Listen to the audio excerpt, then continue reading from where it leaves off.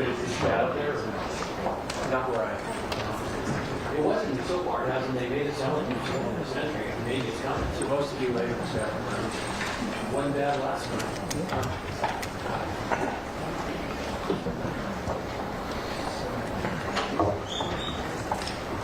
All right, we're outside the presence of the jury. The jury is about to come in, and both sides, well, we'll begin the summations. If there is an objection during the summations, I will rule on the objection.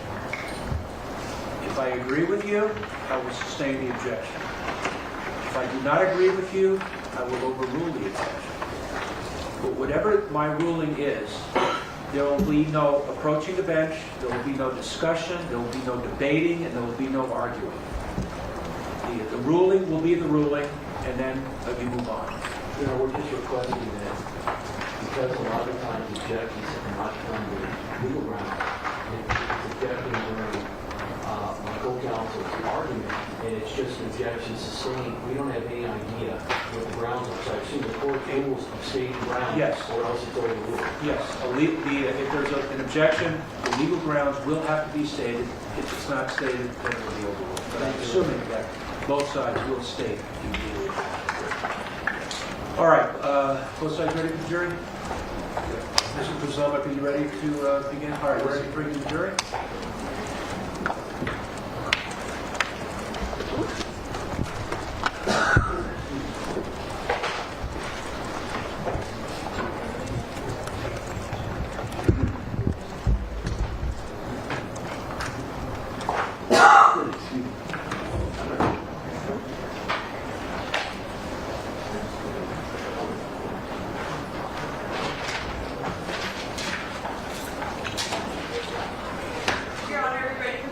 Yeah, please. Send them.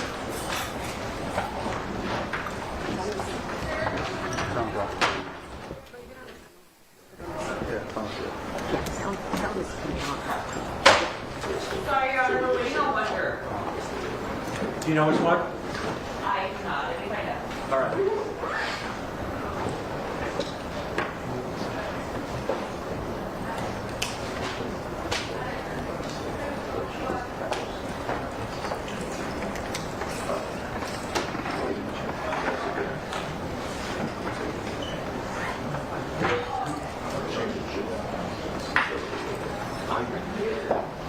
Sorry, Your Honor, they are all here. Okay. Excuse in the restroom. One's in the restroom? Yes. Okay, when that juror comes back, then, Bring them in. yes, please.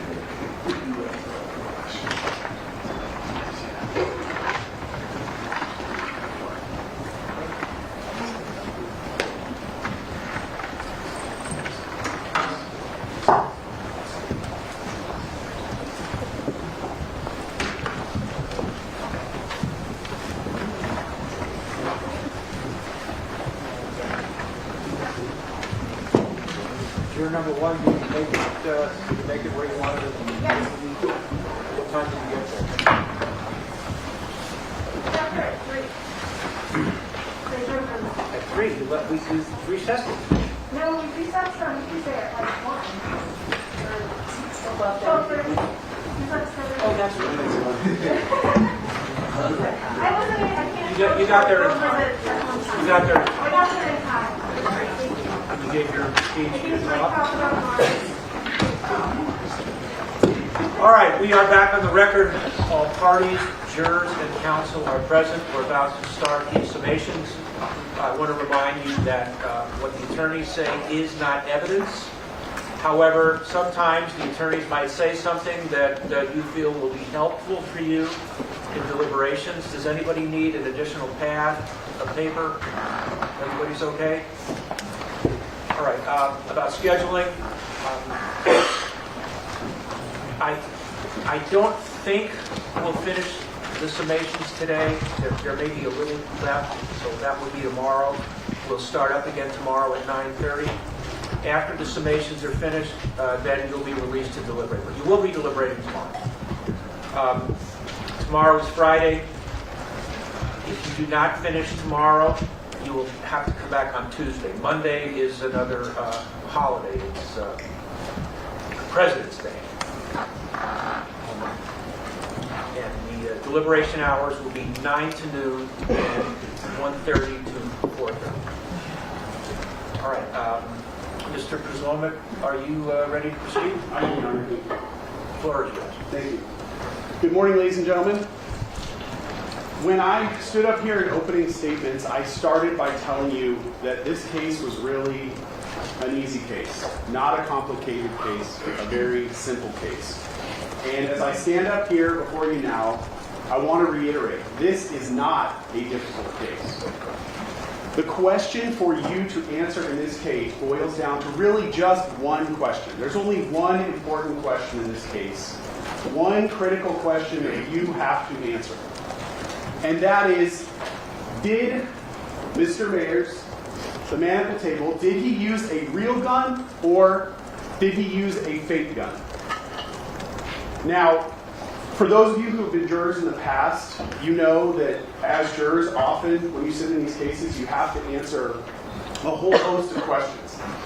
You need to answer, was the defendant, was Mr. Mayers, was he even there that night?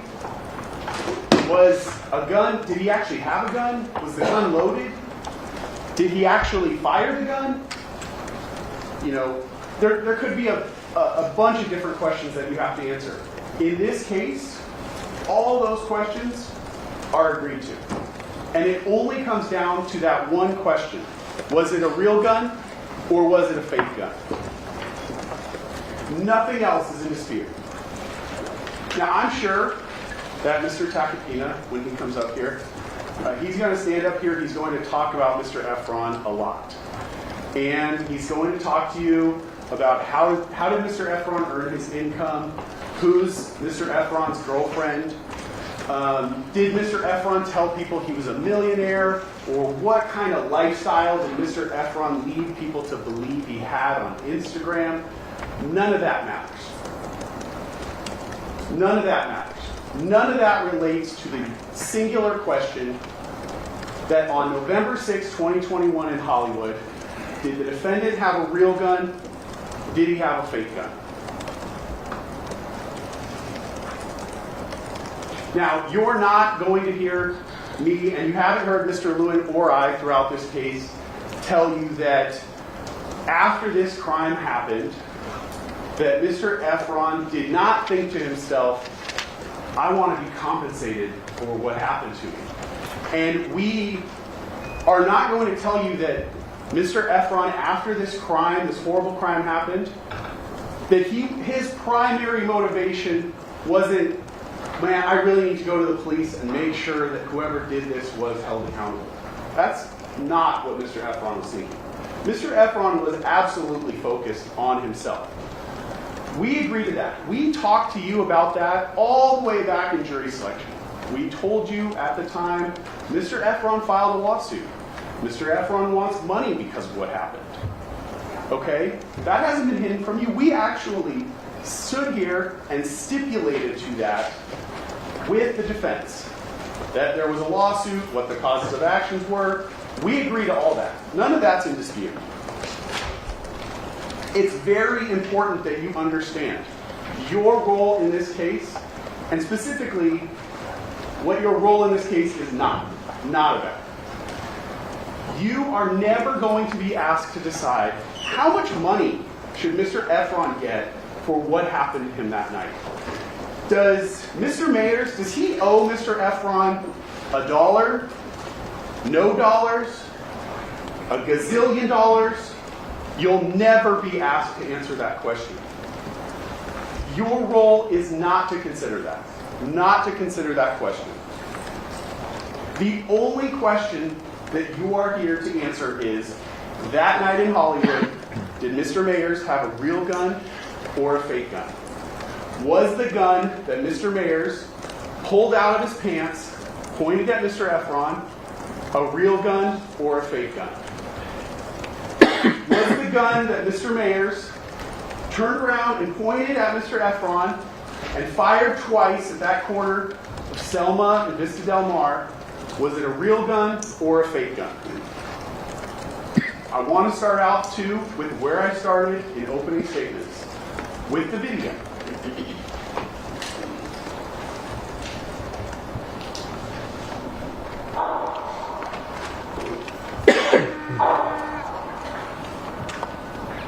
My apologies, the audio here is not this video. But that's what we're talking about. That moment in time, when you see the gun on that video.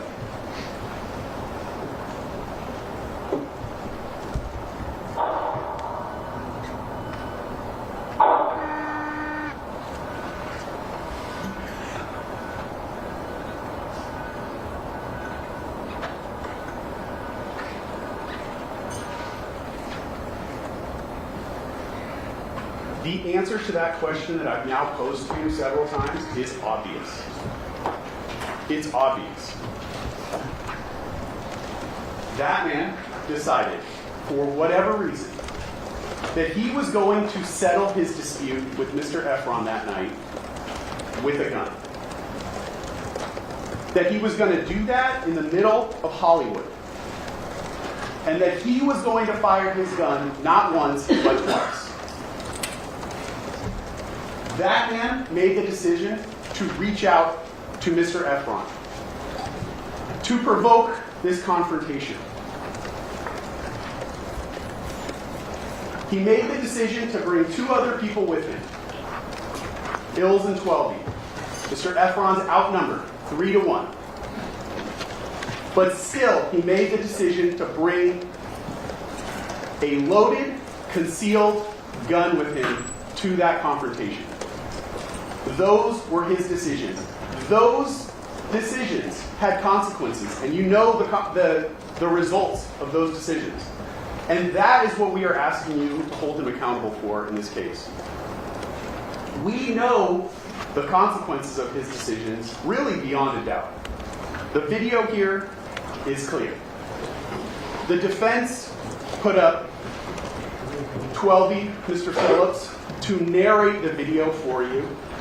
And I guess the question you have to ask after listening to Twelvey's is, are you going to listen to Twelvey, the man who relies on the defendant for his livelihood, for his income, really for his entire career? Are you going to rely on him, or are you going to rely on your own lying eyes?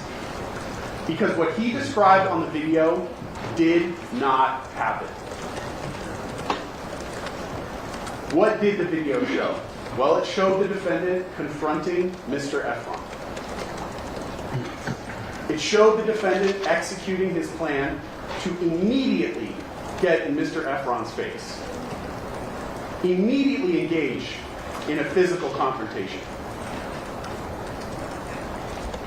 It shows Mr. Ephron did not have a weapon. And honestly, it shows that Mr. Ephron was really unprepared for what he was walking into.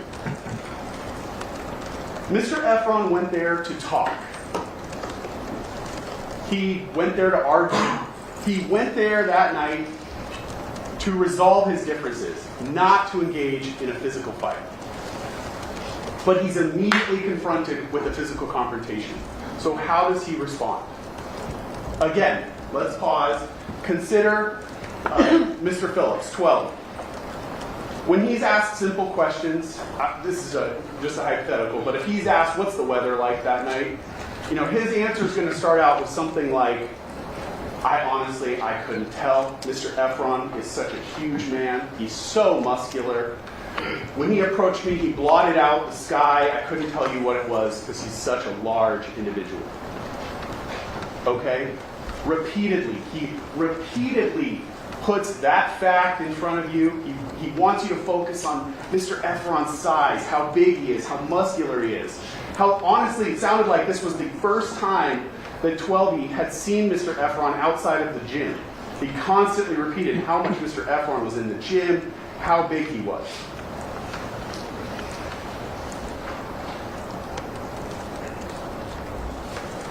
At that moment, when Mr. Ephron is approaching the defendant, he doesn't know what's about to happen. We all know because we see it on the video. But at that moment, he did not know. He did not know the defendant had a gun. So Mr. Ephron, this huge, hulking man, he's confronted outside the parking garage, and how does he respond? He responds by doing absolutely nothing. He's approached by the defendant, and what does he do? He reaches forward with his left hand. Now this man's coming right up in his face. He reaches out to maintain the distance. 12E wants you to believe Mr. Ephron's there to fight. He's there to start it. So when he reaches out with his left hand, what does that leave free? His right hand, his dominant hand. That muscular right hook. Does he throw a punch at the defendant? No. He honestly does nothing. He reaches out with his hand, and the defendant immediately gets in his face. He's actually propelled backwards.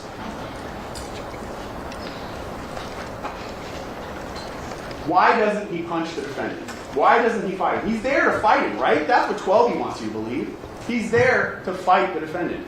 Why doesn't he? Well, he told you. He knows.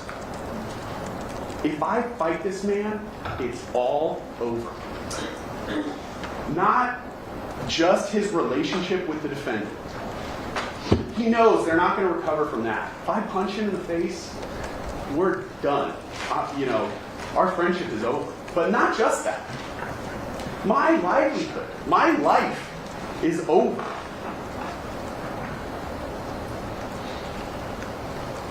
He's thinking in that moment, we've had problems in the past. We've talked it out. We have problems now. We can talk it out. Okay? That's his mindset. He doesn't know the defendant's mindset, though. And he has no idea how bad it's gotten for the defendant. Because a relationship takes two people. And Mr. Ephron, he can only give you his perspective. Apparently, though, it's gotten very bad for the defendant. Beyond repair. That is, Mr. Ephron doesn't know that. He doesn't know how bad it's gotten until the next split second when that gun comes out. And you have to understand, in the instant that gun comes out, it has to be immediately clear to Mr. Ephron, oh my God, it is so much worse than I thought it was. This man, my friend, a person I've known 15 years, is pulling a gun on me. This guy hates me. And this is not going to end well for me. It's all over. That's what he's confronted with in the split second that gun comes out and is pointed at him.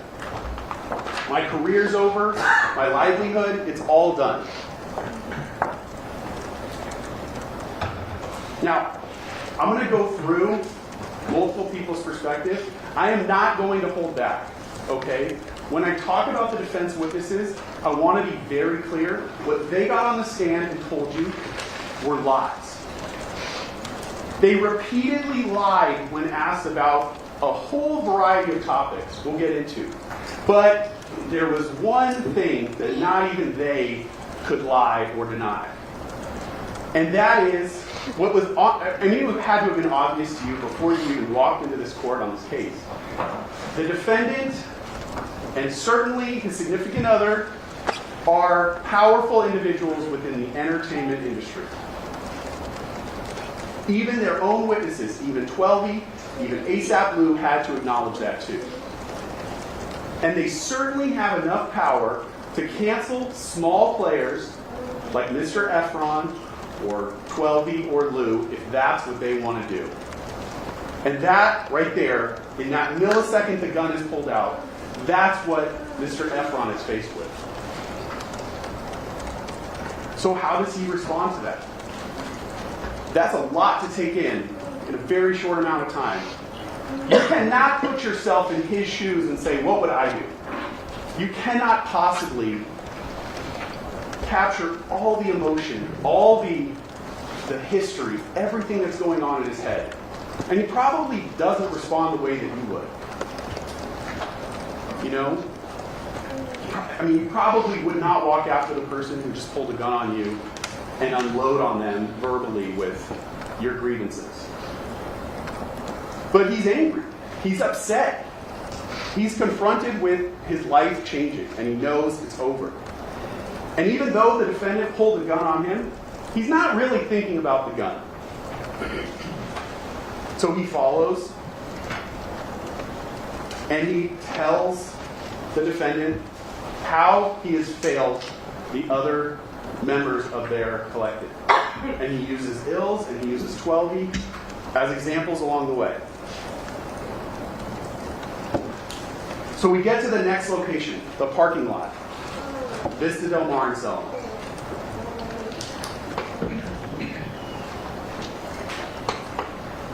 And when we get to that corner, the defense, certainly 12E, want you to believe that as they arrived there, Mr. Ephron immediately started attacking Ills. I'll go through the video. Honestly, we will slow it down and I'll show you where everyone is at that moment when the defendant turns around with the gun. But you know, you've watched the video. I honestly wondered to myself if I even had to address, was Mr. Ephron attacking Ills at that moment? There's daylight between them. Clear space. But this is where the defense is going to double down on the idea that you cannot believe what you see with your own eyes. Because when you watch the video, you can see space between Ills. You can see space between Mr. Ephron. 12E could not acknowledge that on the stand. That's not why he was here. He was here to say that Mr. Ephron was attacking Ills. And I'm sure, as you listen to his testimony, when he first started testifying, you had to think, this sounds like something that's been practiced. This sounds like a man who's repeating pre-programmed answers to it. It came off very robotic.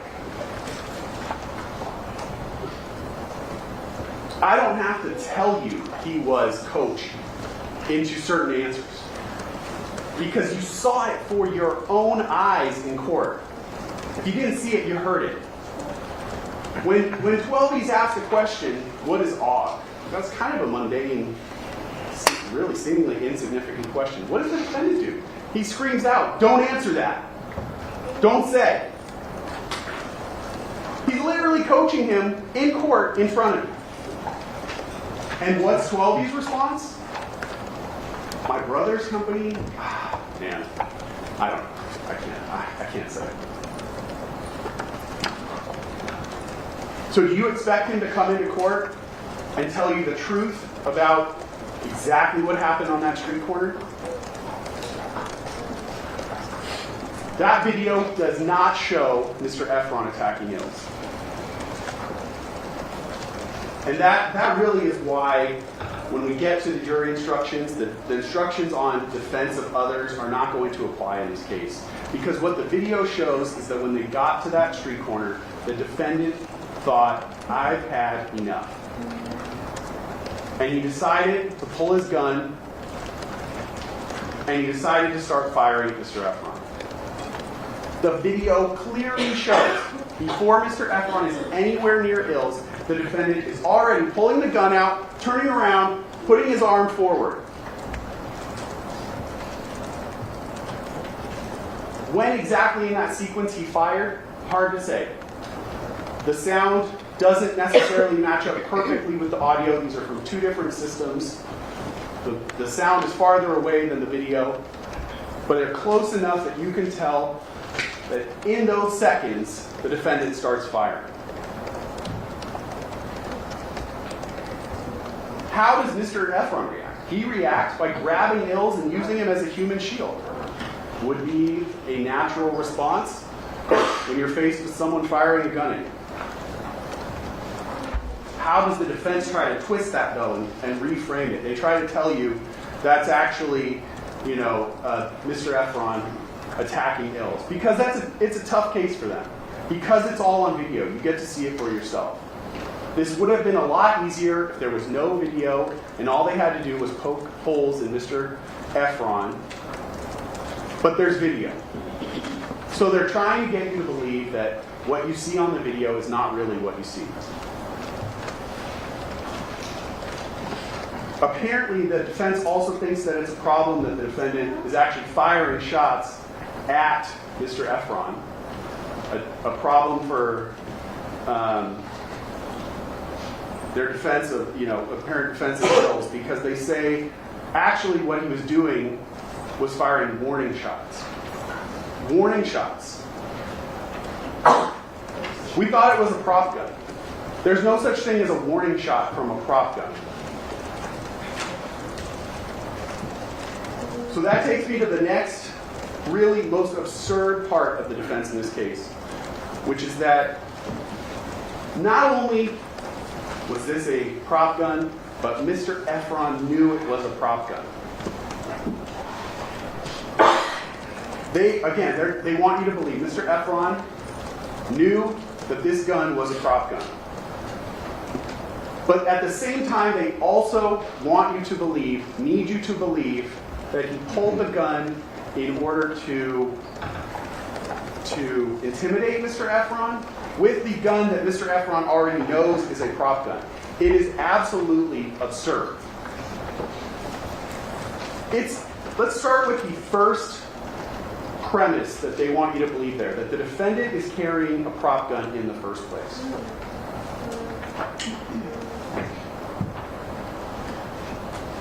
The testimony through Lou, what the defense wants you to believe is the defendant, he's been stabbed.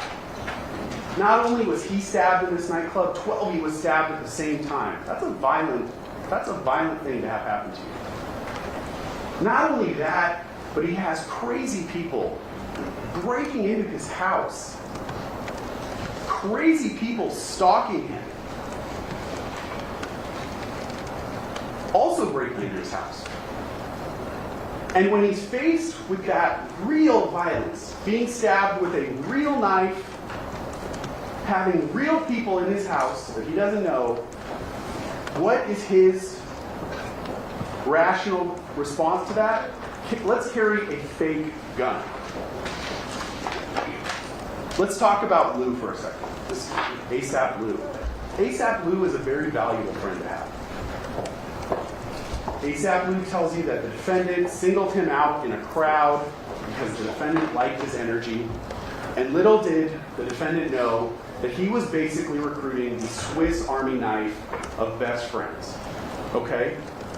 ASAP Lou, not just your personal assistant, but turns into your tour manager. You need someone to be at your house while the police are searching it on a moment's notice. You got Lou. He's there. But, by the way, let's be clear, Lou, he's totally impartial. He's not financially reliant on the defendant. Because Lou also has his own DJing business and his own clothing brand, which apparently have nothing to do with his good friend, the famous musician, who is also an ambassador to multiple clothing designers. Lou must have done that all on his own. On top of that, Lou, I said he's the Swiss Army knife. One of his functions, he's also the defendant's security consultant. And Lou told you that he sat down with some unnamed, unidentified security expert that did not testify, whose name he couldn't tell you, could give you no information about. And after the real security issues that the defendant was having, being cut with a real knife, he decided the best way that he could protect himself, that Rocky could protect himself, is with a fake gun. So that the next time someone approaches him with a real knife, he can pull out his fake gun. That's going to go one of two ways. That assailant might say, I didn't know you had a gun, and leave. Or they might attack you with their real knife or their real gun, and your fake gun is completely useless. You have no way of actually defending yourself. And if you're faced with real threats, clearly you want to have something that you can really defend yourself with, not some prop. That security advice, that is not just illogical, it's absurd. Okay? And the reason why it's absurd and makes no sense is because it's not real advice. That advice was not given to the defendant. Okay? Lou made that up for this case, for his testimony in this trial. It did not happen. But wait, because it gets even more absurd. All right? It's even more absurd because they're saying that Mr. Ephron knew. He knew that that gun was fake when the defendant pulled it on him. So any even remote possible deterrent effect that that fake gun would have on anyone goes completely out the window when we're talking about Mr. Ephron. Because Mr. Ephron knows it's fake. I mean, with the defense logic, the defendant could have popped a balloon and it would have had the exact same deterrent effect on Mr. Ephron as the fake gun. Did they prove to you? Did they prove to you at all that Mr. Ephron knew that gun was fake? Mr. Ephron denies it. He says, when I asked him about a prop gun, it took him back. What are you talking? Where does this prop gun come from? Okay? They told you he got that prop gun at a music video shoot in July of 2021.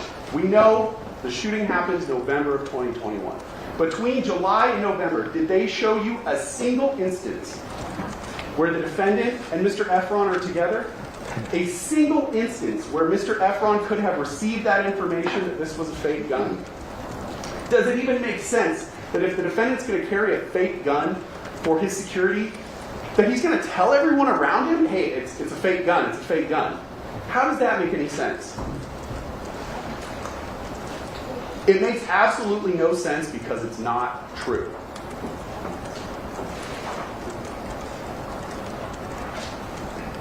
The truth is the defendant did not have a fake gun. He had a real gun. How do we know? Well, the first scene where the defendant pulls the real gun on Mr. Ephron, what does he do? How does Mr. Ephron respond? How does Ills respond? You don't see the very moment that the gun is first pulled on Mr. Ephron. It's not captured on the video. They're just off camera. But what do you see when they come back into the frame? Mr. Ephron's backing up. Ills is between them. Ills' entire focus is on the defendant, the man with the gun.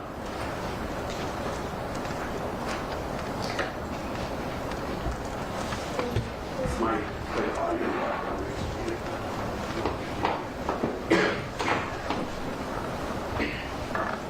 Where's Ills looking?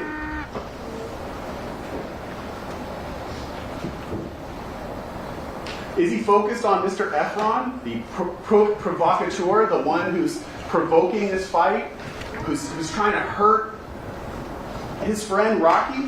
No. He's got his back to Mr. Ephron. He's focused completely on the defendant. What's Mr. Ephron doing? Again, they want you to believe Mr. Ephron looked at the defendant and said, "Put that fake-ass gun away." He never said that. What's he doing on the video? He's backing up. There's no video of the second that that gun is pulled on him from this scene. But there is that video from the second location. So I want to play that for you, and I'm going to slow it down for you. I will play it at 2 different speeds. You've seen this video over and over and over. You could probably, if you have any artistic skill, you could probably draw it out from memory. But I want to play it slowly. You know who the people are involved in this. What's the defendant doing? He's pulling the gun out, and you see Mr. Ephron dive behind Hills. That's how Mr. Ephron responds when the gun is pulled on him.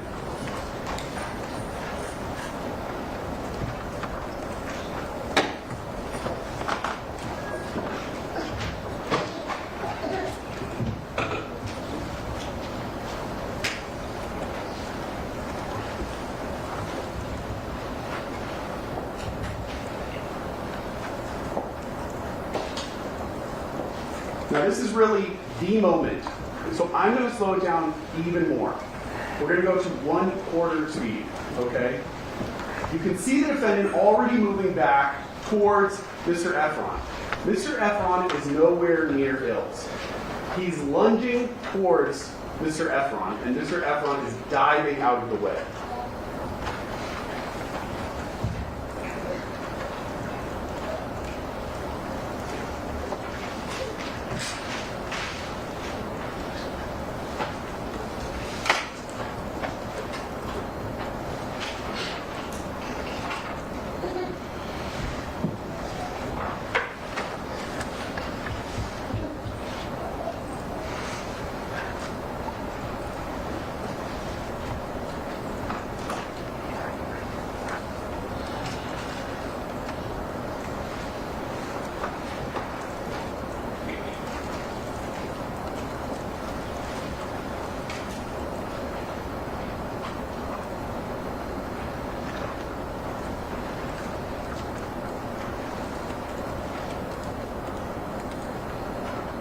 Now this video, it creates a host of problems for the defense in this case.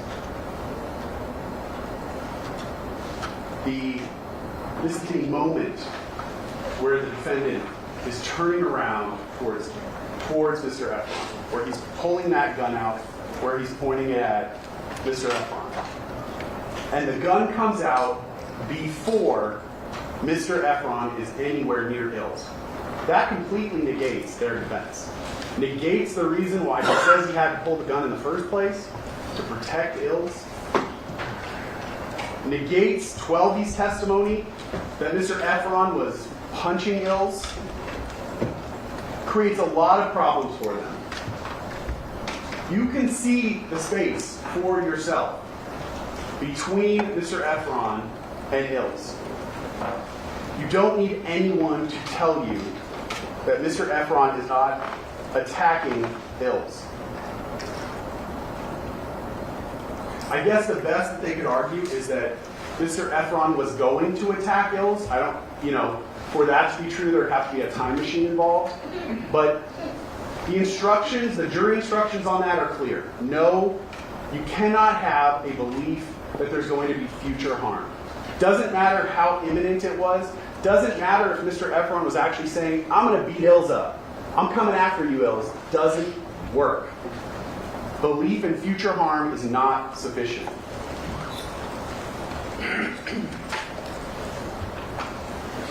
I want to go back to this. You can see the moment where the defendant turns with the gun in his hand, where Mr. Ephron is and where Hills is. The second problem with this, so other than negating the defense, right, that 12B wants you to believe Mr. Ephron is beating up Hills, that video further causes problems for the defense because nobody on that video is acting like that's a fake gun. They're all reacting to a real gun. Consider it from each of their perspectives. From the defendant's perspective, Mr. Mayers. If he's holding a prop gun and Mr. Ephron knows it's a prop gun, that's what they're telling him, right? Why does he have to run towards Mr. Ephron? Why does he have to move at all? Why does he have to lunge towards him? When Mr. Ephron runs around Ills, why does he have to try to duck and dodge side by side to try to get a line of sight around Ills? If nothing comes out of the barrel, the tip of that gun, because it's a prop gun, not a real gun, there's no need to chase Mr. Ephron. There's no need for him to move, period. The gun would make the sound. They're telling you that's what the deterrent is. So why does he move? He moves because it's a real gun. Because things do come out of the end of that. And he's trying to get a line of sight on Mr. Ephron. Consider it from Mr. Ephron's perspective. They want you to believe at the first scene, Mr. Ephron looked coolly at the defendant when he pulled that gun out and said, "Put that fake-ass gun away." So when he pulls it out a second time, a few minutes later, does Mr. Ephron look back at him and say, "Do I have to tell you again? Put that fake-ass gun away again"? No. Clearly that's not what he's doing. What he's doing is reacting to, oh my God, someone just pulled a real gun off. And he's jumping around Ills, trying to put something in between him and the defendant. They're very close. He believes that's a real gun. He knows. His reactions are, that's a real gun. 12E. Let's talk about 12E's perspective. He says, when he testifies, I knew that that was a fake gun. That's, going back, I already knew that before the defendant pulled it out. But what does he do on the video? What does the video show? He's behind a wall. So he's the guy to come in here and tell you, we all knew it was a fake gun. When you see him, when you see his reaction, where is he? He's on the other side of the street. He's hiding. Why does he have to hide if nothing comes out of that gun? He's hiding because he knows, what we all know, it's a real gun. The third problem that video creates for the defense, it negates this whole idea of defense of others, that the defendant had to do this in order to protect Ills. The defense of others instruction will tell you that it really only applies if the defendant used no more force than was reasonably necessary in the circumstances. The defense in this case needs you to believe that Mr. Ephron was not just beating up Ills, but that he was savagely pummeling Ills. 12E, before he's confronted, says Mr. Ephron was throwing haymakers at Ills, mercilessly, savagely punching Ills. Why is Mr. Ephron doing this? That's never explained. 12E has no explanation for that. In his opening statement, Mr. Takapina told you that Ills' face was pummeled and that they were going to bring in pictures to show you just how damaged Ills was. Well, obviously that did not pan out. And obviously 12E was not expecting to be confronted with pictures or videos of Ills' face the day after this happened, showing not a single scratch on his face. Nothing.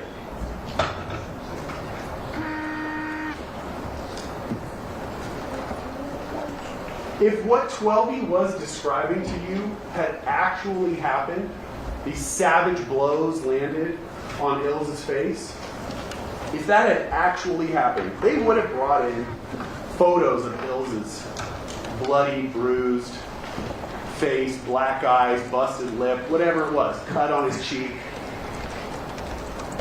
They didn't bring in any of that because it didn't happen. One step further, we actually brought in pictures of him to show there's nothing there. It absolutely did not happen.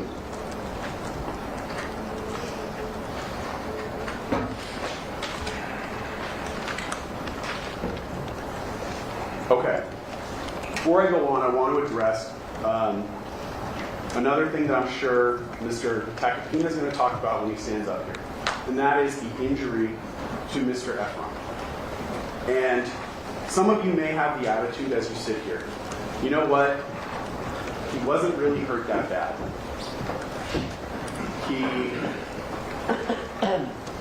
Mr. Tacopina will, I can almost guarantee he's going to call it a finger scrape. And then you have on top of that, you have Lou blurting out that, the defendant's going to go to prison for this long period of time. There's a reason why the judge sustained that, told you not to consider that. But it's interesting that Lou blurts that out when he's not asked a question about that. That's evidence, clear evidence of Lou just trying to get out information to you that he thinks is prejudicial to the people, to our case. I hope you understand that even though this one incident did not result in a serious injury, this is still a serious crime. That the potential for real serious harm was absolutely there that night. This was 10 o'clock p.m. on a Saturday night, a busy Saturday in a busy area of Hollywood. And your common sense tells you how bullets travel when they're fired. They don't always hit their intended target. And the potential for someone else to have been seriously hurt in this case is absolutely present. You had busy nightclubs, people getting out of nightclubs, cars, the whole parking lot full of cars. The potential that someone else could have been hit was there, it was real, and it's serious. And you know that when guns are discharged in busy areas, people die. We are lucky that's not this case. But it's still an important case. And I'm going to continue to point out how absurd some of the defense arguments are. And I will fully acknowledge to you that my tone can be sarcastic. Please don't take my sarcasm as any indication that this is unserious.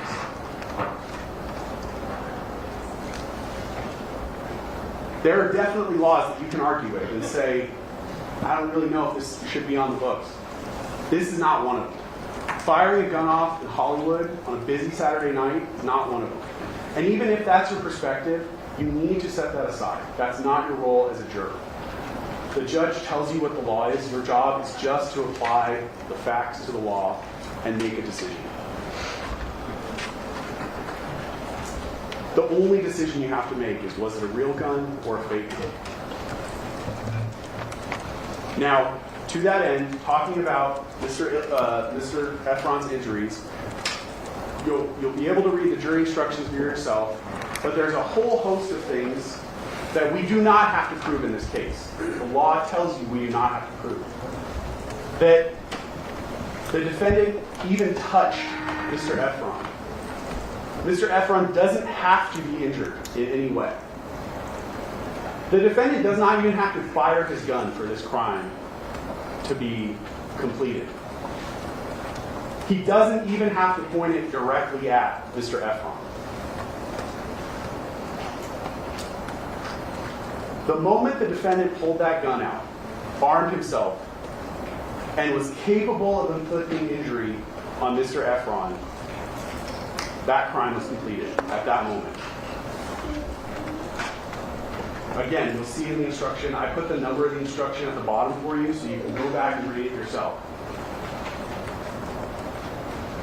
The gun does not have to be pointed directly at Mr. Ephron. There can be steps that the defendant still has to take before he inflicts injury.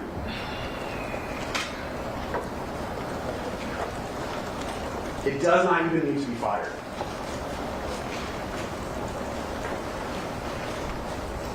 The evidence in this case compels you to one conclusion to that question I've posed to you multiple times now. Was it a real gun or a fake gun? And that is really that the defendant was in possession of a real gun. Mr. Ephron recovered real ammunition from the scene, from a real gun, that fired him. Everyone in the surveillance videos that I've played for you now, that I've slowed down for you, is responding like it's a real gun. When the defendant's house is searched by LAPD, they only find real guns and real ammunition.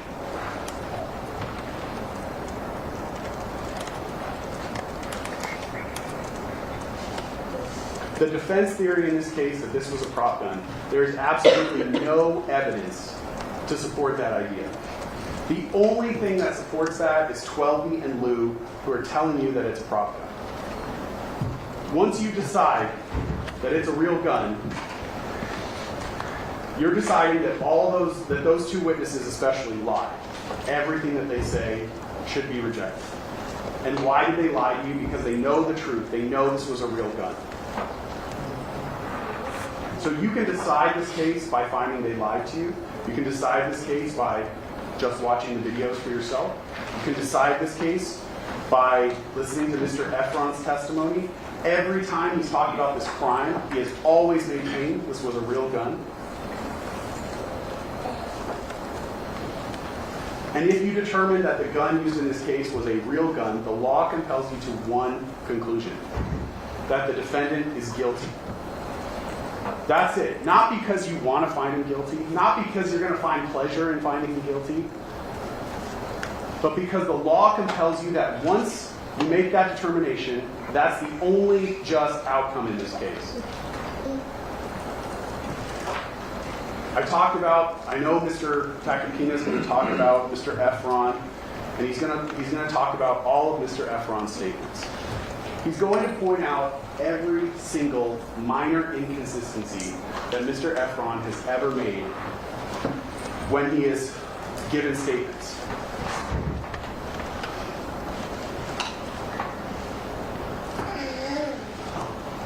He's going to bring up points in time that Mr. Ephron is talking about things that have absolutely nothing to do with this case.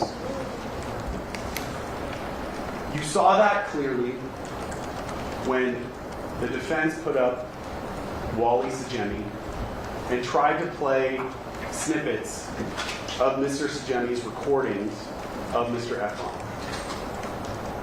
They tried to put up clips where Mr.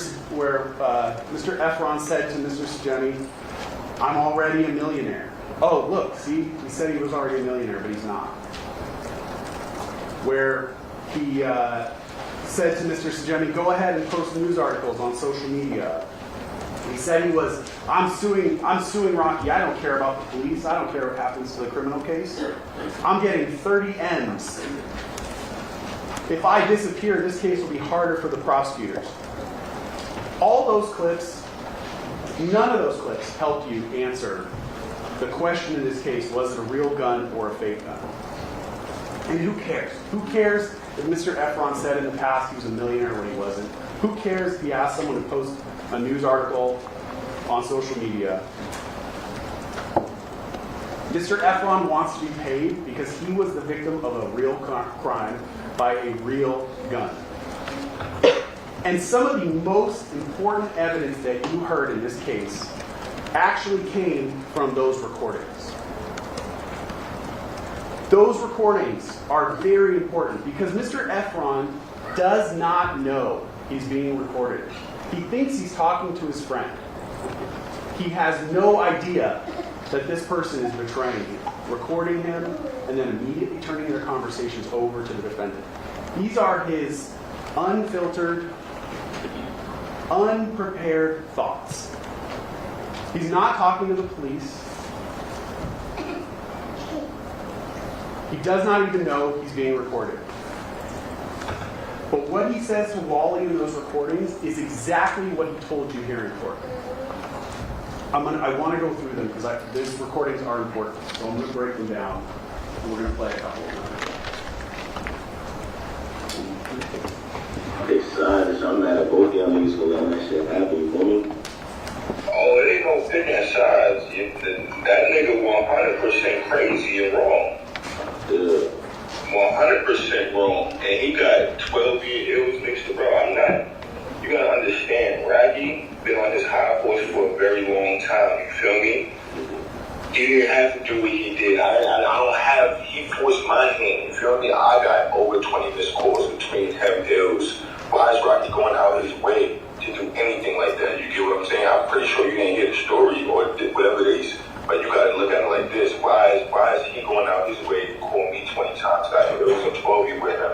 Text messages saying link up, where you at? And all of this is because of I pressed him about Josh, him not doing right by Josh, and he spoke to Josh's mom and lied. You get what I'm saying? So I wrote him about that. He hits up Bari later about that, but I'm with Bari. Bari got the phone on speaker. You get what I'm saying? This shit didn't fit well with me. So Rocky talks about me within that conversation because he sees I text him about Josh. You feel me? Told him taking ASAP out my name. This was 7 months ago. I took ASAP out my name. You feel me? Yeah. He's a bitch, so he goes ahead and hit Bari because Bari influenced him a whole week later doing that complex con shit. You feel what I'm saying? Just so happened I'm with Bari while Rocky hits him. Rocky says my name. You get what I'm saying? Real Money 12-year deals is at his house. I hit Real Money the next morning, tell Real Money. I heard Rocky bitch ass tell him I don't fuck with him. Whoop-de-woo. You feel me? No fighting words, none of that. Just basically, nigga, I heard you. But in Rocky's head, he was like a bitch because Bari had him on speaker. Rocky don't know who else heard that conversation, but he know I heard him talk about me. And I told Rocky over the years, nigga, if you have a problem with me, let me know. Stop rocking me to sleep. You feel me?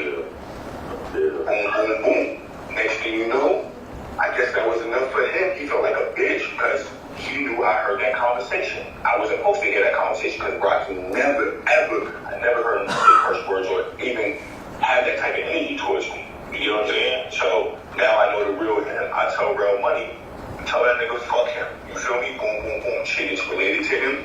Next thing you know, I get over 20, 30 missed calls between him, Ills, and Rocky. Text messages. I'm staying at the Lowe's. I tell him, he calls me. I finally answer because I'm sleeping. I answered him. He's like, where you at? With a slim voice. I'm like, huh? Where you at? Nigga, I'm at the W. I'm not really at the Lowe's. You feel me? You know, Hollywood Boulevard. They all look the same. He's like, no, you're not, nigga. That's a bum-ass hotel. I'm like, huh? He said, show me outside. Okay. All of it look the same. I showed him outside. What he does, be there in 5 minutes. I'm like, alright. My girl like, what the fuck is going on?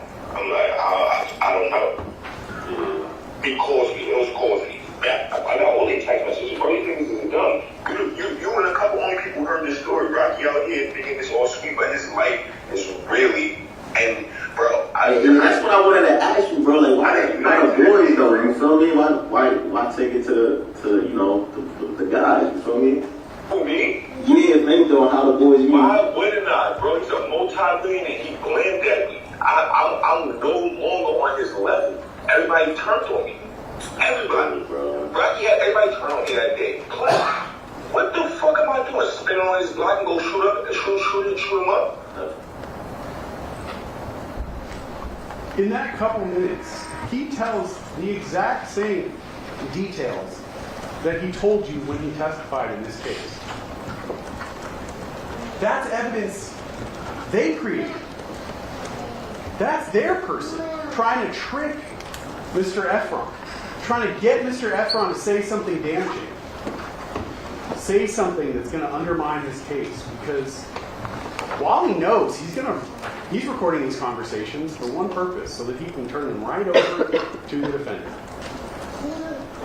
But what is Terell saying? Everything consistent with what he told you. How this interaction started. Even that he blamed at him, that he shot at him. The same thing, because he ran at me 4 or 5 times. I had to use ills as a shield while I be dead. I feel niggas ain't trying to, like, you feel me? Not trying to end squash this shit, get some paper or something, or what, you know, like. Bro, it's too late. He told me to suck a dick. Boom, boom, boom. I hit up John the same day. Bro, that's all on him. We had nothing but time. Bro, I went ahead and got the best lawyer in LA and went about my business. You feel me? He told John to stop contacting me. I sent him the pictures of the bullets, sent him the text messages of him, letting him know how serious this is. You know what he said? Nigga, fuck you. So what am I supposed to do? Except the nigga shooting at me 4 or 5 times where I almost died, or sue this man. Now coming with suing, of course, the severity of the case, he's trying to kill me. So that's what he gotta reap. You feel me? There ain't no way niggas could squat, like, you feel me? No paper, no nothing, bro. Like, you feel me? Like, bro, he's a grown, he's 33 years old. He got other men talking for him. He know what he did.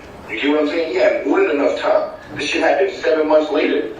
He wasn't trying to reach out to me. He still didn't reach out to me.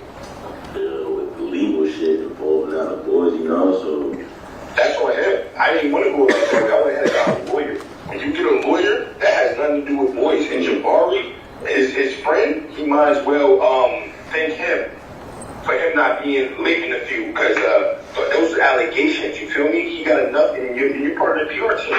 He would have had enough people to block that if Jabari didn't say nothing, bro. Those was allegations. Jabari made it official. Again, he's entirely consistent. The defendant shot at me 4 or 5 times. The same thing he walks into the police station and tells the police. He's entirely consistent about what happens after the shooting. That he reached out to the defendant. That he sent him text messages, pictures of the fired cartridge cases. That he reached out to the defendant's manager. All that consistent with what you saw in the text messages and everything else that came in. Even how he was outed as the victim in this case, that Jabari made it official. That Jabari was the one who said that he had snitched and attached his name to it. That's their evidence that they created. And it's entirely consistent with what he told you when he testified. I just want y'all niggas to kind of end this shit, you know, by now. And you know, he ended it when he shot at you. Who ends anything when a nigga shoot at you 4 or 5 times? You gotta grab another member to protect yourself. He called me out my living space. Called me, told me to stop ducking him. He claimed that. That's called premeditated, bro. You feel what I'm saying? He didn't give me a chance. He didn't tell me I'm coming to a gun battle.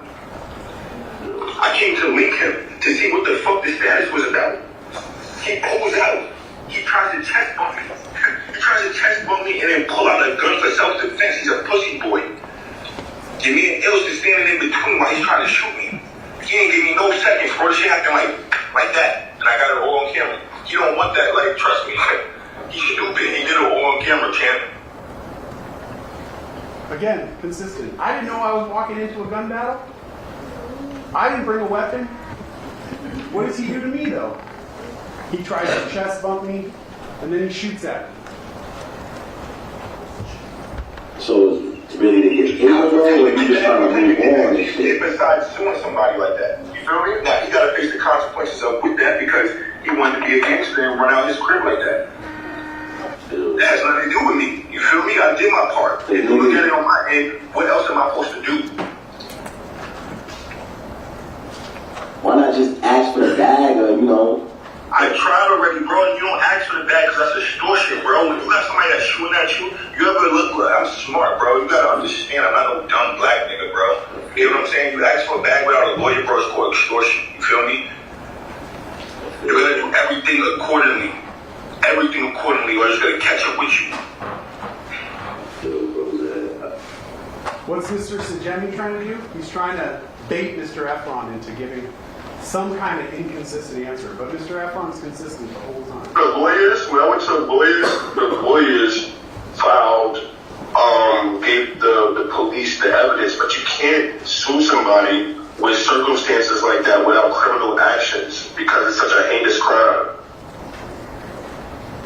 When you purposely know what you're doing, that's a whole different ballgame. You get what I'm saying? And I'm still feel sympathetic for this man because I know that. I know what he's about to endure. But he told me, fuck off, go to the police. He told me this type of shit.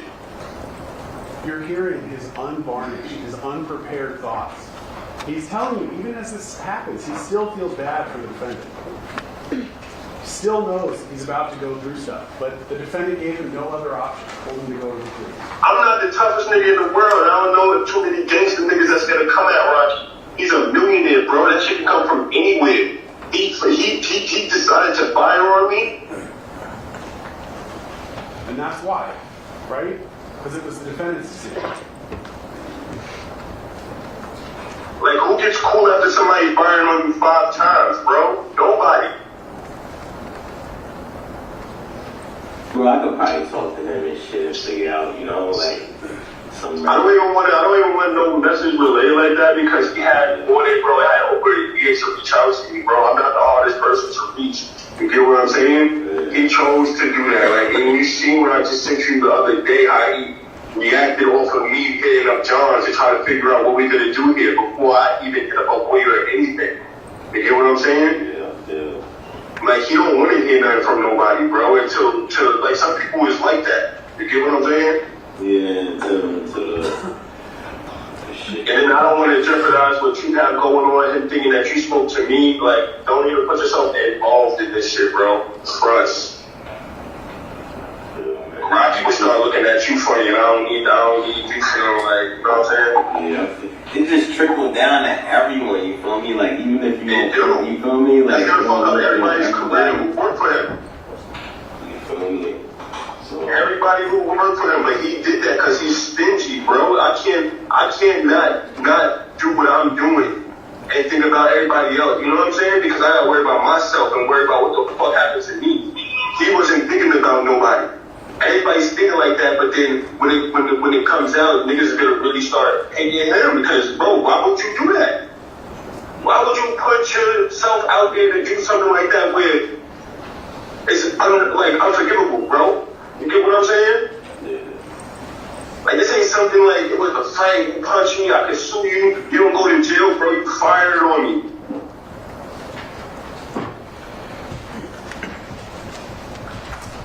Those recordings are important because the defense created them. Because Mr. Sajemi knew he was going to send those immediately to the defendant. And he recorded 2 separate phone calls on 2 separate dates. Said he sent them to the defendant. But Mr. Sajemi, although he tried to catch Mr. Ephron saying something inconsistent, catch him in a lie, didn't work. When it comes to asking Wally, well, hey, what did you say? What did the defendant say to you about this? All of a sudden, he can't remember. Didn't record those calls. He's the mediator, right? But he doesn't remember a single thing the defendant said to him about this. Definitely doesn't remember the defendant saying to him, what are you talking about? This was a fake gun. He hears over and over and over from Mr. Ephron that the defendant fired a real gun at him 4 or 5 times. So he's trying to catch Mr. Ephron in a lie, but what does he catch him saying? I'm with Jabari and Rocky talks bad about me.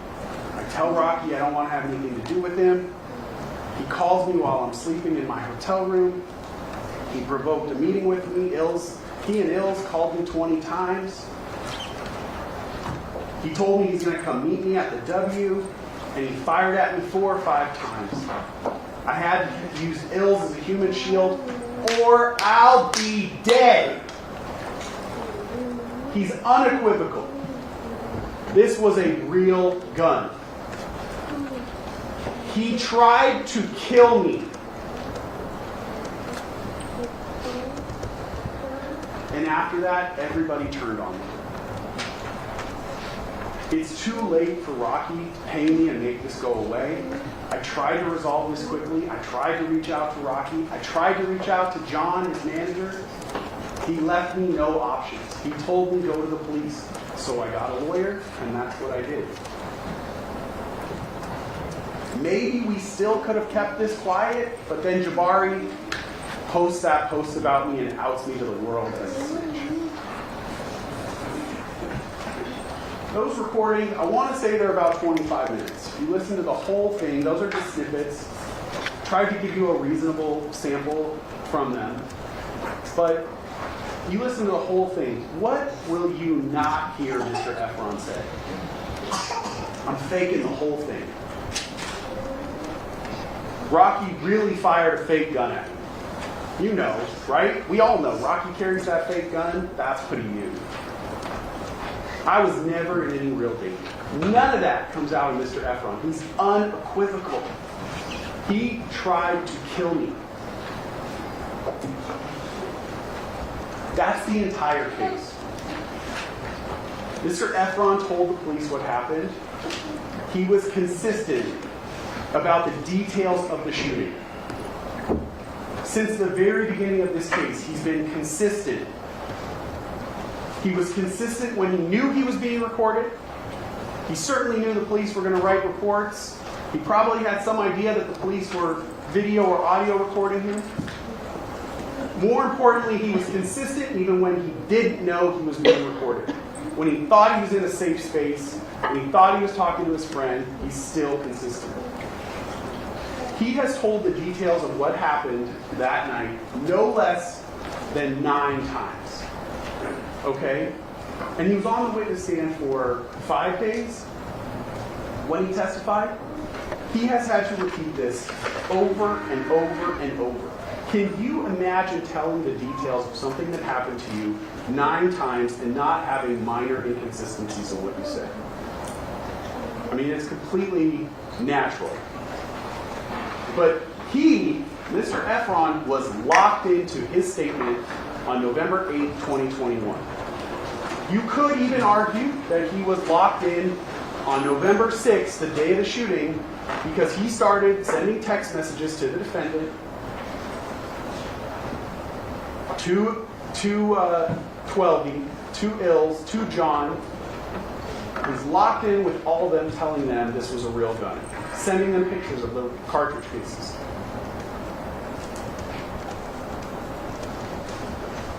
Focusing, though, on that important question of was this a real gun or a prop gun, when is the first time that's raised, that this is a prop gun? You heard in the testimony from ASAP 12 and ASAP Lou that the first time this comes up, I guess, is August of 2024, and they are only going to tell the defense attorney. So they held that all-important information for over 2 years, almost 3 years, before then they're going to tell the details to the defense attorneys only. You found out that it was only turned over to us the day before jury selection started in this case. And then you found out that Lou's statement was actually changed about, where the gun is now. That was changed the day that he came in to testify. That timing alone defies credibility. Objection, Your Honor, that mistakes the evidence. That the idea that they would not be running into the police station to tell their story is absurd. So let's focus on their stories.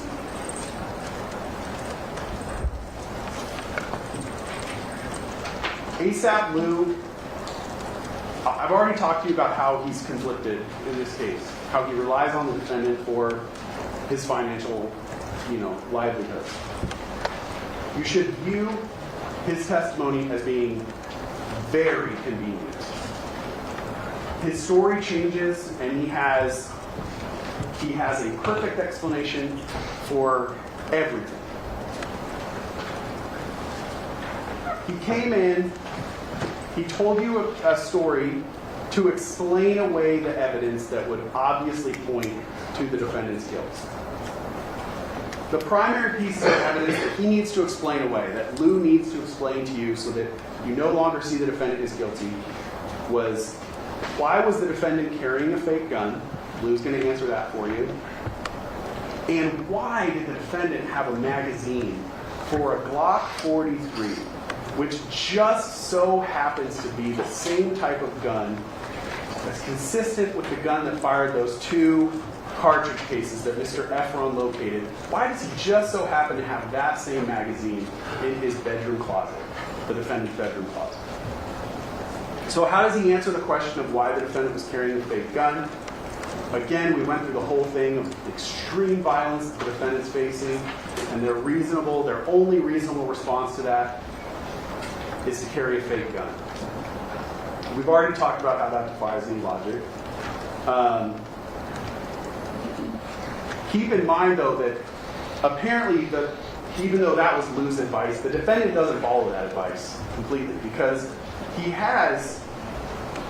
literally sleeps next to a .44 Magnum Desert Eagle, a real gun, which is in reach of his bed. Not much further away, he has a rifle and a shotgun. What he did not have anywhere in his house was a prop gun or any prop ammunition. Obviously, if you were the victim of a violent crime, the response to arm yourself with a real gun is preferable to this whole prop gun thing. Clearly, that's something the defendant also agrees with. Lou was very clear that the fake gun that he alleges that the defendant had, which he said he personally modified, was modeled after a semi-automatic pistol. That's Lou's testimony. And here's where it becomes painfully obvious that Lou did not fully think this through. He didn't fully flush out the story before he came in to tell you. He had to tell you that he modified the gun by adding that belt clip and by putting that magazine extender on, so that he could explain why that gun had those small things that Twelby could just so conveniently come in here and tell you that in the heat of the moment, when it's quickly pulled, he saw those two same features, that tiny piece of metal on the side that would hold it to your belt, and the magazine extender, so that their stories match, their stories line up.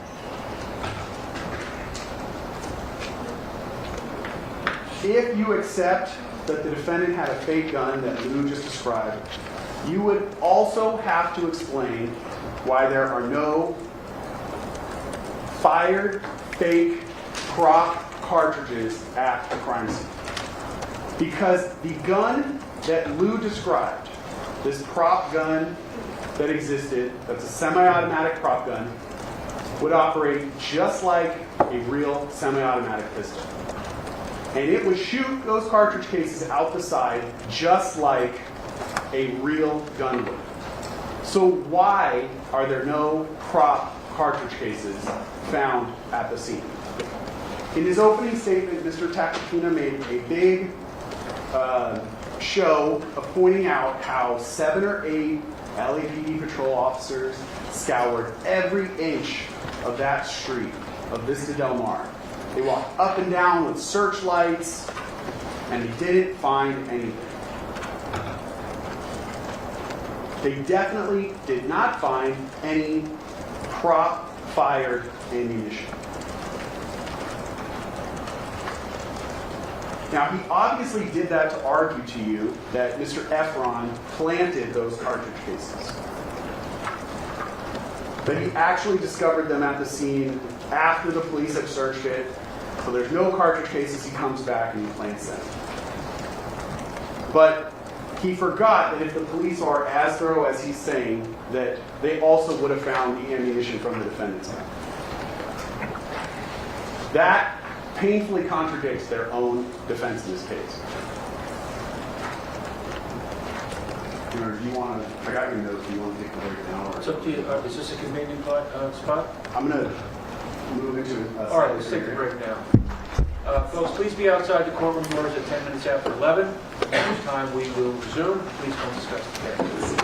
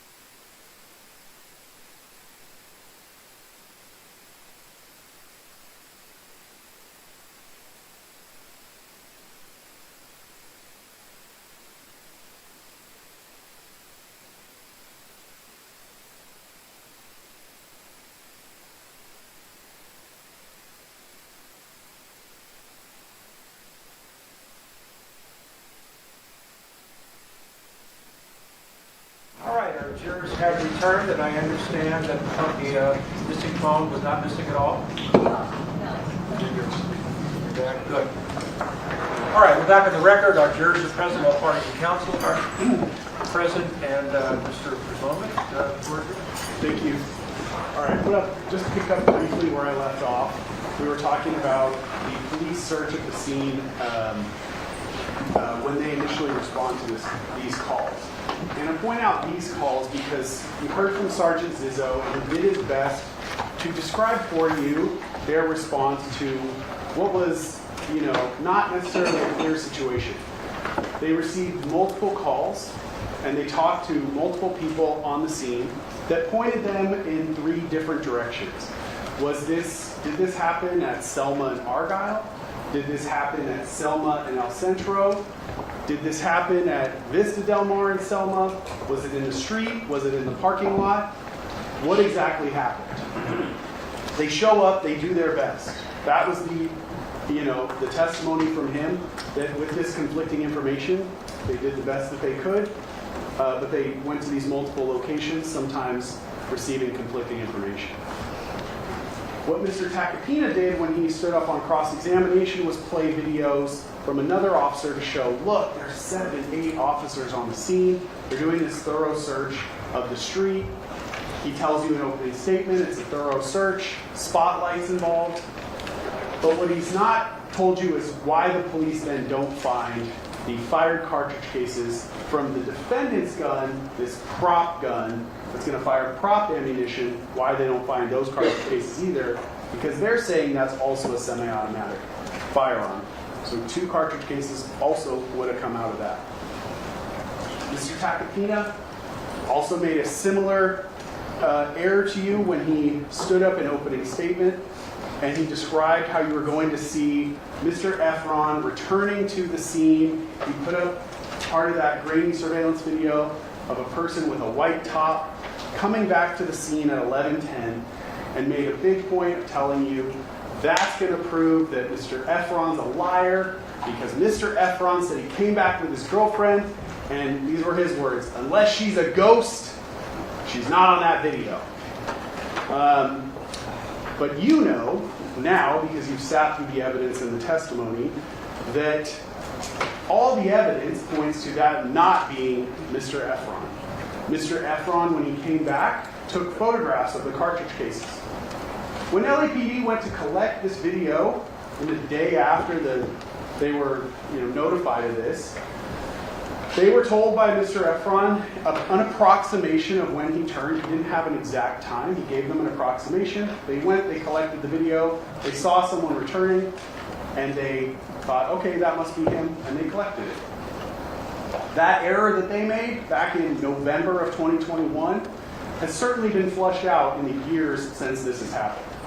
And what you know from the timestamp on Mr. Ephron's photographs of those cartridge cases is that he actually came back closer to 11:45. The video stops at 11:20, so obviously we don't have video of him actually coming back.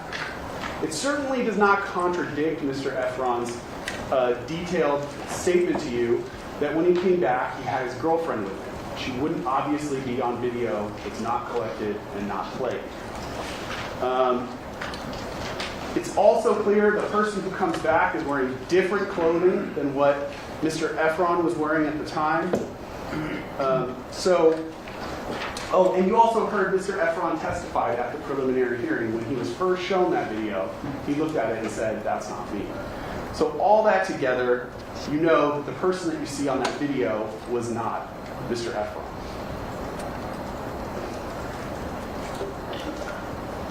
Mr. Tacopina, I'm sure, made a big point pointing out why Mr. Ephron returning to that scene, not having his girlfriend with him, and proving that Mr. Ephron was lying with those details, was all to get you to believe his next big point, which is that Mr. Ephron planted those 2 fired cartridge cases that he found at the scene. That's what the defense needs you to believe in this case. But the idea that Mr. Ephron planted those cartridge cases, when you really think through all the information that you have does not make sense. One reason, consider that Mr. Ephron, as he's telling people what happened to him over and over and over, I mean, I could go 9 times over, he's telling everyone that the defendant shot at him 3 or 4 times, including the night he brings those 2 cartridges into the police station. He tells that police officer 3 or 4 shots. This is important because if you assume that what the defense is trying to argue to you, that Mr. Ephron planted those cartridge cases, you have to ask yourself, how, within reason, how would that happen? What you'll find is that none of the things that you would reasonably expect to happen actually happened in this case. If he planted those cartridge cases, what would you expect? First, where did those cartridge cases come from? How did he actually, mechanically, how did he have 2 fired cartridge cases to plant? The defense wants you to believe that apparently he knew in advance that Mr. Mayers, the defendant, was going to shoot at him. And that he was going to shoot at him with a semi-automatic pistol. So Mr. Ephron, the mastermind that you saw testify here, hatched this elaborate plan. And weeks before this crime, he went to a gun range and he got a 9mm Glock 43 and fired it multiple times. By some miracle of a coincidence, Mr. Ephron must have known that ASAP Lou accidentally bought a magazine for a Glock 43. Okay? And that ASAP Lou, somehow Mr. Ephron learned that. He's also going to intuit or know ASAP Lou's going to load that magazine, fully loaded, and he's going to leave it at the defendant's bedroom closet. Now, if you're already thinking this sounds completely unreasonable, I'm with you. It makes absolutely no sense. At this point, just to go back to jury selection and the example that you were given with Boomer the dog, and Mr. Lewin asked you, well, how can you be sure that a tornado didn't come down the chimney and just trash the house? How can you be sure? I mean, honestly, that sounds more reasonable than the idea that Mr. Ephron knew in advance that he was going to be fired at and knew to go get that specific kind of gun to fire it at a firing range to collect those cartridge cases that he could plant in the future when this shooting happens. There's no way that this scenario would work without Mr. Ephron knowing in advance that this shooting is going to happen and that he's going to need cartridge cases to plant at the scene. Under the defense scenario, too, he would not have time to get those cartridge cases any other way. He has a limited amount of time at 10 p.m., just after 10 p.m. on a Saturday, to leave the scene where the shooting happens, go find a gun, fire it off 2 times. The gun he's going to find also is going to be a Glock 43. So not any gun, but that specific gun. And he's going to fire it off multiple times, and then he's going to go back to the scene. I guess, by 11:10, when that person in the white shirt, so he changed his clothes, he's going to go back and he's going to plant those cartridge cases at the scene. He would not have enough time to possibly do that.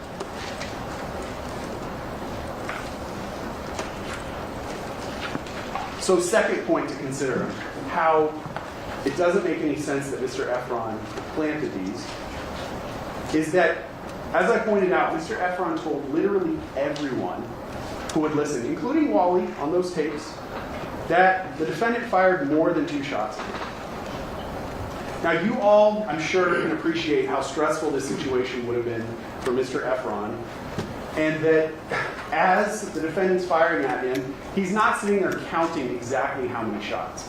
So as he's telling the police how many shots were fired at him, he's doing his best to recall a stressful situation, and he genuinely believes 3 or 4 shots are fired at him. That's his sincere belief. That's what he tells the police.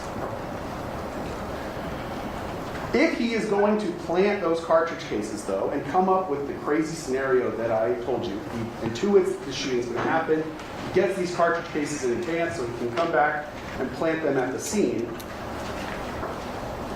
wouldn't you reasonably expect Mr. Ephron to tell the police the defendant only fired at him 2 times? Wouldn't that be your reasonable explanation? If he's making this up, he planted these cartridges and he's making up how many shots were fired at him, wouldn't you expect him to walk into the police and say, no, it was only 2 shots? He would match his story with the physical evidence that he's walking into the station with. Now, to this point, here's another way that Mr. Ephron would have had to have used his, telepathic powers, because he's going to know, or he would have to know, that after he tells the police, I only got 2, but there were 3 to 4 shots that were fired, he's going to know the police are going to later go collect a video that has audio, and that audio is going to definitively show you that, in fact, there were only 2 shots that were fired.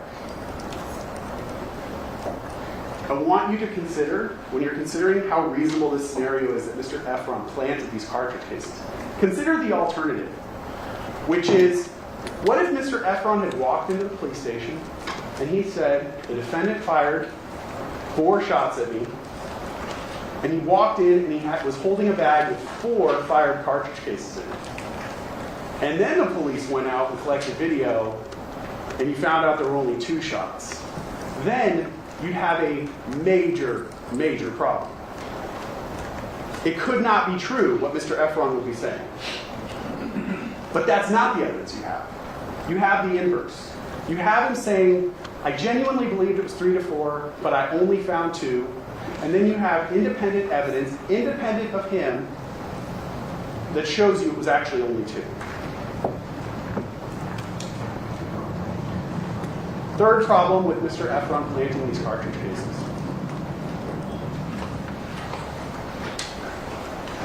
If what the defense was telling you was true, that Mr. Mayers fired a fake semi-automatic gun, and Mr. Ephron planted these 2 real fired cartridge cases at the scene, wouldn't you expect other evidence to contradict his story?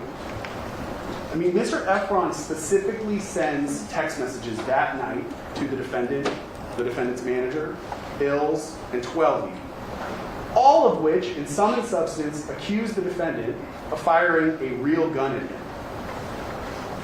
Wouldn't you expect even one of those people to respond back to him and say, what are you talking about? We all know Rocky carries a fake gun. It doesn't happen.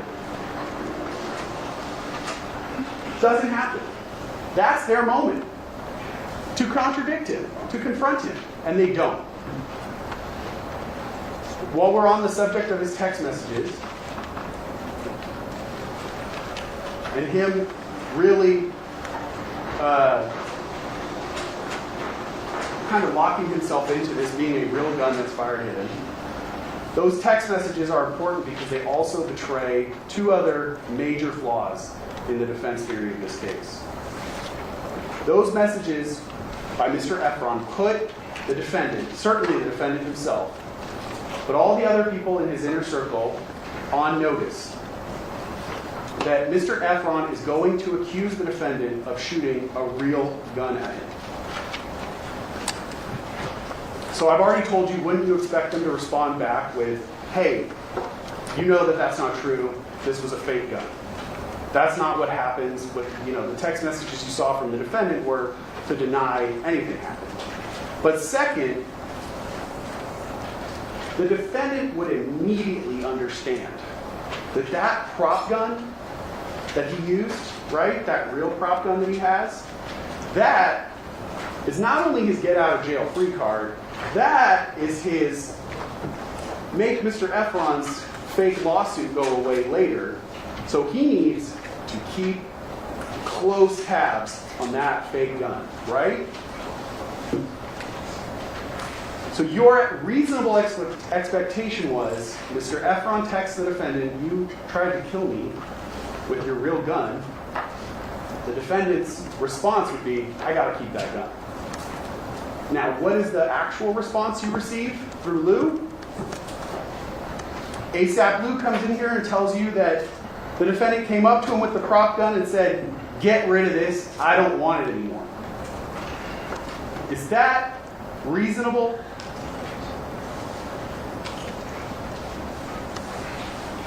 This is kind of where my job gets hard, because I have to explain to you how their version of how this prop gun disappeared doesn't make sense.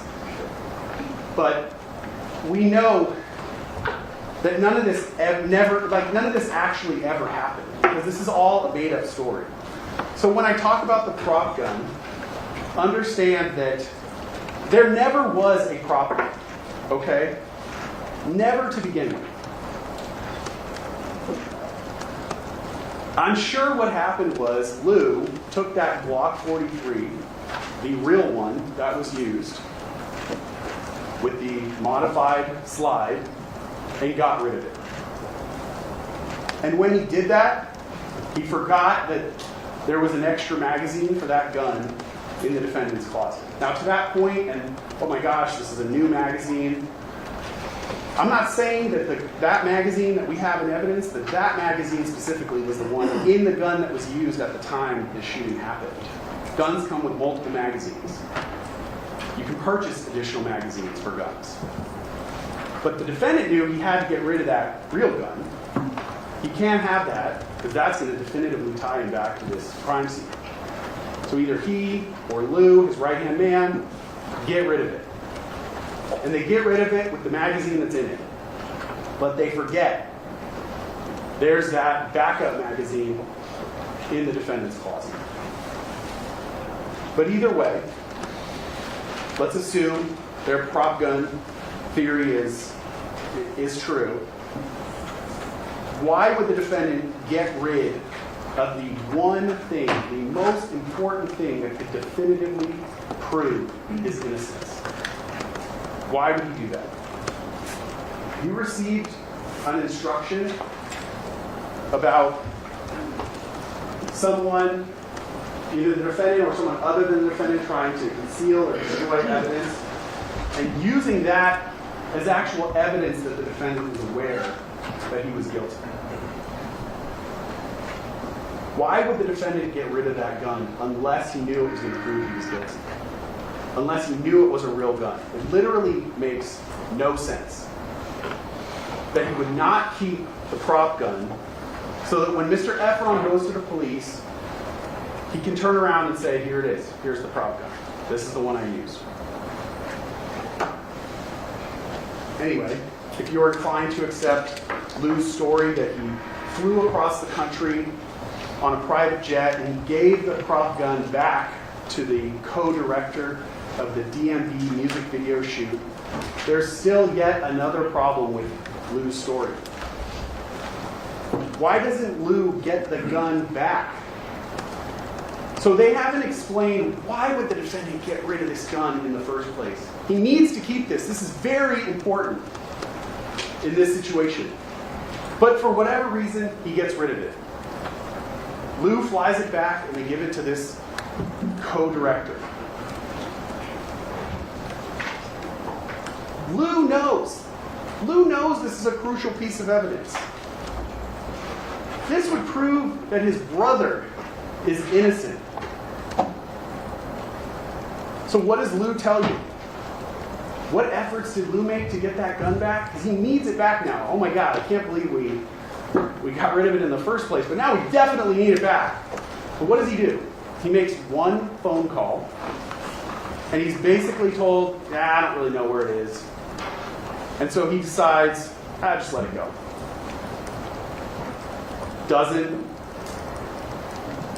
make any other inquiries, doesn't do anything else to try to get that gun back. Does that sound believable for even 1 minute? It's certainly not reasonable. We're bordering on insulting to your intelligence.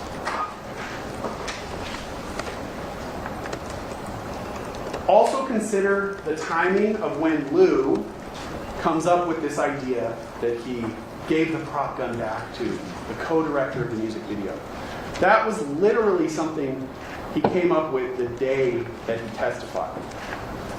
Why does that matter? Well, we don't have an opportunity to go find this co-director, bring that person into court, call them as a witness. But Lou's known about him for years. They could have called him. They could have had him come in and testify and tell you all about it. Certainly, they would have known about it when Lou tells his story in August of 2024. So where is he? Where is this co-director? Where is his testimony? You didn't hear from him because his whole story is made up. On top of that, has the defense proved to you that this prop gun ever existed? Ever existed? I mean, you would want to hear from the co-director that has it now, right? But wouldn't you also want even a single piece of paper that proves to you that that gun ever existed? A receipt for it? This was on a music video. Where are the call sheets about it? Is there a safety coordinator that could say, yeah, I was there, we had prop guns, and I had to warn people about them? Was there a video of the gun, even at the music video shoot? Is there literally a picture or anything? We found a picture of Ilse's face from the day after this incident. This, they're saying, is a prop gun that not only was it in the music video, but it was so widely known that the defendant carried it. Where are pictures of him with it other times? There's literally been no documentation provided to you that that gun ever exists. No purchases, no receipts, no paperwork anywhere. Lou says he took that prop gun, right? And what did he do? He modified it. He put a belt clip on it. He modified the magazine. Did he bring in any proof of that? Receipt for a belt clip? Receipt for a magazine extender?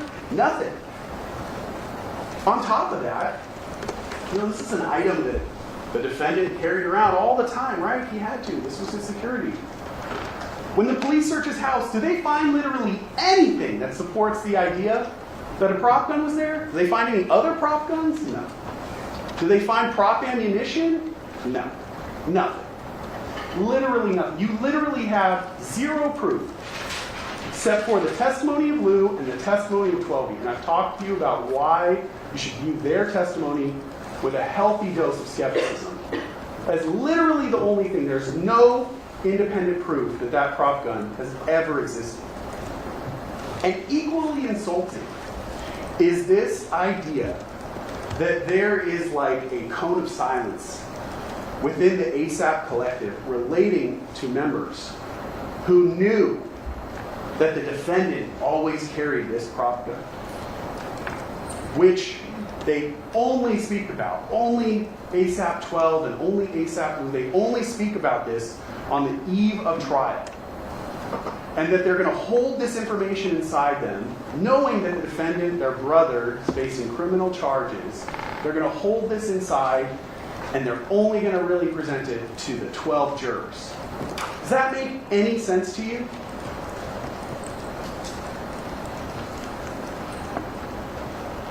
As soon as the defendant's arrested, what would you expect them to do? You'd expect them to be beating down the doors of the police station to tell the police officers and detectives, you guys got it all wrong. This is a fake gun. That's not what they do though. They hold it inside. They let him have criminal charges hang over his head. They let the preliminary hearing come and go. They literally wait till the day before jury selection to finally reveal that there was the gun that was used was a prop gun. It's, again, defies all reason.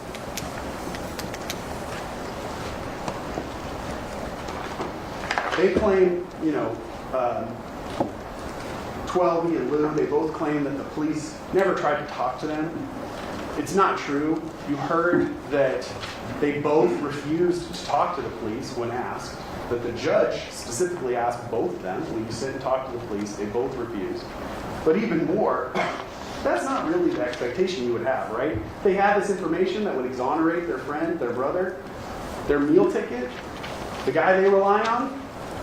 You'd want them to seek out the police. At least that's what you'd expect. Not wait for the police to come knocking on their door, knowing that they have this secret information.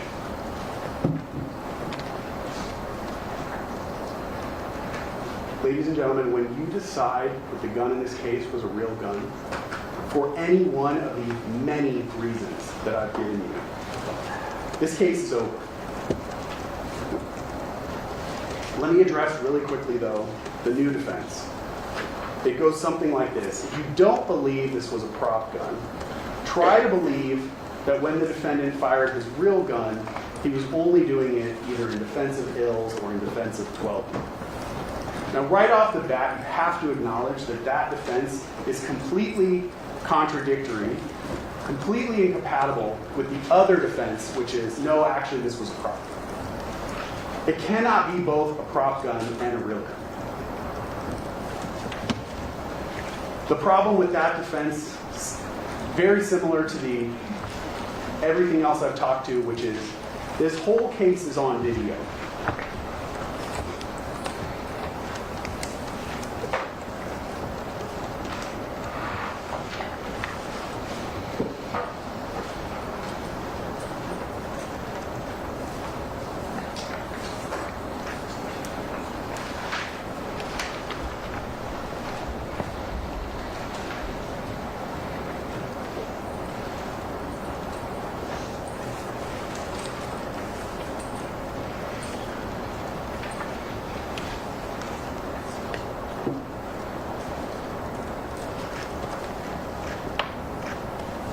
What the video in this case shows you is that Mr. Ephron was not the violent person in either of these incidents.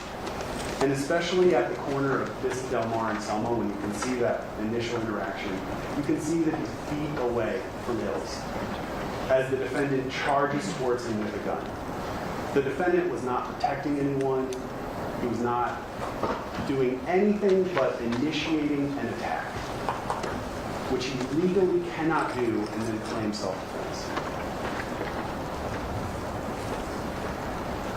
I want to finish my argument with you by telling you a story.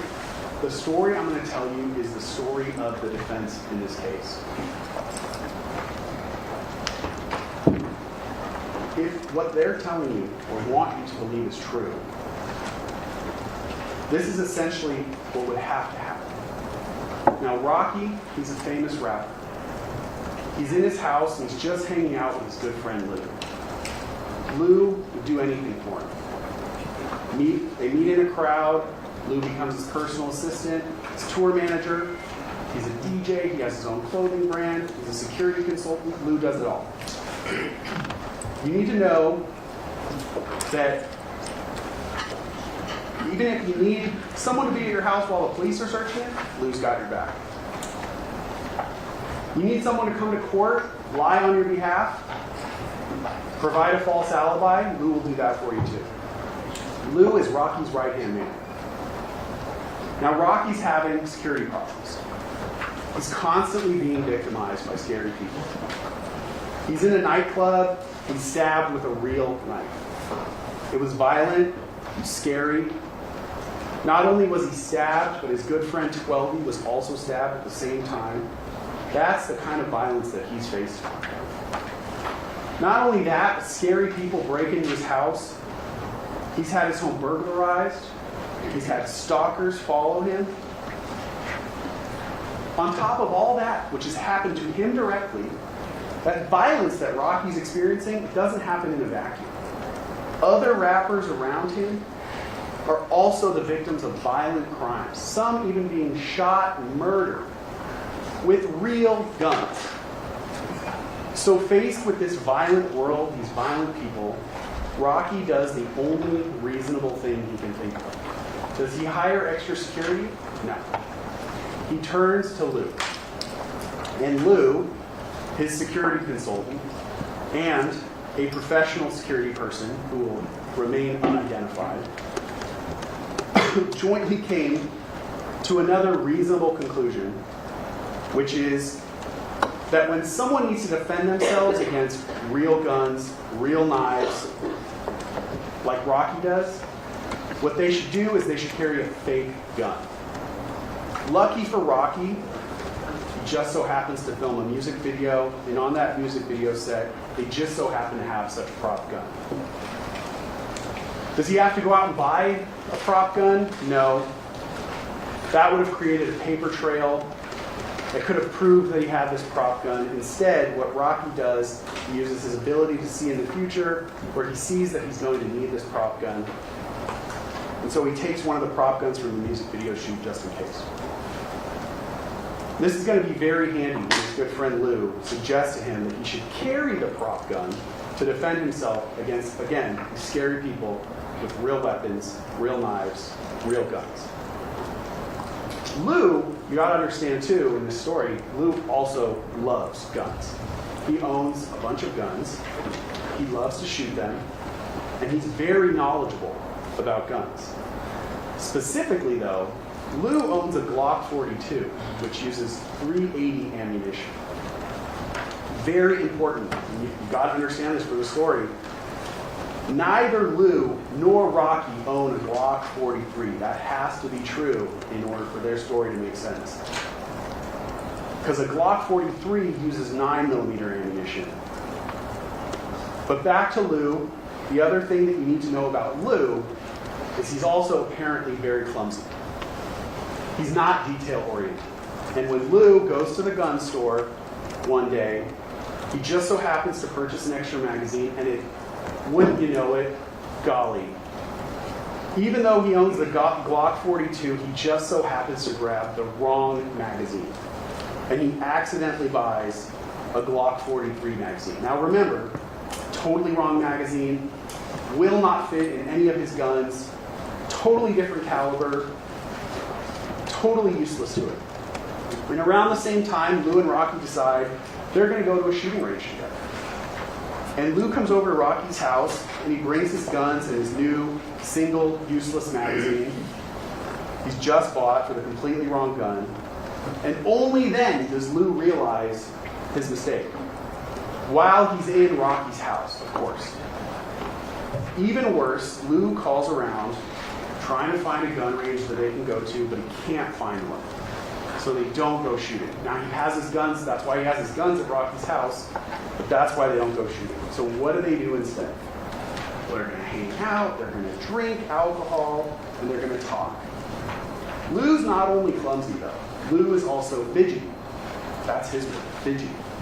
And instead of fidgeting with literally anything else in the house, maybe the label on beer, literally anything else, what Lou's going to fidget with is that magazine that he bought for the wrong gun.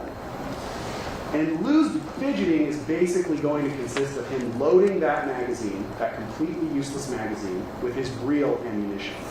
The ammunition, by the way, is difficult to purchase, regulated, but Lou doesn't care. Lou fidgets and also apparently stops fidgeting when the magazine's fully loaded. Doesn't unload his 9mm ammunition. For some reason, keeps it in this useless magazine. And Lou, because he's responsible, is going to leave it at Rocky's house. By the way, the first time Lou's going to mention that he's fidgeting and that he has to do that is when he's on cross-examination at trial, and the fact that his useless magazine was fully loaded is pointed out to him. Convenient detail. Anyway, because Lou's been drinking, he leaves his guns, he leaves his magazine, including that useless one, at Rocky's house overnight. And he comes back the next day and he collects most of his stuff. What Lou doesn't collect, though, of course, that useless, fully loaded magazine. You also have to understand that even though, I told you in this story, Rocky, he's been told, carry a fake gun, he doesn't really follow that advice when it comes to his house. And Even though he's told he should carry a fake gun, he's going to disregard that advice, and he's going to have real guns in his house, including chrome 44 Magnum Desert Eagle handgun.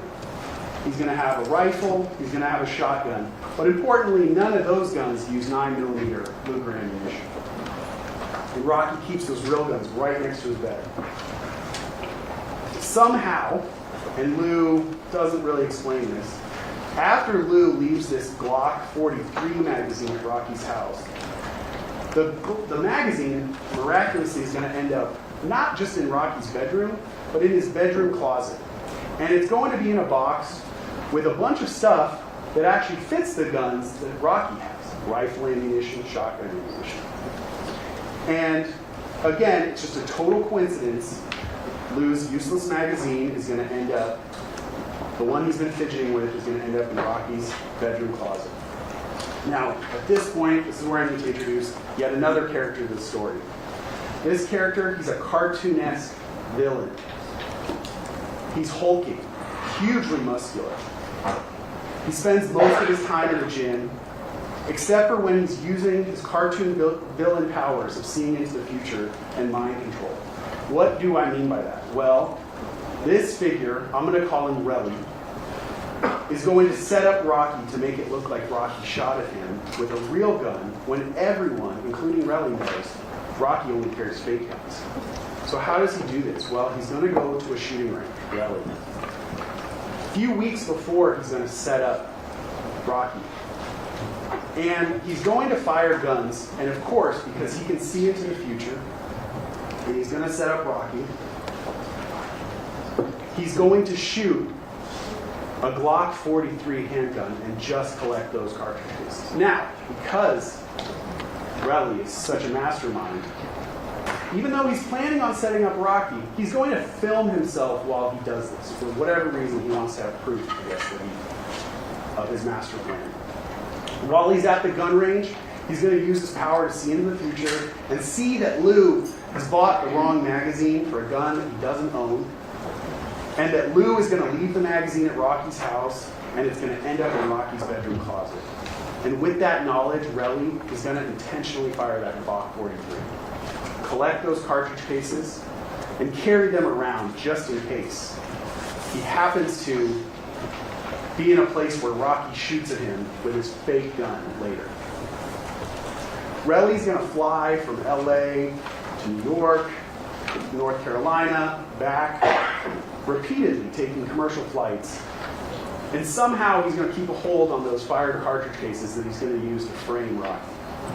Now here's where the mind control comes in. Relli somehow gets Rocky to provoke a confrontation. It's Relli's idea, but Rocky's going to do it.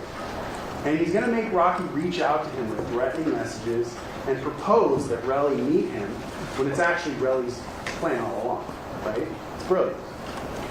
So Relli meets up with Rocky in Hollywood, and Relli gets Rocky to pull the gun on him as he's attacking Rocky. Now, I say attacking Rocky, but what I really mean is that Relli's using his non-dominant left hand and casually reaching out.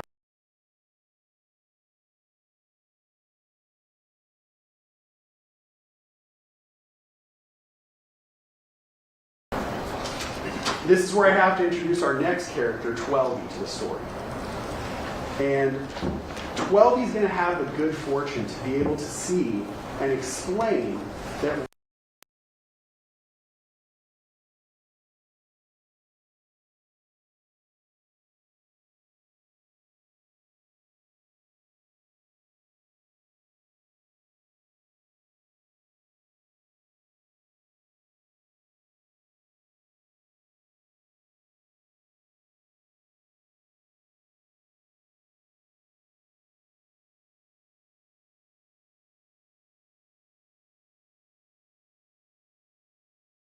in this story, Rocky isn't mad. Remember 12 told you? Oh, these were casual messages. Why are you ducking my calls? Let's get to it. Very friendly.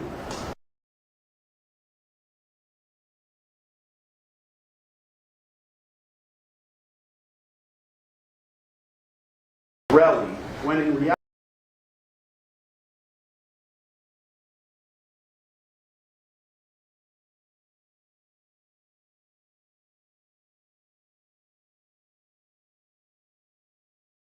successful in his plan just yet. Even though Rocky has the gun in his hand, Rocky's going to walk away. And since he hasn't satisfied his objective, Relli's going to follow Rocky and the other members, and he's going to call them a bunch of bad names. Relli, he knows that Rocky's going to attack him.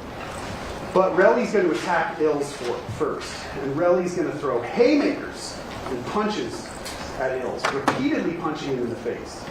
Now, shockingly, despite Relli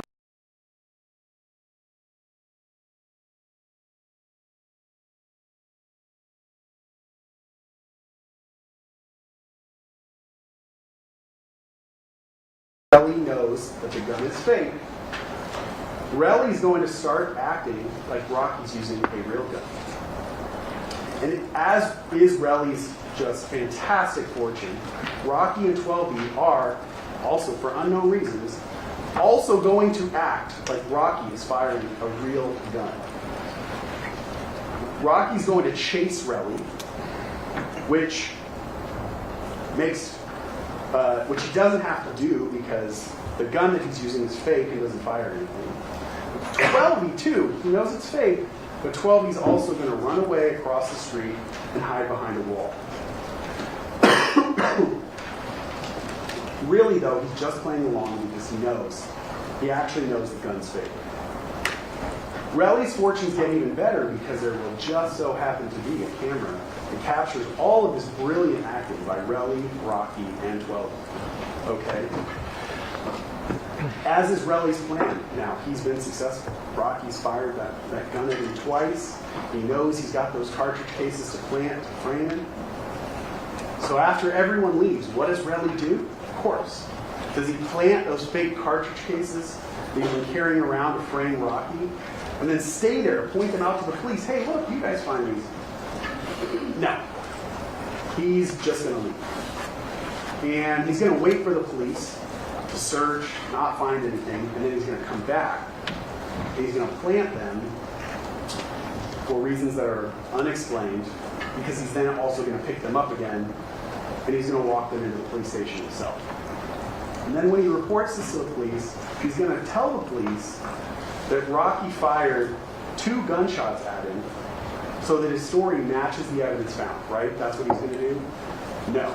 Actually, what he's going to do, this is brilliant, he's going to tell the police that it was 3 or 4 gunshots. And in fact, he's going to repeat that over and over and over and over again. Why? Again, Relli's got that power. He knows, he can see into the future, he knows that there's going to be video that captures the sound of only 2 gunshots.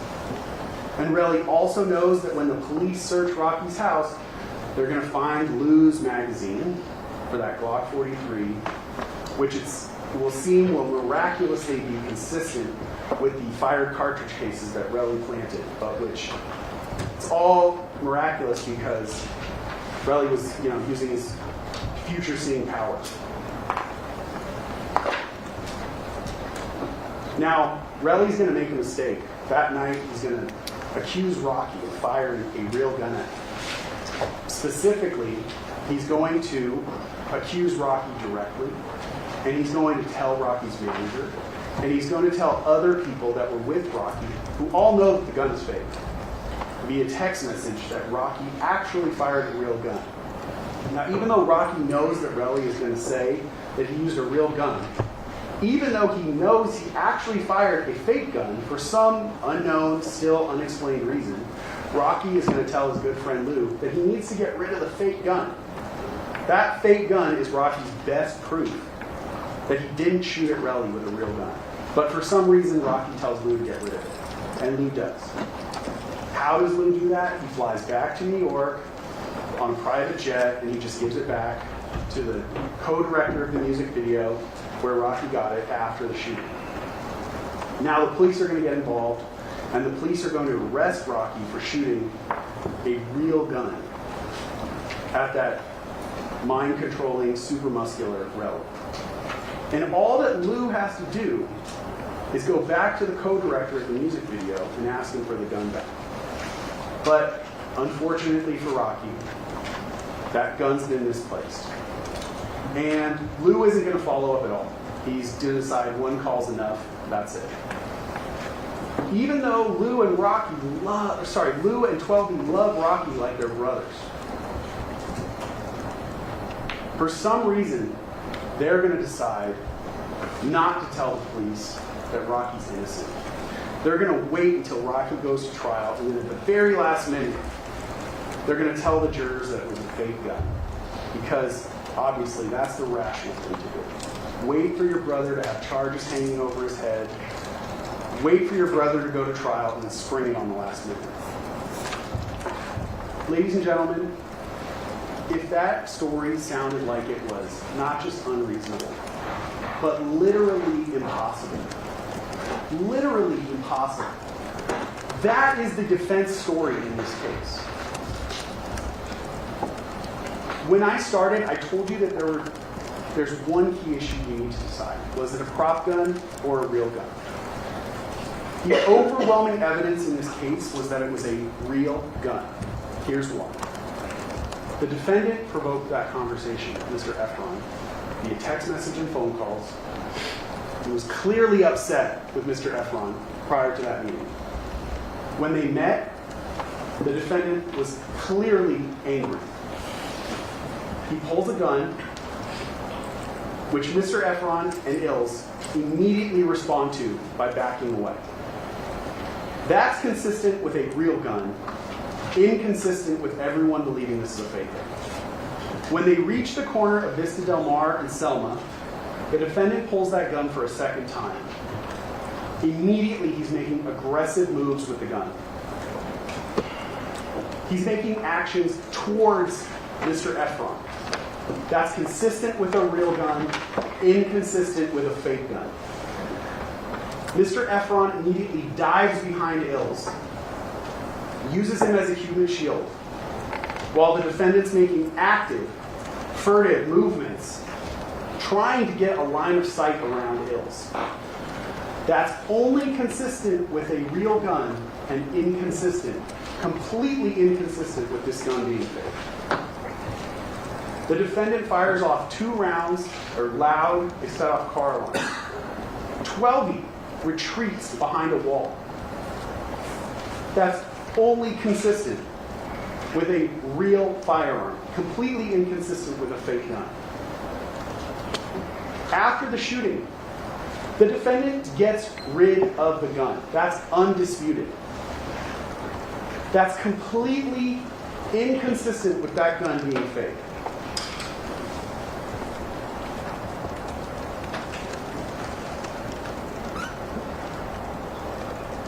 The defendant still has that Glock 43 magazine in his bedroom closet.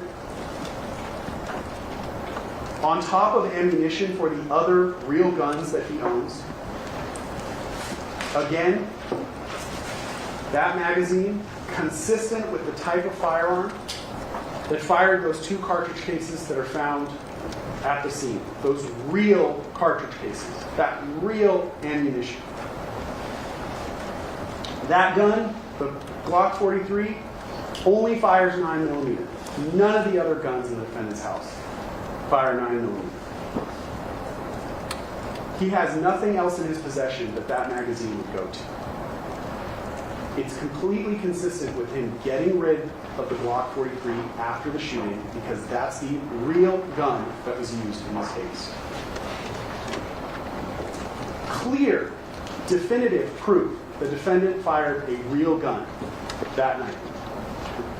The last point I'll leave you with, on the other side, there's literally no evidence of a prop gun. No evidence that it ever existed. The actual prop gun has never been produced. Definitely not to you. There's no prop ammunition found in his house. The rationale, this whole security thing for carrying a prop gun, defies common sense, defies logic, totally unreasonable. The rationale for pulling that prop gun on a man who knows it's a prop gun, completely unreasonable. There's no prop ammunition found at the scene. There's literally not one piece of paper, not one shred of documentation that could prove to you the existence of this gun. And again, all the actions of the people that you see on that video, completely consistent with a real gun being fired, completely inconsistent with this being a prop gun. So left with that, clear evidence that the defendant used a real gun, and a complete lack of evidence that he used a prop gun. Your job, as I started in my opening statement, as I started here, is simple. Simple. The evidence compels you to your decision, and it compels you to find him guilty. That is the only just verdict in this case. Thank you. All right, folks, we're going to take the break now, but it's going to be shorter than usual. 1:15, please be outside the courtroom doors at 1:15, at which time we will resume. Again, please don't discuss the case.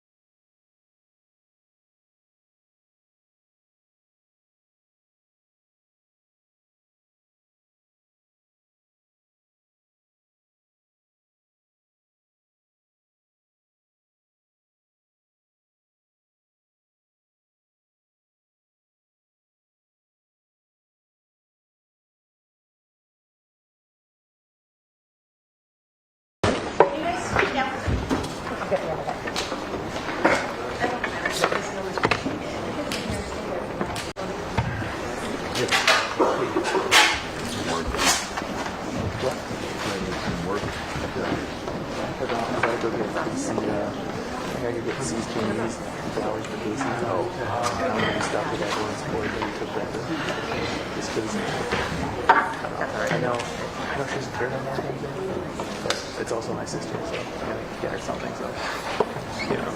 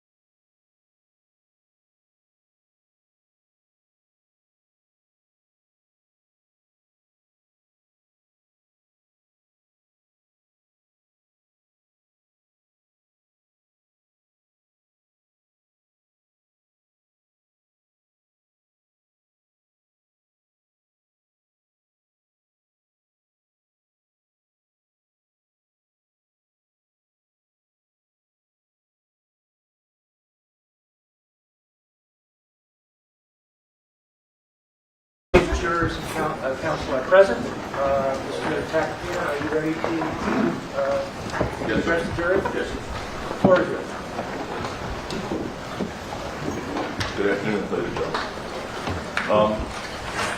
The defendant, Rakim Mayers, now has, and he's afforded an opportunity to argue the case, if you will. I'm not going to argue to you, ladies and gentlemen. What I'm going to do is try and discuss reasonable inferences that we believe can be drawn from the evidence. What I'm going to do is something a little different. I'm going to cede the floor to the transcripts in this case, the testimony. So it's not in dispute, what I'm going to say. Ultimately, what will determine the facts and what's going to be important is you. And we can all live with that. You're empowered to do justice here. This is a great system of ours and it works. And I'd like to, first and foremost, I'd like to commend and compliment Mr. President on what I thought was a fine argument this morning. I don't agree with much of anything he had to say, but I did listen intently, and I hope you'll do the same with me. There's a few things on what he said, though, I do have to just address immediately. And during his argument, because I didn't object doesn't mean I agreed. I didn't object once. I thought there were some misstatements of facts. I'll deal with that. But I'm not afraid of anything that was said or anything he had to say. I didn't want to interrupt him. I didn't want to object. I wanted you to hear where the arguments are. Let's see if they give me that same courtesy. He did, during his 2+ hours to make the first summation. They get 2 summations. You'll hear about that later. He didn't once mention the fact that their only witness in this case committed perjury again and again and again and again in this court. That wasn't mentioned once, not even dealt with. That's an important issue in this case, as you're going to see, because the case does rise and fall in its credibility, without question. Without question. Detective Flores, their case detective, testified, and we'll put up this testimony in a bit, that without Relli, the 2 videos and the sounds, there's no evidence of a shooting. Could be, could not be. That's certainly not proof beyond a reasonable doubt. So Relli's testimony is in fact everything. And Mr. Preslomik seemed very worried about what I'm going to say about Mr. Ephron and his credibility. He understands that that case rises and falls with him. And he spent a lot of time anticipating what I'm going to say about it. One thing he said I would do, but I promise you I won't, is I'm not going to go through every inconsistency of Mr. Ephron. We'd be here until Christmas. I'm not going to do that. I'm going to go through the major lies he told, the admissions of perjury, the important facts that he told you that turned out to be lies. I'm not going to worry about some inconsistency he told about some statement he made 2 years ago or 3 years ago. We would be here literally for days on end, and I'm not going to do that. Mr. Preslomik said there's no evidence of a property in this case. Again, we'll get to all this. There's definitely a lot less evidence of a real gun in this case than a property. The facts scream out that it's impossible for what he had that night to be a real gun. The DA spent much of that argument, 2 hours and 15 minutes or so, repeating himself, repeating the same arguments again and again, sometimes in a sarcastic tone, because the evidence isn't there. Look, together, hopefully, these discussions that we're going to have, we're going to be helpful in trying to arrive at a decision in this case, where you don't compromise, where you don't do violence to your conscience, where you do the right thing. And you're the ones who are empowered to determine what, in fact, is the right thing. It's you. Let me ask you a question. Have you ever in your life been falsely accused of it? Ever been falsely accused of it? Have you ever just sit there and take it, watch proceedings, or watch how it played out, and wait and wait and wait, knowing that you're innocent, knowing that you didn't do it? All you can do during such a process is maintain your dignity. Isn't that right? All you can do is maintain your dignity. Knowing that you're innocent, but maintaining your dignity and remembering always that you're left in a crisis is your conduct during it. That's another reason why I am so proud to represent Rakim. He's a man who's maintained his innocence from day one, 3.5+ years ago, who's conducted himself with dignity throughout these proceedings from day one. I started off telling you about this case was all about my first lines out of the bat in the opening statement, it seems like 1.5 years ago, was that this case was about Relli's jealousy, lies, and greed. I said that you'd see the kind of person he was in this courtroom, an angry, pathological liar. That he, and he alone, is the source of all the evidence that they are relying on. And this case would rise and fall on his credibility. You take him out of the picture, there is no case. And as I promised, Relli showed you who he truly was when it came time for cross-examination.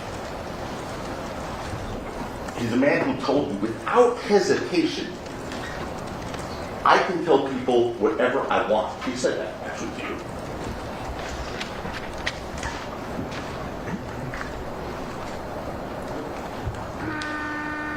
I was right out of the box, the first one that line, please.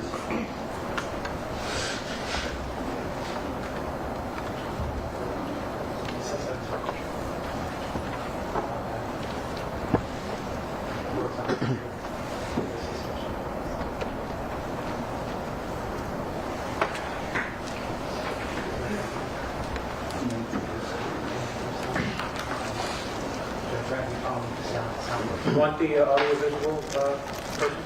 Please. Alex, come on, please. That's it. I'm good. You're all right, I don't want That's fine. Yeah. We have an audiovisual person in the court. We'll have him come up to the front. Go ahead. to. Good. Sure. It works on the computer. Okay.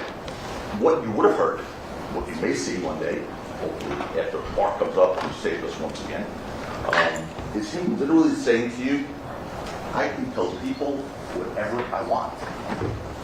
He's their witness, who you're being asked to believe beyond a reasonable doubt. I can tell people whatever I want. He's a man who literally gave 4 different answers to one question. 4 answers, one question. He said, yes, no, I don't recall, I don't know, in one question. That was a first for me. I've been doing this for a bit. That was a first for me. 4 answers, one question. Yes, no, I don't recall, I don't know. He's a man who committed perjury before your eyes over and over again. A man who snapped, cursed, threw a water bottle while he was testifying, cursed in this courtroom. Threw a water bottle out of anger while testifying in the light of the courtroom with the judge, with the jury, with these terrific sheriff's deputies and bailiffs. That's how you had to hear. Imagine what he's capable in the dark of night. If he doesn't think anyone's watching. The evidence in this case has shown you that this case indeed rises on his credibility or falls on his credibility, and it has fallen hard. Before we start, I do want to thank you all. It's right to thank you all for your commitment and sacrifice in this case. It's not been an easy case. It's been a long, long case. It's been odd that not one of you have ever been late. Another first for me. Been doing this for a while, both as a prosecutor and defense attorney. Not once have we been waiting for a juror. So your commitment and your sacrifice is extraordinary, especially in a 4-week trial. So we both sides thank you for that. I know that. But this is what this is about. This is why we love what we do. That's why I love what I do. It's an opportunity to come before people who are from the community, who are the conscience of the community, because you are the conscience of this community. And when I say community, I mean you represent the community of Los Angeles. Every part of the community. Parts that are represented here, and parts that aren't represented here. Compton, Englewood. You represent all parts of this community. You set the standards. You tell us what's right and what's wrong with your work. Use your common sense to do that. And ladies and gentlemen, your verdict goes far beyond these courtroom doors. The evidence isn't there in this case. It's not even close. Again, appreciate Mr. President's argument, but we're going to dissect the evidence now.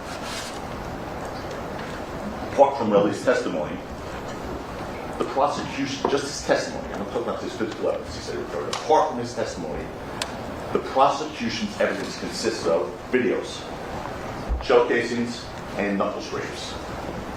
And I don't know what else to call them but knuckle scrapes. I know they said, oh, he's going to call them knuckle scrapes. What am I going to call them? Bullet wounds? I mean, they're knuckle scrapes. Videos don't prove that case, they prove the opposite. Relli was the aggressor in both videos, and we'll show you those, and we'll show you them slowly. The shell casing is not... Sir? Mark says it's set up right, but he needs to... Yeah, I'll stop for a second. You want to try it? Let's try it. Thanks. Go ahead. You need back here or over here? Yeah, right.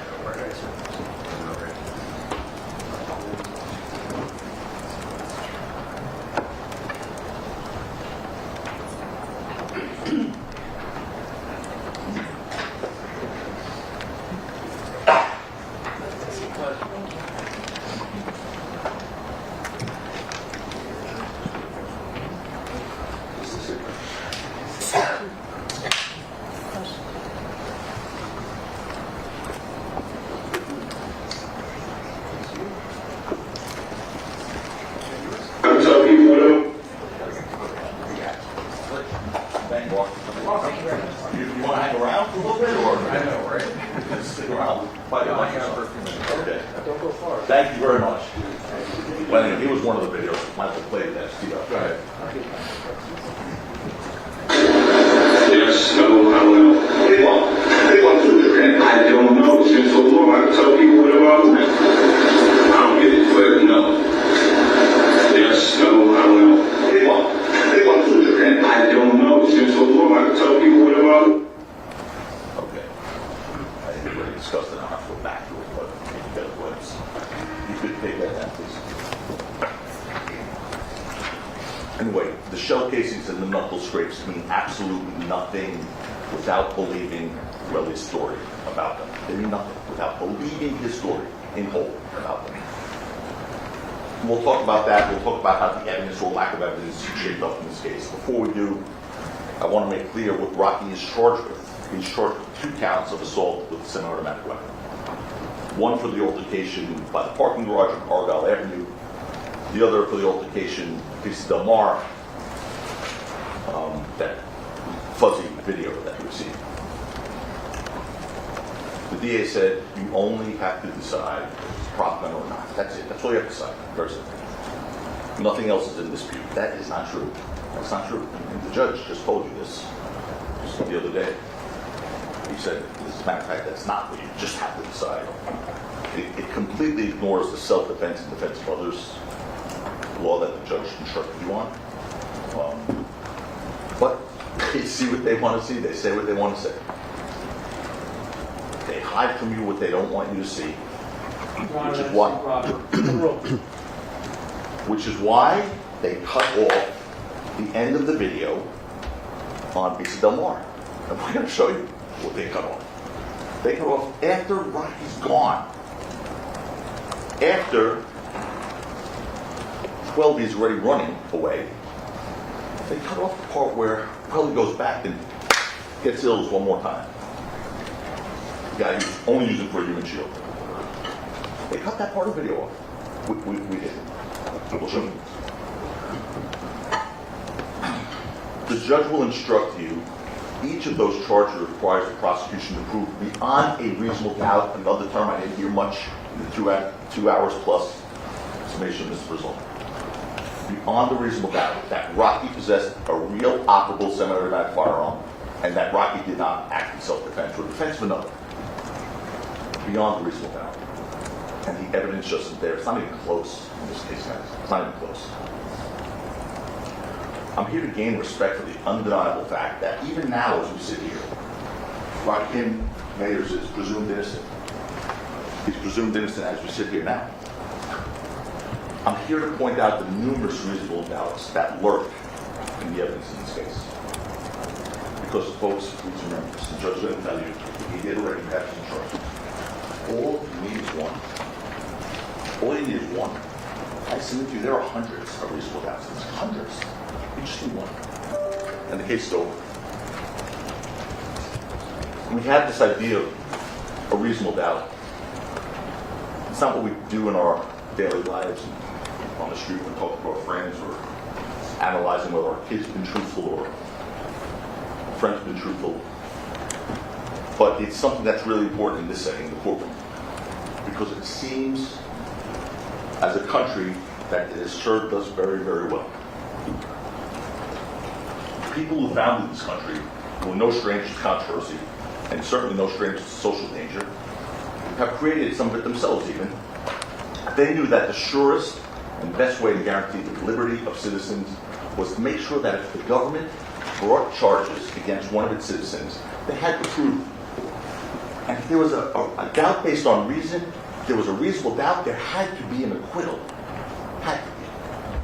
What a reasonable doubt isn't, the judge said this to you in the beginning, like, again, 4 weeks ago, whenever that was. What a reasonable doubt isn't, it isn't he may have committed the crime. It isn't he probably committed the crime. It isn't I'm almost certain he committed the crime. That doesn't carry it. It's I have no reason to doubt he committed the crime. What was proven beyond reasonable doubt in this case? Terell Ephron is a compulsive liar and perjurer. That was proven beyond reasonable doubt. He lies without remorse. Folks, he even bragged to you about committing perjury. He literally did. And you're going to see it. As long as Mark is close by, the video works, you're going to see him literally bragging about committing perjury to you. You know, this reasonable doubt, proof beyond a reasonable doubt, you're going to hear me talk about it again. But the prosecution told you just now, Mr. Rosalmo said, that the defense's story is impossible. They have to prove that beyond a reasonable doubt. They can't just say it. They have to prove that beyond a reasonable doubt. They have not met their burden here, not even close, because they can't. It's a very heavy burden, and they've not come close. That's why they resort to making excuses, playing games, relying on possibilities, which is really funny, because you were all here for jury selection, because you wouldn't be here if you weren't here for jury selection.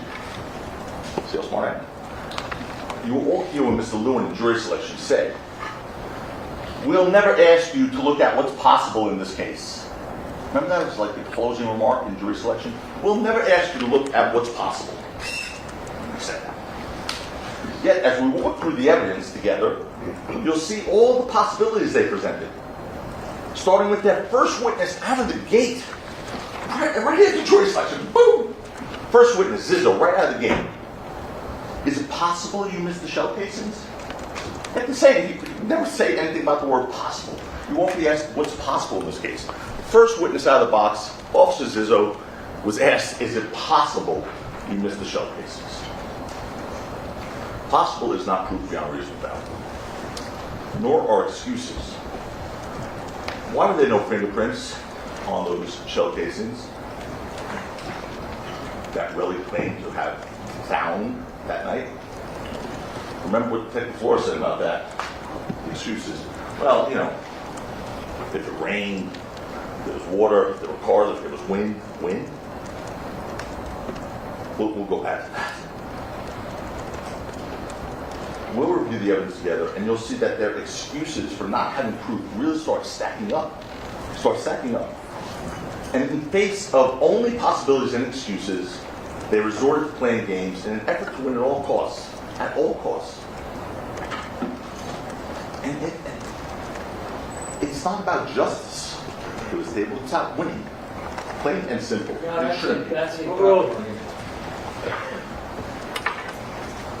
And they played games in this case that should offend you. And I'm going to take you, I'm not just saying it, I'm going to take you through them.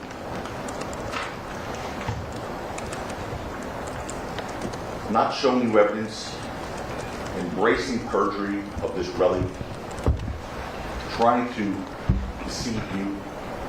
Remember something I said to you in the opening. I said we're here to make promises, both sides, but not like politicians' promises. You know, the thing where we promise you the moon, you vote based on our promises, and you see if we fulfill them. Here, we make promises in that opening statement. You get to see if we fulfill them, then you vote. Let's see what they promised compared to what we promised. They told you Rocky was the aggressor. His text messages show he was the aggressor. We got deleted text messages. We'll get to that. They told you that Rocky shot Relli with a real gun. We told you that Relli was manufacturing the story, deleting and destroying evidence. He was trying to extort Rocky, which came through. That Relli was the real aggressor. Rocky used the prop gun to defend himself. There are two hurdles that they have to overcome to get a conviction in this case. Two hurdles. They cannot overcome them. One is that the object in Rocky's hand on November 6, 2021 was not a prop gun, beyond a reasonable doubt. Second is that Rocky did not act in self-defense, control your ills. The judge instructed you, if the prosecution failed to prove the object in Rocky's hand was not a prop gun, beyond a reasonable doubt, the case is over. It's over. Beyond a reasonable doubt. You can stop there. It's over. The judge also told you that regardless of what Rocky had in his hand, if you find that he acted in self-defense or in defense of 12-year-old ills, he's also not guilty. That's the law. It's not our argument. They bear the heavy burden of disproving self-defense or defense of another beyond a reasonable doubt. And that's a burden that they cannot carry in this case, not even close. Relli threatened Rocky, Relli threatened Schwelby, Relli repeatedly punched Bills and ragdoll Bills, and we're going to show you that again on the video. Slowly. You had it narrated to you, but you can see it on the video. Before we do that and talk about it, let's discuss why they can't overcome that first hurdle. First, beyond reasonable doubt, that the object in Rocky's hand was real, was not a firearm, because they absolutely cannot overcome that. There is incontrovertible evidence and testimony in this case, and other evidence that shows you the object that Rocky was possessing was a problem. Unimpeached, not a real firearm. And they asked why. First of all, remember, there's no evidence in the record Rocky was licensed to carry in 2021. He wasn't. But Schwelby and Lou told you it wasn't a real gun. Two people came in here, took an oath, and told you it was not a real gun. Lou Levin told you where it came from. That D&B music video, he identified it with Rocky and Rihanna from July of 2021, right before. He told you he put a clip drawer on it, essentially a belt clip, to clip the piece onto a belt to make it easy to carry. And he extended the magazine with a clear magazine to make it look more intimidating, because the Glock he had, that prop gun Glock, with a 26, sort of fits in a pocketbook. It's really small. So this was meant as a deterrent. Mr. Sloman told you that Lou Levin couldn't name the security guy who advised Rocky to carry a prop gun. He was never asked. And he didn't say security guy. He said Rocky's security team. The testimony you could, by the way, you could always have the testimony read back to you at any point. If there's any dispute, I know you guys can take crazy ones, but if there's any dispute, you can always say, can we have that part read back of the testimony where Mr. Levin talked about the security people who advised Rocky, or whatever, hypothetically. So he never was asked who, but he didn't say a security guy. He said a security team, and he just said he concurred. He wasn't pretending to be a security advisor that they mocked him. They didn't ask him that, yet they just tried to argue that to you.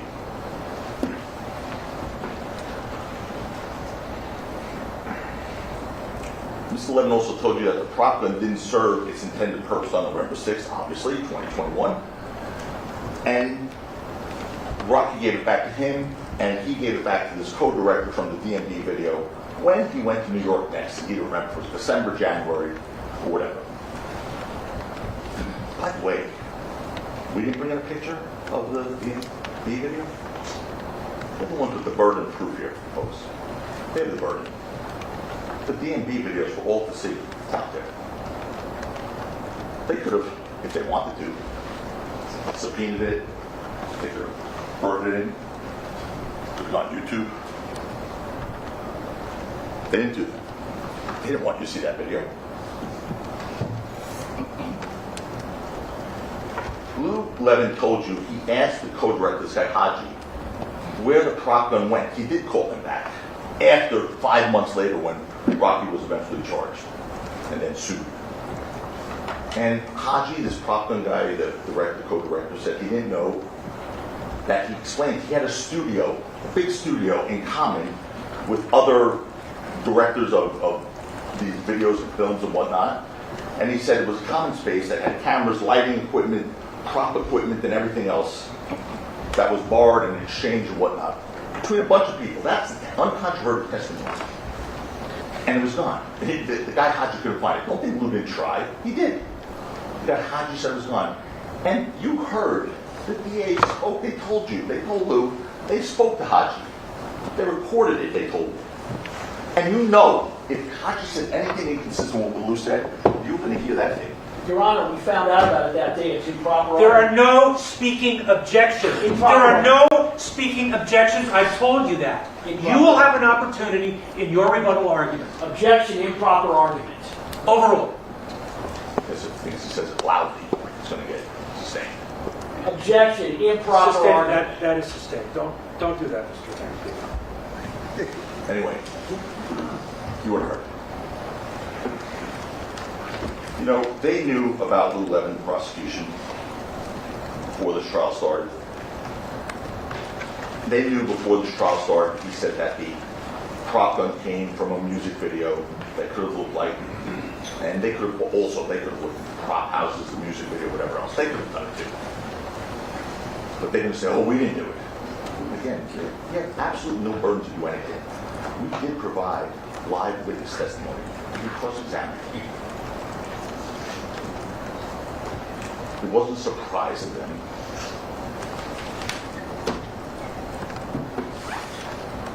They didn't want to look into it because they knew what they were going to find. That's why you didn't hear anything. That's a about proper argument. Overruled.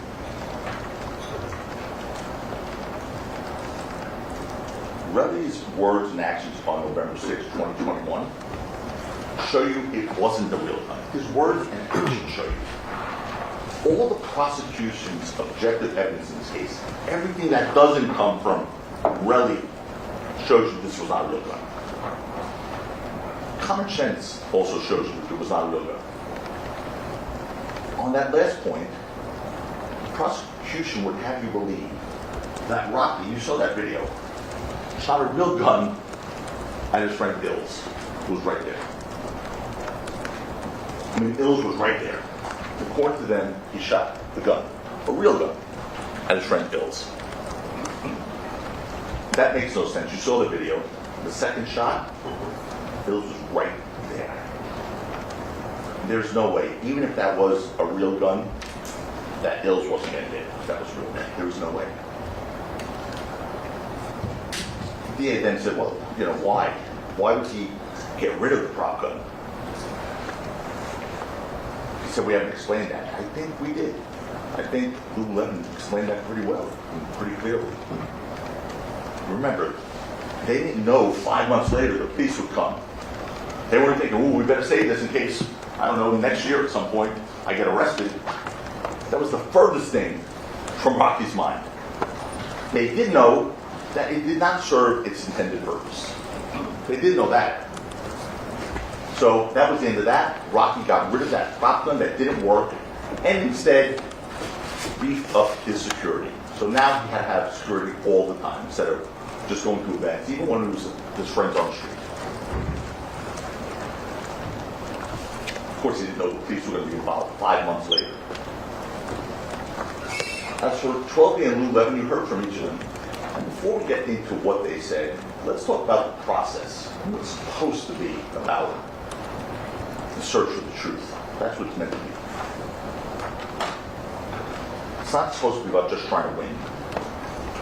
That's what it's not supposed to be about. Especially when you have the power of law enforcement government behind you. You know, it's the prosecutor's job to make sure that innocent people go free also. And it makes sense that all the witnesses come to your attention. All the witnesses come to your attention, as we had to do in this case. You can see that responsible citizens came in here as witnesses were often treated roughly and ridiculed, attacked by Mr. Lewin, an obsession to win, attacked. You don't treat witnesses who came in here, don't get paid to tell the truth, have no financial motive, you don't treat them like that. Just purely and simply because they're not saying what you want them to say in your version of what the truth might be. You don't do that. Mark Twain, way off, once said, to a man with a hammer, everything looks like a nail. That came to life.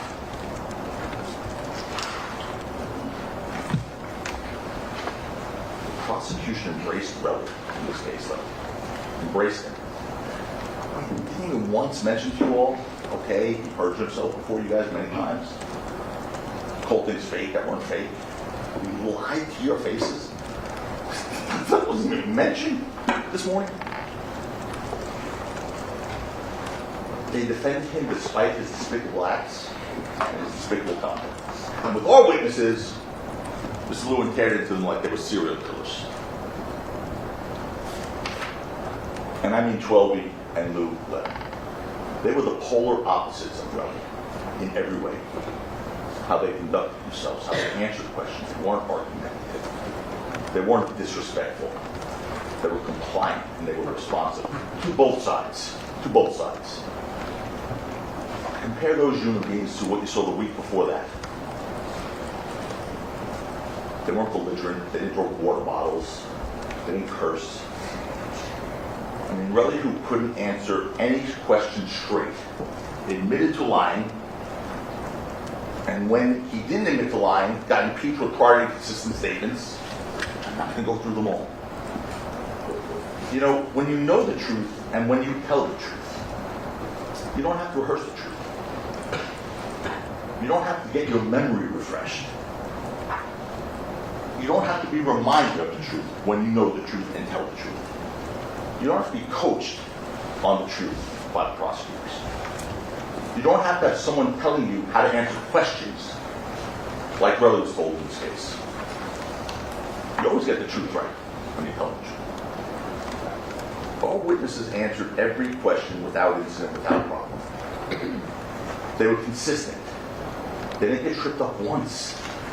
There was not one inconsistency. So the response to that is, they were coached very well. You're damned if you do, you're damned if you don't, I guess. Because if they had been caught up and tripped up and been inconsistent, and their truth was inconsistent, well then they're liars. Or they weren't consistent. But because they were so consistent and they didn't get impeached, they couldn't lay low on them. Oh, they must have been coached. They were not coached, they were consistent because they were telling the truth. And you saw their demeanor. They both told you, Lou and Twelve, both told you he previously carried a problem for that 6-month period. After being the victim of acts of violence. And Rocky had it with him on November 6, 2021. And now Rocky's friends knew he had friends. They didn't announce it to the world. Of course, that would be stupid to say, put a social media post out, carry a prop gun. In case you want to attack me, it's really only a prop gun. No, Lou said, and 12, he said to his immediate group of friends. The prosecution peppered 12 with questions about a summary of what he told us, the lawyers. As if that summary contained his prior sworn testimony or prior recorded statements, but it didn't. That's why the judge said it was irrelevant what 12 saw in that document. That's an improper argument. Repeat that. That's why the judge said it's irrelevant what 12 saw in that summary document. Irrelevant. That is an improper argument. Instead, the summary was simply something that lawyers have to provide as procedural discovery in this case. Look, when I hear this, they're going to try and pretend like we just came up with this prop gun defense.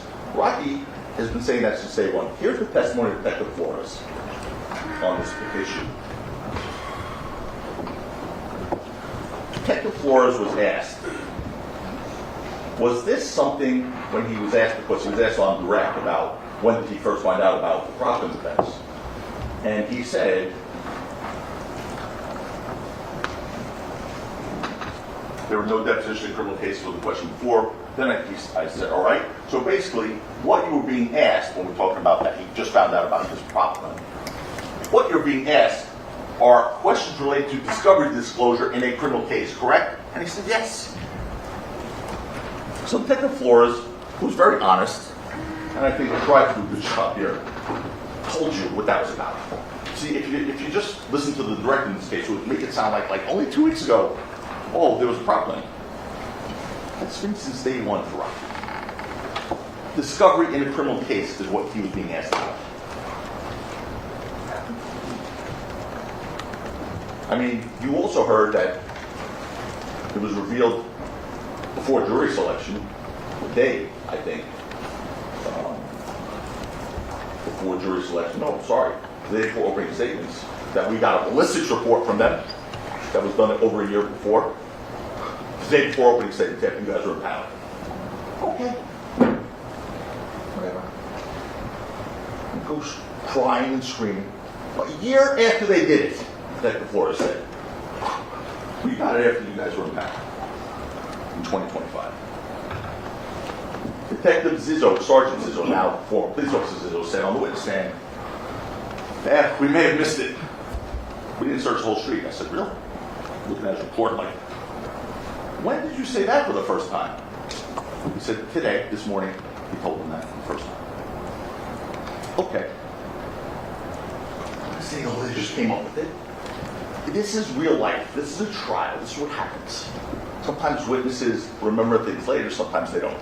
But I'm not accusing anyone of perjuring themselves like police officer Zizzo because he just remembered that today, 5 years later. You know? I mean, it's sort of odd. 5 years after the fact, he remembers they may have missed it. But that's okay. Look, more importantly, as Schwelbe told you, what he testified to here in this courtroom is what he told us previously and what he saw that night. Period. He was consistent, he was credible, unlike Relli, who actually contradicted his own recorded statements, and unlike Relli, who actually contradicted his prior sworn testimony over and over again. He committed perjury, he bragged about committing perjury. And the fact that the prosecution tried to make you believe that a summary was Schwelbe's actual statement when it wasn't.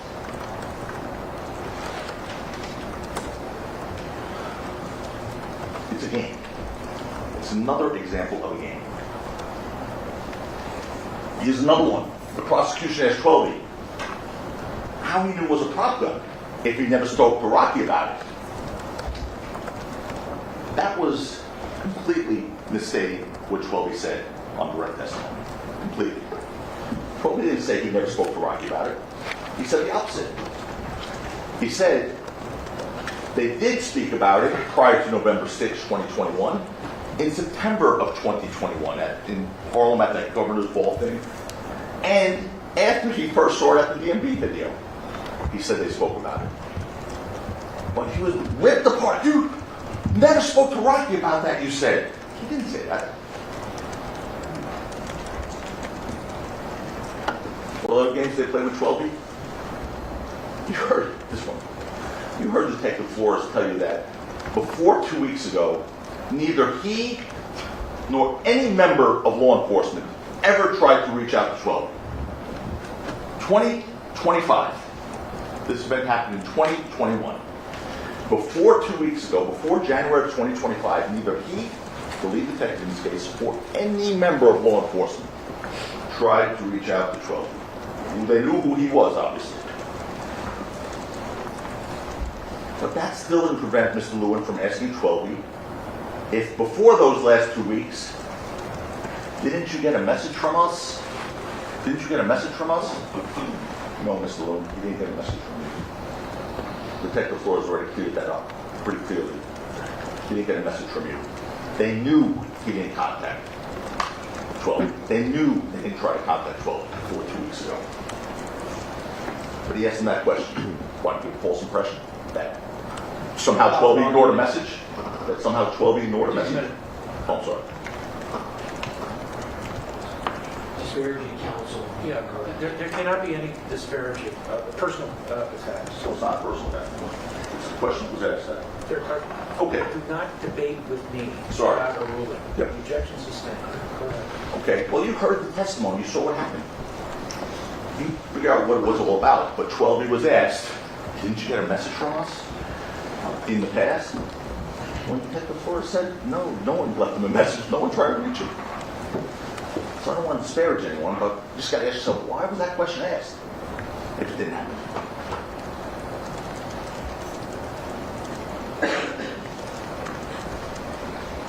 Look, you know, what I said, games, they're a constant theme in this trial.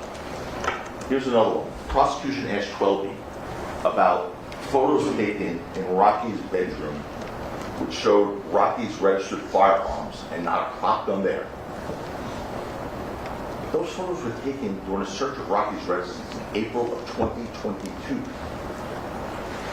5 months after the incident on East Del Mar in November of 2021. 5 months later.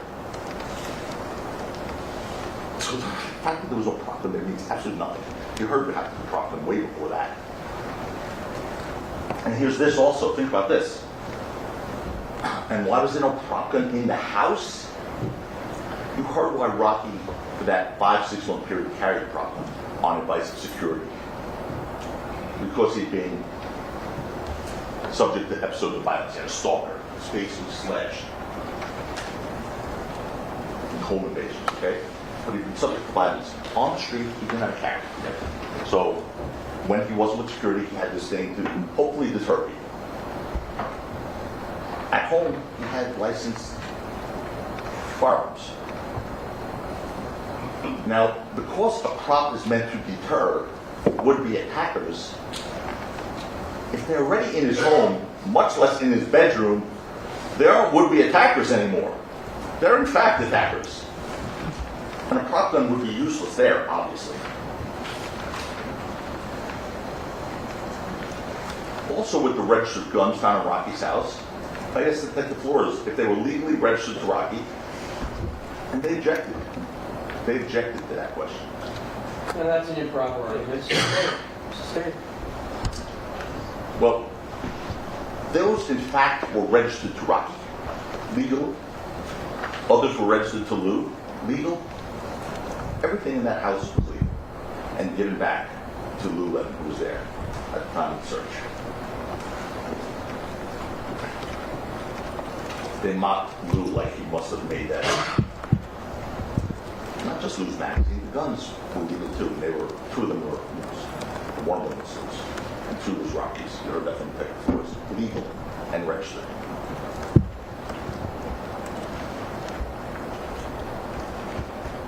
Detective Flores made it clear that the weapons found in Rocky's home were legal. So there should have been no dispute over that at all.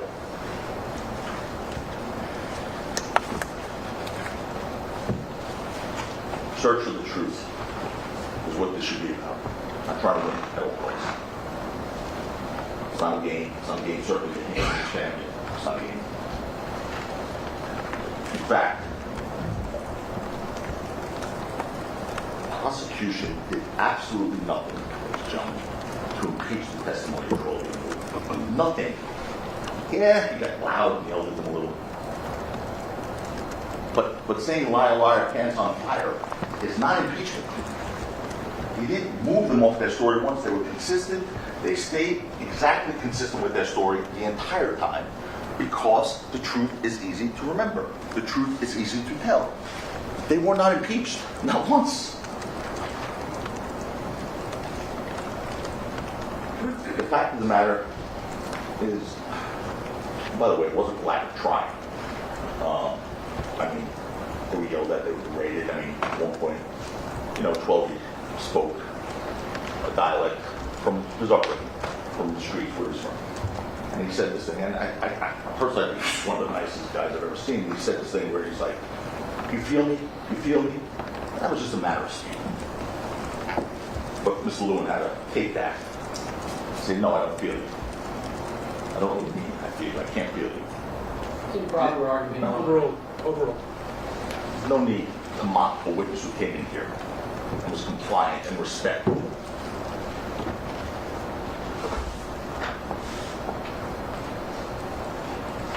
No, they were grilled both 12 weeks, and they were grilled about many, many things, including the financial motives of being here.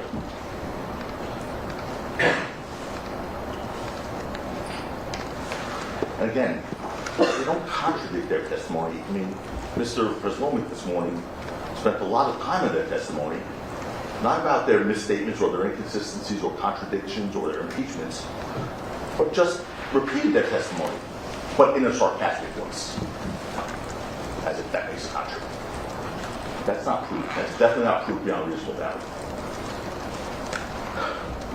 So anyway, the financial motive that they were both crushed on in their cross-examinations, 12 and Lou. 12 said 0. He went 0 from him. Rocky, nothing. He's got his own career, actually, pretty well. Lou said he makes a portion of his salary from Rocky, and he does, and he loves Rocky. They both love Rocky. So no one's trying to pretend they would appear as unbiased witnesses. They love him. But it's an interesting thing, though, that they were so concerned about his both of their financial motives. Not once did the prosecution take issue with the fact that their own witness, Relli, was here because of his financial motivation, and only his financial motivation. A $30 million financial motivation. But they're asking Lou, don't you get 20% of your salary from him? Or that poor IT guy who had to fly from Paris to get it. You made $20,000 last year from him, huh? I mean, that guy's looking $30 million for that. No disgrace. By the way, if Relli got his $30 million that he wanted, that he said repeatedly, they'd have no witness in this case, as you now know, because he'd be on island somewhere relaxing while they were searching for him. Instead, Relli wants to use law enforcement as a money collector, because he didn't care about the police. You heard him say that many times. If he got his money, these guys go pound sand. They'll never find him. He's going to be on an island. And he told you how that process works after you're going to hear that thing. But talk about extraordinary bias that they just want you to ignore. They don't even mention that one. It can't be, and it shouldn't be. But it's why we're here in this courtroom. It's why we're all here. What else should be ignored? Despite all the prosecution's efforts, despite the blistering questions posed to them, both Trelby and Lou Levin established these incontrovertible facts. They're not controverted. They're not contested. That Rocky was known to carry a prop gun by his friends. They didn't controvert that at all. The object in his hands on November 6, 2021 was a prop gun. Relli's own actions on November 6, 2021 confirmed that. Trelby testified during the first altercation. Relli said something to the effect of, shoot that big ass gun, which explains his later conduct, by the way.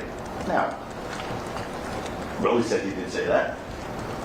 So, now you have to see, who's more credible, more trustworthy, Trelby or Relli? So that's what you have, the words of the two of them, in that regard, in that one thing. And consistent with his knowledge that it was a fake gun, look what he did after the first altercation, which is impossible to get around for them. The first altercation by the parking garage, where he's claims he's pulled a gun, is pulled on a real gun that he doesn't know is a fake gun. He continues to follow the guy who pulls the real gun and, according to him, tried to kill him. So think about that for a second when you talk about a reasonable doubt or a doubt based on reason. Think about that. That was so odd. I mean, he said, yeah, the guy pulled out a gun on me. I thought it was a real gun. And he threatened to kill me. So after he walked away, I decided to follow him. I don't follow him, berate him as I'm following him. Almost begging him to shoot me. Well, let's see Detective Flores, but anyway, Detective Flores told you what he thought about that. He testified. He said, that would be an odd thing for Relli to do. It's testimony from his trial.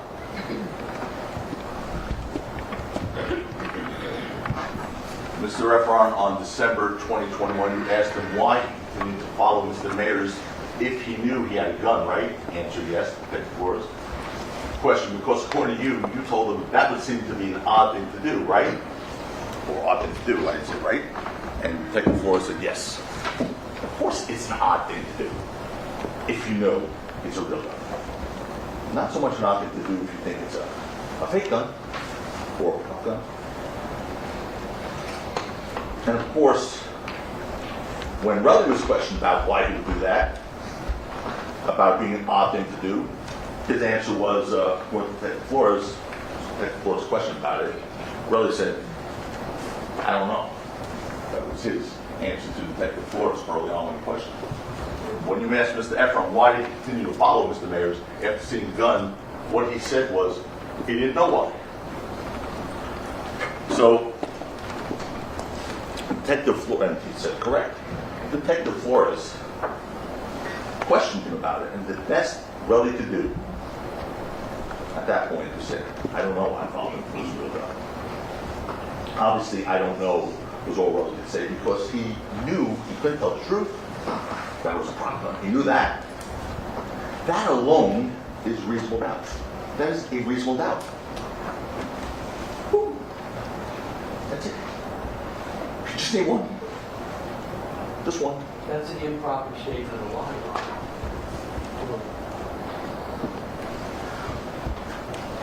In fact, the lack of evidence further shows that this was a prop gun. You heard that the police found absolutely no evidence of a shooting at the scene whatsoever. Officer Zizzo told you that there was no sign of a shooting, there was no blood, no bullet holes, no shell casings, no physical evidence at all.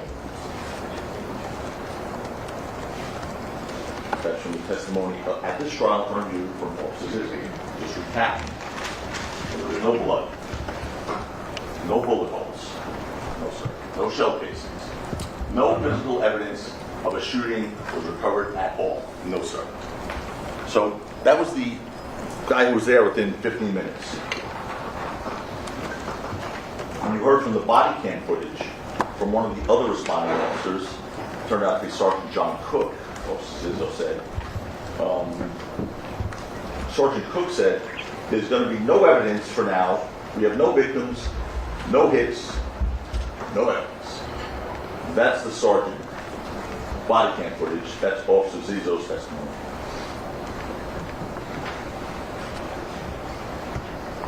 Also captured on Sergeant Cook's body cam footage is him saying, as of now, or no victims as of now, unless it pops up in the hospital, it's probably just a warning shot. That's the testimony in front of you all in this trial. Again, so no victims as of now, unless it pops up in the hospital, it's probably just a warning shot, right? That's what he said. Sergeant Zizzo said to us. Well, Sergeant Cook was close. It was actually 2 warning shots from the prop gun. Ladies and gentlemen, the prosecution cannot prove otherwise beyond a reasonable doubt. They cannot. Beyond a reasonable doubt. Not without Relli being totally believable. Not without Relli being totally believable. And he is not worth your belief. I don't think I need to spend much time arguing that. That's why, in addition to asking him about November 6th, 2021, which we spent some time doing, we spent so much time questioning him about his credibility. And I'm sorry he was on the witness stand for 5 days. The reason he was on the witness stand for 5 days, I was only 2 total days with him. But the reason he was here that long was because he didn't answer questions. Like, the questions had to be asked on cross anyway. 3, 4 times. The judge had to get involved. That's why he was here so long. Well, because without him, when you questioned his credibility, it's not because I was having fun speaking to him. I wasn't. But when you question his credibility, it's because his credibility is at issue. Because without him and his credible testimony, the prosecution has 0 evidence of a shooting. They even have to prove, they have 0 evidence to prove that it was an operable gun, let alone shooting. Consider that. What's the prosecution's evidence that the object in Rocky's hand on November 6, 2021 was not a prop gun? What's their evidence? Relli's shell casings. Get to those. Relli's knuckle scrapes. And the videos from the parking garage at 1616 Vista Del Mar and 6200 Hollywood Boulevard. But remember what Detective Flores said about those videos.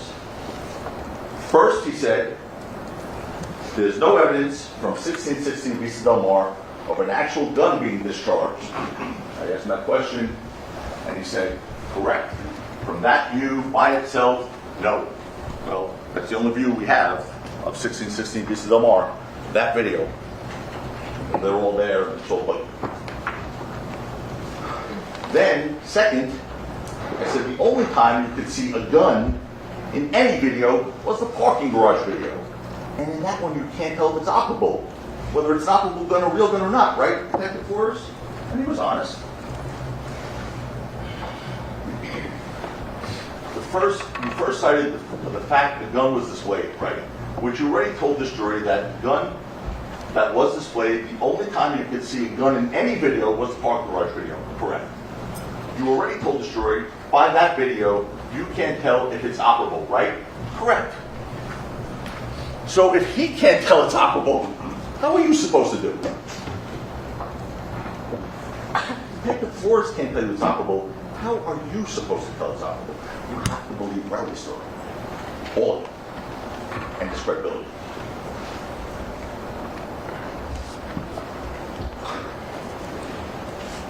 Then, third, what else they have? Well, sounds, those two sounds. Okay? The gunshot sounds heard on the 6200 Hollywood Boulevard video could have been made by some kind of replica firearm, according to Detective Flores. He said, aside from a gun, I asked him, what else could make those sounds? An operable gun, I should say. And then he said, the sound I heard off the camera, I mean a firearm, some kind of replica firearm.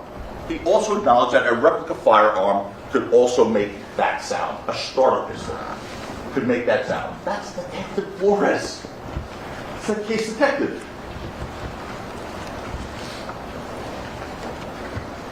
Let that sink in for a moment, folks. Please.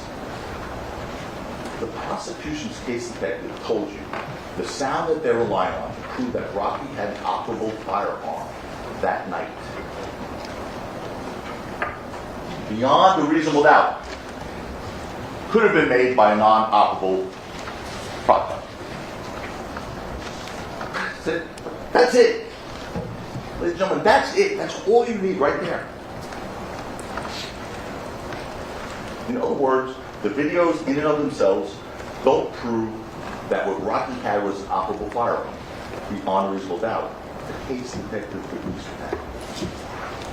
What else does the prosecution have to rely on? Relli's knuckle scrapes.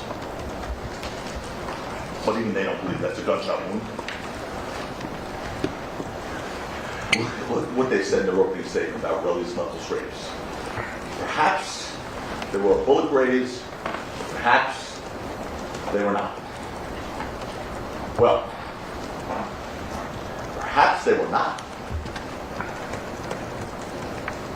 That's what they want you to accept as proof beyond a reasonable doubt. Perhaps they were not. What else did they say in their opening about those scrapes? Whether the victim or not the victim in this case was actually shot or injured by this will not be something that you will have to decide at the end of this case. They told you in opening statements. Really? Says who? Says who? They told you that because they themselves don't believe those knuckles.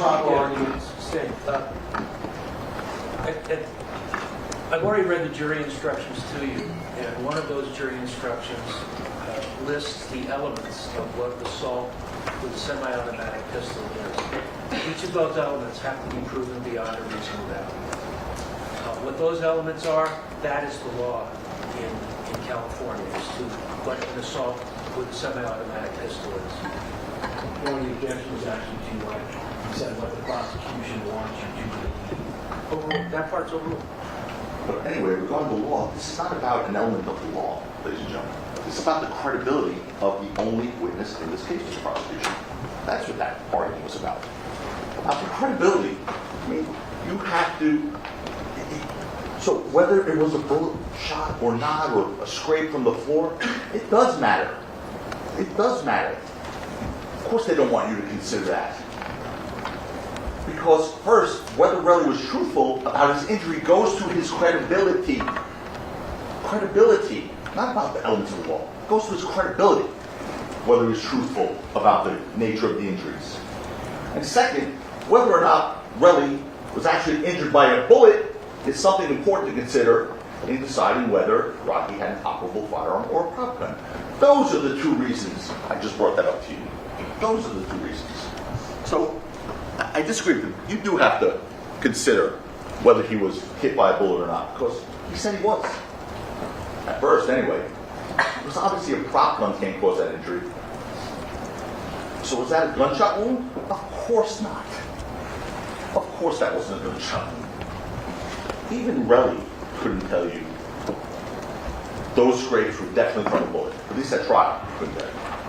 Look at his testimony when discussing whether he was grazed by a bullet.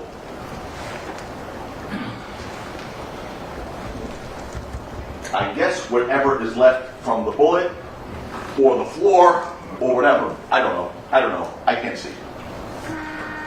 Okay. So, it's either what was left from the bullet, or the floor. Well, I guess it could have been the floor. I don't know. I can't see. It's not what he said in his lawsuit. Lawsuit, he said the shot. And he wants $30 million because he was shot. Now it's maybe it was the floor. I mean, does the truth mean anything to him? Does an oath mean anything at all? He really doesn't believe what he said to you in the beginning. I can say whatever I want, do whatever I want. That's that.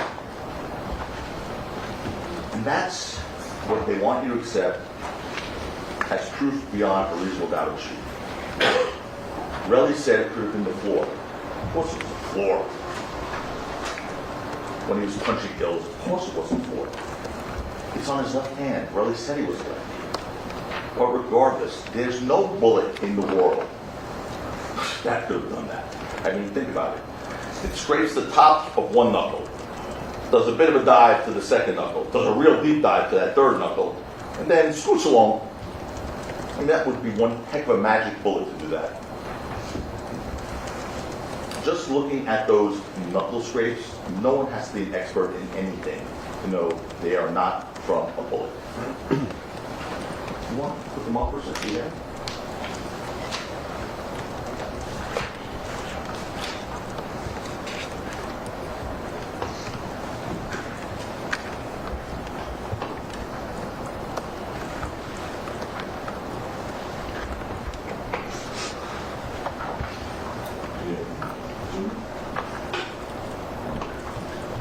Bullet.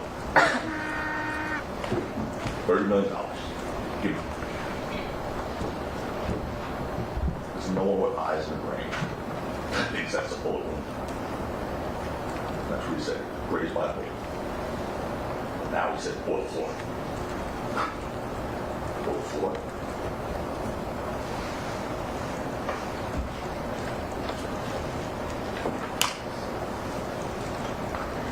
I mean, he still brought a lawsuit against Rocky, claiming he required necessary medical attention from that bullet wound. Bullet wound, like he said. Ridiculous as that. And by the way, it's the same knuckles you saw in his Boomerang Instagram video he posted on his manicured hands, which I think we showed to the jury. We have that? Yeah.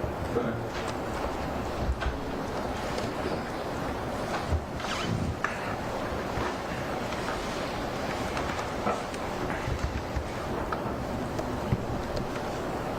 That's a permanent injury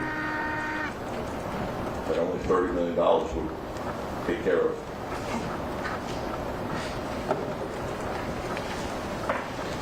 He first told the police that he treated the scrapes by himself the day they occurred. That's what Officer Anderson testified to. But then days later, after traveling all the way back to New York cross country, he first went to a hospital in New York for medical treatment. Here, he said, because he doesn't trust anything in Los Angeles. Why did he go to the hospital in New York? Not because he required medical treatment for those scrapes, but because the detective on November 9, 2021, told him during an interview that he needs to get treated because this is the type of case this is. This is Detective Fuller's testimony. Her statement, Detective Manfred, was that he needs to go to get medical treatment because of the type of case that this is. Correct? I believe that's correct. So a detective is telling him on November 9th, you need to go to a hospital to get treated because of the type of case that this is? Normally he tells someone to go to the hospital because they need medical attention. Not to manufacture a thing in a case. That is offensive. And it should be offensive to you because the type of cases that you could go to the hospital. Make it look like you required a hospital visit. You know, it's bad enough that the prosecution's main, and I'd say only witness, manufactured evidence in this case. You don't need to manufacture a hospital visit. But he did just that with the shell casings also, manufactured evidence in this case. The only evidence they presented to try and establish that Rocky had an operable firearm. I'm going to take you through this. It's not going to be a stretch, and certainly it's multiple reasons of doubt in this. You heard a lot about those shell casings in this case. What you didn't hear was what the police found. You didn't hear that because that didn't happen. The body cam footage introduced at the very beginning of this case, first witness Officer Zizzo showed that the police responded to that scene at 10:32, less than 15 minutes after the incident. Officer Zizzo told you there were 7 police officers there. You saw them on the body cam video, by the way. And you saw, Officer Zizzo told you, 7 officers were searching the scene for any signs of a shooting with flashlights. Those big police searchlights. For how long? Detective Flores told you, about 20 minutes they were there for searching. That's 7 minutes. 7 officers times 20 minutes. That's 140 minutes of manpower right there. 7 officers for 20 minutes of trained police officers searching with flashlights for any signs of a shooting, including shell casings. They found nothing, absolutely nothing. You heard the stipulation at the end. The stipulation means we agreed, the defense and the prosecution. At the end of the case, just before the judge's instructions the other day, it's Tuesday, right? It's the last day was Tuesday. The stipulation between us and the prosecution that a prop gun would also have ejected cartridges. But importantly, that stipulation makes clear that the shell casing recovered in this case did not come from a prop gun. That's for sure. And of course not. Lou explained that as well. That prop gun ejects blank cartridges. And bear this in mind. This is important. This part is important. The police came looking for evidence of a shooting. They were looking for those steel metal jackets, those shell casings. There was zero evidence on this record. Zero. I defy them to show anything on this record whatsoever regarding what those blank cartridges look like or how they were ejected from the prop gun. There is zero evidence. That's the improper argument. It misstates the evidence in the case. Oh, it does not? I don't recall every word that has been stated by every witness during the entire trial. So I don't know if it misstates the evidence or not. If this is something that's important to you, then you can ask that the court reporter read it back. All right? If I'm misstating the evidence, they get to speak last. I asked him, show the evidence of what the casing from a prop gun looks like. Show the evidence of that to you. Because I don't want to mistake the evidence. So, there. I lay that challenge down. Show the evidence. Say, show it. There's no evidence whatsoever regarding what blank cartridges look like or how they would have ejected from a prop gun. No evidence of what they would look like, okay?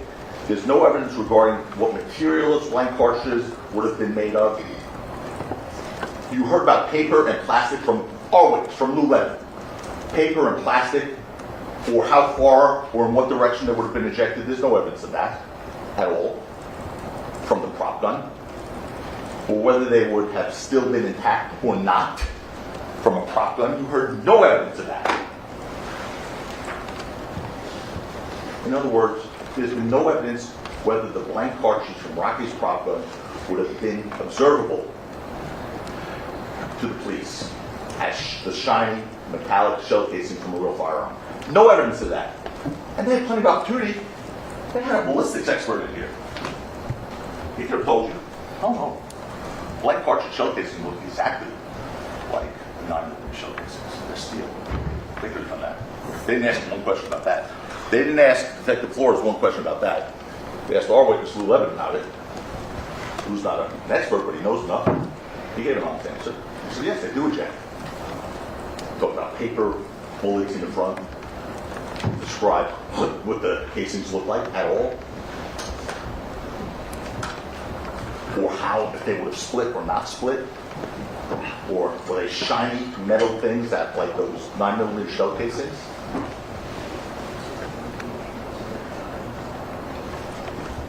In any event, the police found nothing,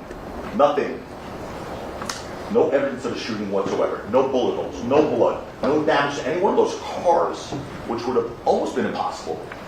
No damage to any one of those cars that were parking lot right there. And of course, no shell casings. This bears emphasis. The police found no shell casings whatsoever in 140 minutes worth of combined searching with searchlights. But Relli wants you to believe he found it by himself with a cell phone flashlight in 2 to 3 minutes. An hour and a half later. Flies in the face of common sense. It provides reason. And what does the prosecution do to try and get around that devastating fact in their case? They suggest that the police didn't know where to look. They actually asked, Officer Zizzo, is it possible to use the shell casings? As you sit here, can you say to a certain, that's them questioning their witness. Can you say to a certainty that there was not a fired cartridge case in that street on Vista Del Mar? Answer, I can't say. I may have missed something. It's possible.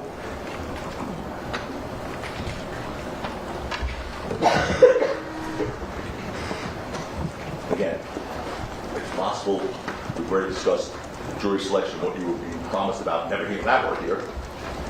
They broke that promise on the very first witness. Possible is not proof beyond a reasonable doubt, but neither is their exercise trying to excuse the officers possibly looking in the wrong place. Possibly looking in the wrong place. They actually told you in their opening statement that the officers didn't know exactly where to look. They said that in their opening statement. They didn't know exactly where to look. But the one problem with that excuse is there's a video. There's a video and body cam footage that showed the police in the location exactly where to look. Exactly where to look. Here's the side-by-side images.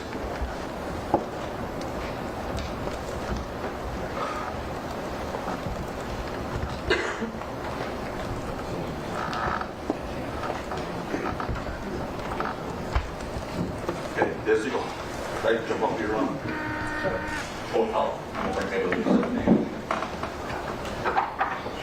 Did everyone see my blocking? Anyone? Yeah. Okay, so here's the officer searching. Right there. There's that orange wall I keep saying. This is where it will happen, right here, right here. And they're searching right there with these flashlights. Now there's this person who Relli first swore was him. To you all, he swore was him at 11:09. And then said it wasn't him, but it was him first. But some news coming back here at 11:09, right across that orange wall where they're searching. Anyway, you also know this is where the tussling happened and the prop gun was shot. Do we have a shot of from the video where that was? Or do you have to do that? Yes. We'll do that later. But anyway, you remember the wall here, and we'll show it. It's near the corner of Vista Del Mar and Selma. And this is where, at one point, 212 we run into. What happened right here? They're looking in the exact right spot. But we didn't know where to look. They actually said that, you know, they had these videos. They're videos.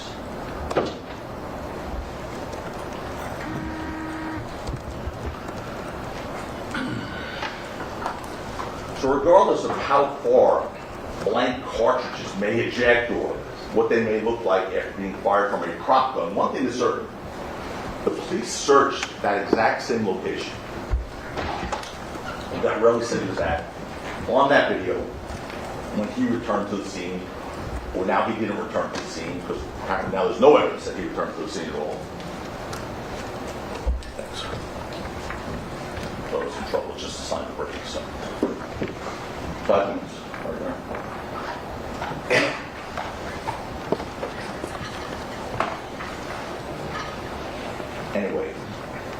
same exact location. I don't know why they said the community mistake. They didn't know what location was. They were there. And he got lucky because they hit the exact spot where Relli, Rocking Hills could be seen at the moment of the shot. Police didn't find Relli shell casings. Impossible for them to miss that. 7 officers, 20 minutes, searchlights. Impossible. Those were not there 15 minutes after this event. They were not there. So what does prosecution do? And Relli then, what does he do? They change their story and say now, maybe that wasn't actually Relli on video after all. They did it right here in front of you. That was all right in front of you in 2025. Because in the first part of his testimony, and I wasn't even involved yet, that was all Mr. Brzlovic, he said, yes, that's me, 1109 guy. That's me. Yes. And Mr. Brzlovic, you sure? I'm sure. Well, you know, weren't you wearing a black hoodie before and that looks like a white hoodie? Yeah, I probably went and changed. So it was only how to impeach his own witness. And you'll see what happens. Once again, they say possibly. There was possibly additional. So the solution to that now, being him now, because he swore he came back. So I asked Detective Flores, was this guys? Oh, this is Relli's testimony. Okay. Right, that's where he said, yeah, that's me. Okay, you got, I just said all that to you, but there is in the transcript, just in case I thought I was just making that up at a whole cloth.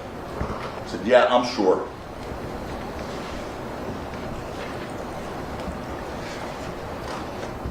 So,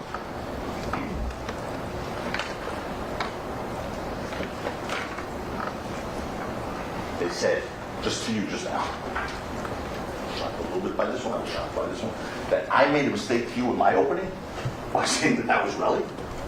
I made a mistake to you. Relli swore on the oath it was him to you. But I made a mistake in my opening.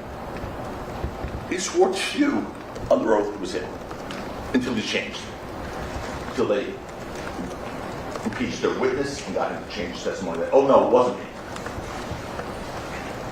In fact, that same person in that video was there between 11:09 and 11:11, which is about 2 minutes, the same length of time Relli said he had returned to the scene for. You also heard Detective Flores talk about that. And he told you that the time of 11:11, when the person in the video enters, is consistent when Relli told the police he returned to the scene. Of course, there were multiple problems with that story. First, he said that his girlfriend, Lydia Parker, was with him at the time he supposedly searched the area and recovered those shell casings. You know the video doesn't show you that, not that video. What other problem does the prosecution have with Relli's story about picking up shell casings? The photos, which Relli claims he took at the scene, were time-stamped on his phone. And they showed the photos were actually taken at between 11:45 and 11:48 p.m. That's more than a half hour after he said he was there. Half hour after he said he was there. So, make no mistake about it, the prosecution realized they had a problem with their evidence here, a big problem. So despite that fact, they took the position for years that that guy who came back at 11:09 was Relli, returned to the scene in that video. And despite the fact that Relli told you at this trial he was sure it was him, the prosecution then impeached their own witness to get him to say, no, that wasn't me. And because Relli, let me see, hold on a second, I know you want to break.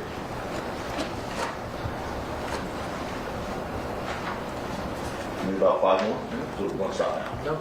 Okay. 2:45 is when we break. Okay, let's do it now. All right, folks, we'll take a break until 3 o'clock. Please be outside the courtroom doors at that time. Please don't discuss the case, and we'll see you in about 15 minutes.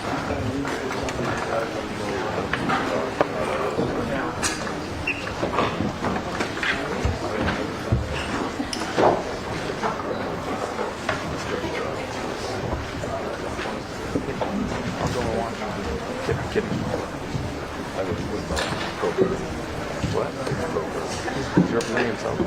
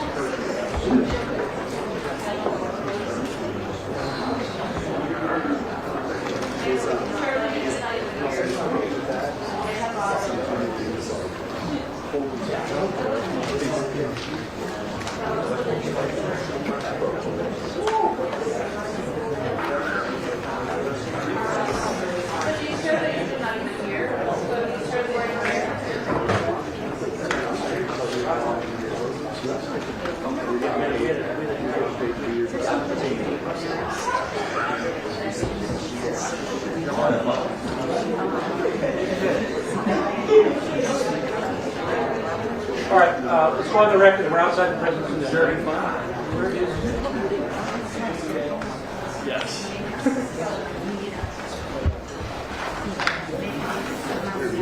I asked Kathy, the court reporter, to check her notes, and she's able to do that. And there is an indirect reference, and it's not even clear, to Relli and embracing perjury. So far, Kathy has not found the word suborn. Embracing perjury, I don't even know what that means. But from here on out, if any counsel wants to state that a witness committed perjury, that's fair game. But I do not want either directly or indirectly any counsel accusing the other one of suborning perjury, encouraging perjury, touching on perjury. I don't want the word counsel and perjury being used together. Turning a blind eye? What? Turning a blind eye?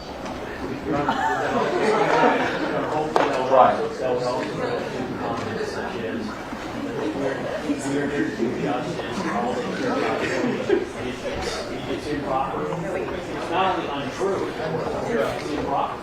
Yeah, and stay away from that. They're only, they're winning at all costs. It's just, well, it's very common on the evidence. Because they can say about the evidence, they cannot say prosecution is all they care about is winning their case. All they don't care about justice. That there's authority that says that is that's over. the judge Stay away from that. If you don't believe it's true. No, I don't. And I know it's not. See, All right, so stay away from what the prosecutor's motives are. Talk about the witnesses. Don't talk about the prosecution's motive. And when Mr. Lewin speaks, you're not to talk about the motives of Mr. Tacopina or Mr. Siegel. Joe, you're free. You're free to even comment on, hey, they didn't call this witness, etc. Just not that extra step. All right. Well, my explanation will be much shorter now. What's that? My explanation will be much shorter now, so. I doubt it. Let's bring it here.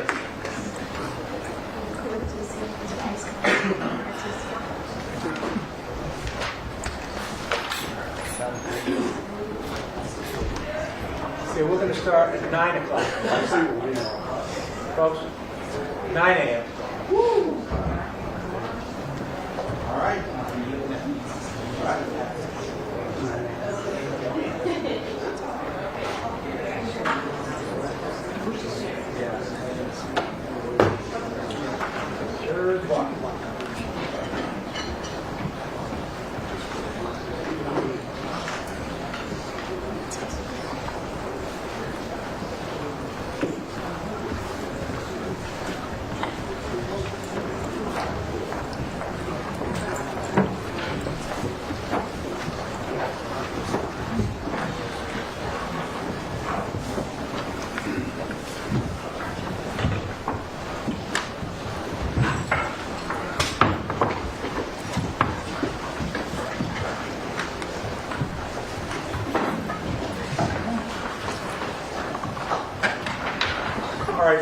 scheduling tomorrow, we're going to start at 9.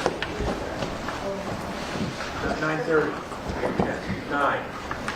Or I think someone may have a problem. Who's got a problem with 9? Aside from me? Aside from me? Yes, Oh, sorry. I don't have a problem, I'm not sure that I can make it by 9. I mean, I have to drop off my kids in the Oh. morning, so I come right after. Can you do your best? Yeah, of course. All right. I'm gonna order everybody to be here at 9, but try to get here at 9, but if, you're late, you're late. I understand. Dropping off your kids is important. So be here at 9-ish. Okay? All right. We're back on the record. All parties and counsel observers are present. And Peter. Okay, folks, so I think we left off when I was discussing with you all the whole notion of the person who used to be Relli is not Relli anymore, apparently, who came back at 11:09 to the scene to retrieve shell casings. Now, again, his story changed. Ultimately, he said it wasn't him, so some mystery man showed up at the scene at 11:09, apparently. But one of two things happened here. Either that really was Relli, like he first said on the video, coming back at 11:09, staying for 2 minutes, returned to the scene, and he lied, of course, then about being there with his girlfriend, if that was him, and about taking photos of the shell casings while there, because those photos weren't taken until 11:45. Or the prosecution has absolutely no evidence whatsoever that he ever returned to the scene. Ever. Whichever one you choose, the prosecution has no evidence at all that Relli actually recovered those shell casings from the scene. He could have called his girlfriend, Miss Parker, to back up his claim. Yes. She was probably busy doing what she does, but she didn't show up. Their burden to corroborate it with witnesses. I mean, the word of Relli, I think, is fair to question. There are a lot of things in this case that are going to be easy to corroborate of his word, if they're true. I'm going to show you a little list. Those sort of cool I put together, but not yet. But there is no corroboration, and they couldn't have. Lydia Parker could have come in here and said, yes, I went back with him. We found 2 shell cases. She's still his girlfriend, apparently. No evidence whatsoever that he took the shell casing off the scene. While on that point, by the way, the photos taken with Relli's iPhone of the alleged shell casing, allegedly taken at the scene, but not until 11:45, an hour and a half afterwards, they had time date stamps on them. But what you didn't see from the prosecution was the GPS location data for those digital photos on Relli's phone. Why? I mean, they didn't show you, what else they didn't show you was GPS location data from Relli's iPhone to show you where Relli was on November 6, 2021. That would solve a lot of mysteries here. It's not like they couldn't have done it. GPS location data from Relli's iPhone, which they had. That would have answered all the questions. Could have corroborated him or not. After all, you heard that law enforcement, in this case, went out of their way to get a search warrant to obtain GPS location data for ASAP Ill's iPhone, just to show that he was, one, near Selma Avenue and Vista Del Mar about 10:12 p.m. on November 6th. It showed that in his location data. And he was near Rocky's residence at 11:11 p.m. that night. That from Detective Flores' testimony, lest there be any confusion. The question was asked, and specifically, it's important because it showed they could have gotten GPS location data from their only witness who's not corroborated, and whose word may be a little shaky. And specifically, the T-Mobile information law enforcement obtained authorized to search Elijah Ulunger's ASAP Ills, his call detail records, and his GPS location. Detective Flores is correct. And the GPS location data, I should say, answer yes, okay? And those records, the GPS location data that you all were able to obtain showed that Elijah Ulanga, ASAP Ills' cell phone was near Selma Avenue and Vista Del Mar at approximately 10:12 p.m. on November 6th. Answer, I believe that's correct. Question, those records also show that Ills, I'm just going to refer to him as Mr. Ills for the purpose of moving this thing along a little bit. ASAP Ills' cell phone was near Mr. Mayers' residence at 11:11 p.m. later that night. Answer, yes. Subsequently after, yes. Well, what that shows you is that not only had they had the ability to do that, they in fact did it. But why just for Ills? Why not for Relli, who claims he came back and found shell casings? That would put an end to this mystery. Was he there? Was he with his girlfriend? Was he not there? You heard again. There was no dispute, by the way, about Ills that he was at Selma, Vista Del Mar and Selma that night during the incident. You see him on video. And rather than looking to see where Ills was at 11:11 p.m., why didn't they use Relli's GPS data to show you where he was at 11:11 p.m.? Was that him? Was that not him? Did he ever go back at 11:45? This would have answered all your questions. Either corroborated the story or not. Would have put the lie to it again. It would have also shown you where those iPhone photos of the shell casings were taken. Instead, you have to take his word for it. You just have to take his word for it. Yes, they could have done it. They did it with Ills for some reason, but not for Relli. So just take his word for it. If the word of any witness ever deserved to be tested in this case, it's Terell Ephron. I mean, it's a man whose tongue is a stranger to the truth. And they could have easily corroborated his story or shown that his story was not truthful. They just didn't do it. I want to pause here so this really sinks in. Detective Flores told you that he wouldn't want anyone other than the police taking evidence from the scene because that could hamper and hinder an investigation. This is obviously fairly important. As a detective, I asked him, you'd agree when conducting an investigation of an alleged shooting, you wouldn't want anyone who's not law enforcement removing evidence or taking evidence from the scene, right? Answer, correct. Because that could hamper and hinder your investigation. Answer, it can.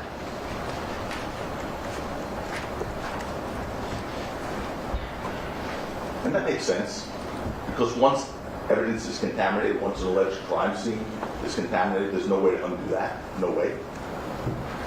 You never get a second chance at it. If you want reliable information from a scene, it cannot be tampered with, it cannot be staged.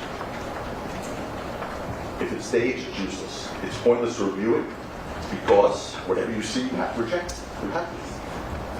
And that's exactly what Relli says he did here.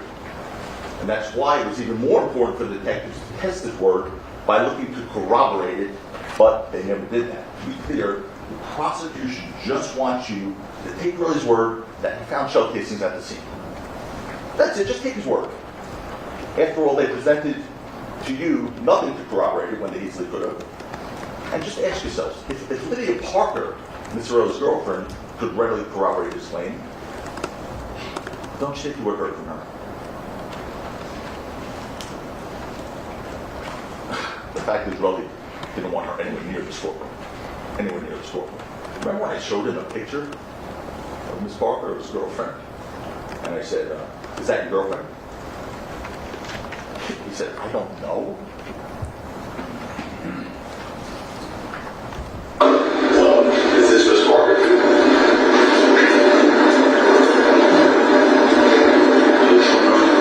You don't know if that's your girlfriend?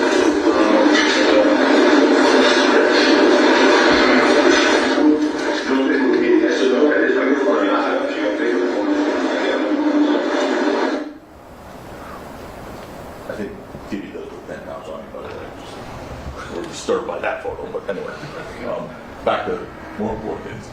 What he just said was, I don't know if that's my girlfriend. I mean, just anything he tells the truth about. I don't know if that's my girlfriend. That's not an I don't know. That's either yes or no. He couldn't recognize his girlfriend. At one point he said, oh, because she had makeup on.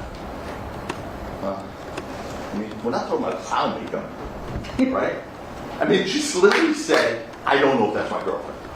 Why lie about that? Aside from his name, I don't even know if that's really his name. Did he not lie about anything in this case? I mean, you know that wasn't truthful testimony. He didn't want the only person who could or couldn't corroborate his story to be anywhere near this courtroom. And I submit neither did they. The judge told you, we, the defense, does not have the burden to do anything in this case. They do. They had the burden. We don't have to prove anything. We didn't have to introduce a single piece of evidence. We didn't have to produce a witness. That's because the laws of the United States and the Constitution demand that. But as a matter of fact, we had more substantive witnesses in this case to testify than the prosecution did. We wanted to give you the complete picture, all the evidence, because we want you to know the truth. And there's nothing to hide. Rocky did not commit a crime, not by a long shot. Why? Again, I need an answer as to why they didn't show you the GPS records of Relli, when it could have shown where he actually went after the incident. From the incident, where did he go for that hour and a half? And where did he take those pictures from? That would have been an important thing to do, especially if there's any question that that video may not have been shown to Relli returning. If that wasn't him returning to the scene at 11:11. So where was he really at that time? Unfortunately, we don't ever get to know the answer, because they didn't get his GPS location information. We're just supposed to accept his word that he didn't go somewhere else to get GPS. So we just have to accept it. And the judge gave you instructions on this about the credibility of the witnesses, and it's in your, you can take it back with you there. But it says that a witness lies to you on an important fact of the case, or his testimony. You can feel free to disregard the entire testimony of that witness, or you can just disregard that one fact and believe the rest. But he lied to you about so many crucial things. I'm not talking about his inconsistencies. Again, we'd be here until the summer. He lied to you about the most crucial facts in this case.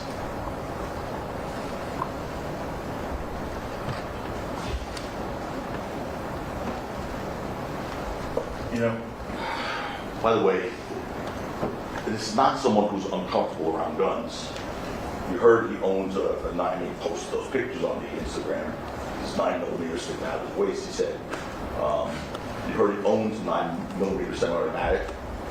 We've never seen proof or he actually obtained it. Second, he blatantly lied about his access to 9mm shell casings in Los Angeles. That's another account of perjury. And that was a big one. And we have to talk about this. We have to spend a little time on this one because what happened there was very crucial. He lied about having access to 9mm shell casings 2 weeks before the incident on November 6th. He lied to them. He lied about being in Los Angeles. He lied about having access to shell casings. He lied about shooting. I'm going to show it to you. This next episode is not even one lie or one perjury event. It was like a perjury miniseries, this next one. It was unbelievable. One lie piled onto the next one, He got caught with that, then he went to another. It was a glorious training. And you're going to see it. I mean, I asked him first if he fired a 9mm weapon before November 6, 2021. Sort of an important fact. Because we need to have access to 9mm shell casings. First he said, no, absolutely not. Then I wanted to make sure, I wanted to almost help him give me the truthful answer. I said, well, how about at a shooting range a few weeks before November 6th? Did you fire a 9mm at a shooting range? Right, tipped him off on November 6th, 2021. He said, definitely not. And I repeat, I said, definitely not? And he got all belligerent with me. He says, "You heard me. Definitely not. I didn't even own a firearm," he said. "I only got my firearm license a year and a half later." Listen. Let's move closer to the time of the incident on November 6th of 2021. A few weeks before November 6th, 2021.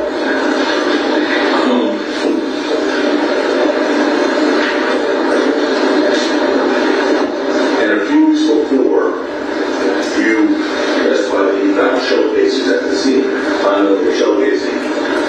You fired 9mm weapons at a shooting range, correct? Definitely not. Definitely not? You heard me? Definitely not. I had a firearm. I only got my firearm license a year and a half later. So, you heard me, like, this. He did not like me, clearly. And of course, I asked him to confirm that answer. You heard me. Well, you asked me again. You heard me. Definitely not. I didn't even own a firearm. I only got my firearm license a year and a half later. Lies, lies, lies, lies. And that's when we all saw the video of Mr. Ephron firing a 9mm semi-automatic weapon on October 19, 2021, 2 weeks before the incident on November 6th. And I pointed out to Mr. Ephron, I said, what you just told this jury was that before November 6, 2021, you didn't fire any guns because you didn't have your license.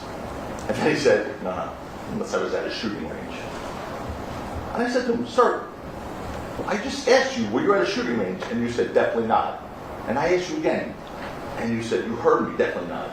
He just made stuff up as he went along. Look at this. Mr. Ephron, when you just told this jury, I don't know what I'm doing, 316, 265 days I'll be here. What you just told this jury was that before November 6, 2021, you didn't fire any guns. Because you didn't have your license. You tell that to this jury. Last time I told a shooting range. I mean, you just saw his testimony, which was about 1.5 minutes earlier, where I said, was that a shooting range at least? Maybe he did that? Definitely not. Twice definitely not. And then explain why it was definitely not, because he didn't even have his firearms license or whatever. When he got busted with the video that he didn't think anyone had, because it was not brought out on his direct, of course, he said, I said unless I was at a shooting range. He just thinks he can make that up in front of you. Like, he just told you definitely not at a shooting range, and then just in front of you, like, I don't know, guys. I mean, there has to be a point in time where you have to be so offended by him just looking at you guys and lying. He's took an oath. An oath. You know an oath means absolutely nothing to him. Absolutely nothing. He didn't say that. That was blatant perjury right there. You witnessed another count of blatant perjury. But what happened in this courtroom after that, I think made me worse.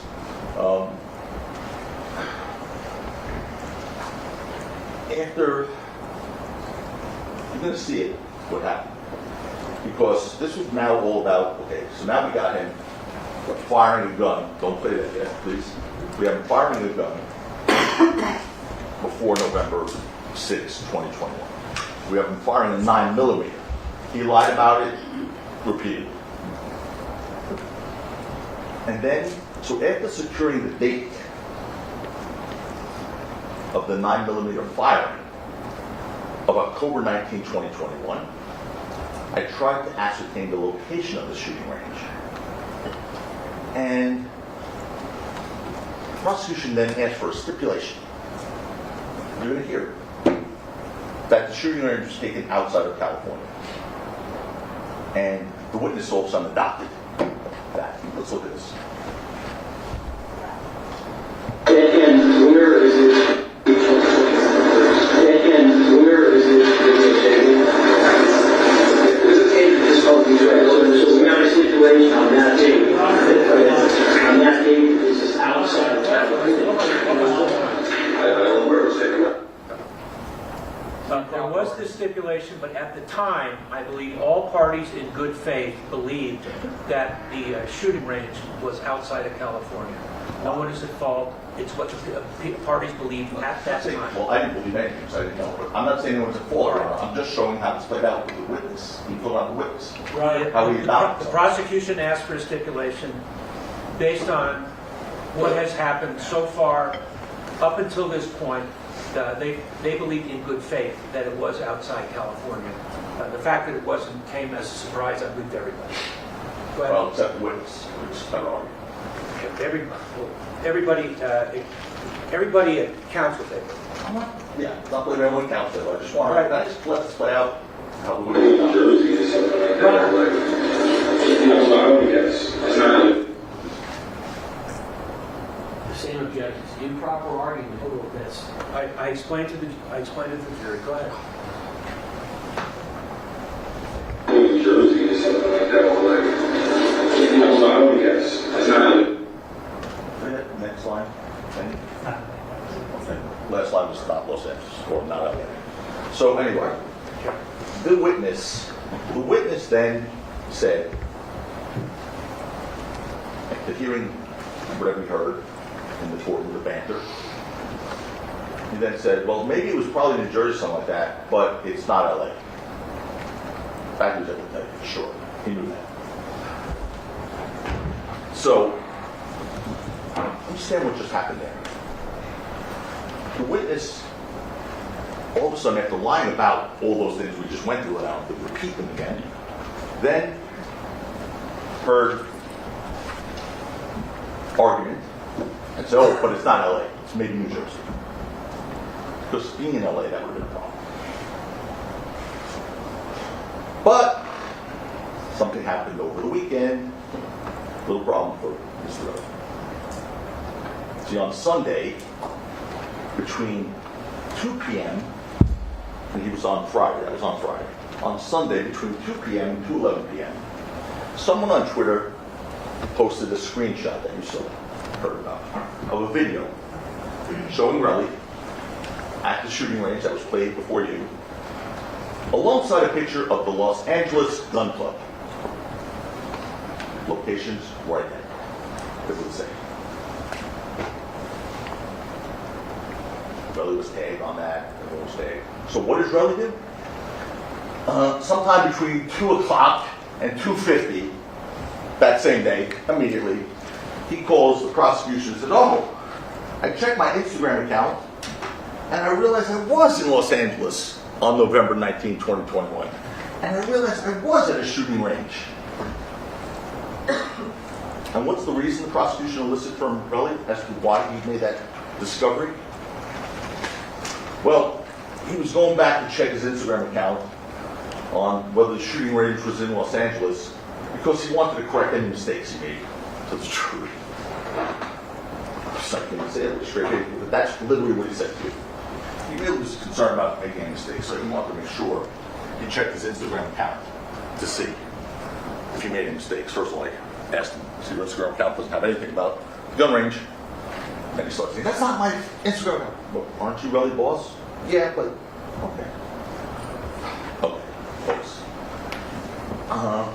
I guess he didn't go bother checking all his other so-called mistakes that he made. Just that one. Just that one that happened to have a post busting him at 2 o'clock. Within minutes, he calls the prosecutor. He was tagged on the post. Within minutes, he called the prosecutor. What a coincidence. You know, what about all the other mistakes? What executives did you meet at Capitol Records and Universal Records that you no longer can meet because of what happened here? He couldn't mention the name of anyone he met with. But he said they were on his phone. He could check his phone. Well, there you go. He was checking his phone to correct the record here. That didn't happen. How about the Miami property, Mr. Relli, that you invested in? I mean, last year, it was only last year, sir. You invested in Miami property. You posted on your Instagram. I asked him, which property in Miami did you invest in? I don't remember which property.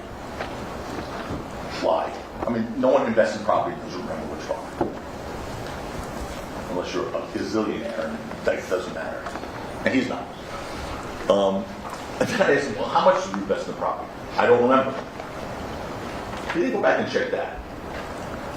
So remember that, just remember that one, how that all played out here. when considering his credibility. Relli told you, just like that. There's so many things. The Miami robbery thing, that was just nonsense. But this was horrific. He got caught. He got caught lying. It's made in New Jersey, definitely not LA. I went back and checked, it's definitely LA. That's clear perjury. So you know he didn't check his Instagram account, wanted to correct a mistake about whether the shooting range was in LA. That wasn't truthful testimony. You've seen him testify in the courtroom. The witness who told you, when he said definitely not, he was committing perjury, because that was his then answer. He cleared that up. I'm going to show you this in a second. When he said definitely not to me, I questioned him. I said, you said definitely not. Because then he got busted with the Twitter thing. And he said, well, yeah, I just made that up because I didn't want to answer any of my questions, any of your questions anymore. He literally said to you, he just lied under oath on a very important fact, like whether he had access to 9mm shell casings, because he was tired of answering my questions. I'm just going to lie to you. This one on this topic. It's correct, just a few minutes ago. Okay.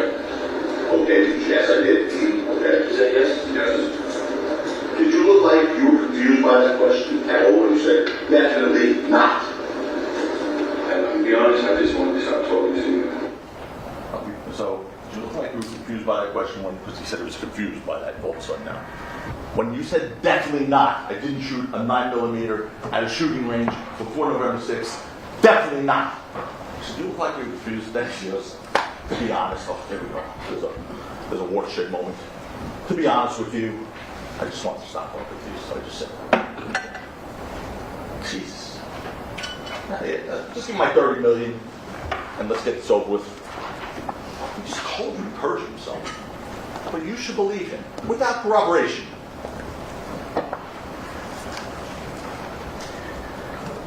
We all know it wasn't a mere coincidence that minutes after that post that he was tagged on, he called the DA. He called because he knew what was coming the next day on Monday morning. He knew what was coming. And that's the prosecution wanting to correct that mistake.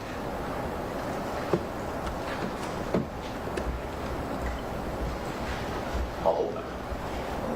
Let me move on. But again, that is not a minor fact in this case. That's not a minor fact. And it's not a game. This is life.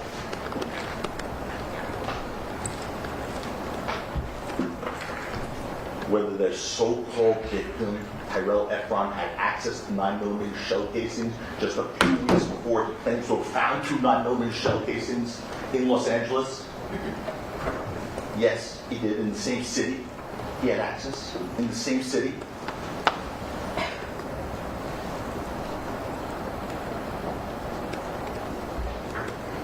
Here's a funny thing about facts. Because facts weren't getting in his way. But the funny thing about facts is this, as John Adams once said, it's one of my favorite quotes. John Adams said, facts are stubborn things, and whatever may be our wishes or our inclinations, or the dictates of our passions, they cannot alter the state of facts and evidence. And you cannot alter the state of facts and evidence, no matter what Relli tells you, no matter how you want to interpret his testimony, no matter what they say. So with this evidence, ask yourselves, ladies and gentlemen, did Relli first lie to you about going to a shooting range where he had access to 9mm shell casings, and then lie to you again about having access to those 9mm shell casings here in Los Angeles? I mean, why would he do that? Why would he lie about those two things? There'd be no reason for him to lie about that unless it was to cover up something about those 9mm shell casings he claims he recovered. No reason to lie about that. You know exactly what happened, why he lied about it. As the police found when they got there, there was no shell casings there because he had a prop gun. He had a prop gun, as unimpeached witnesses told you. And he claims that he got these shell casings from the scene an hour and whatever later, a half later. And then he held them for 2 days, gave them to the police 2 days later when his extortion attempts failed. One thing's clear, the prosecution has not proven beyond a reasonable doubt that Relli did not get those shell casings from somewhere other than the scene. They did not prove that beyond a reasonable doubt. That's enough. That's enough. Beyond the fact that Relli had access to shell casings in Los Angeles now that we know, which he lied about, the prosecution presented no evidence, zero evidence whatsoever trying to corroborate Relli's claim that he actually found those shell casings at the scene. None. Not Lydia Parker, not GPS location data, stuff that would have done it pretty quickly, pretty easy. Not a video. Relli first said that it was fake when I showed him that video. It was fake.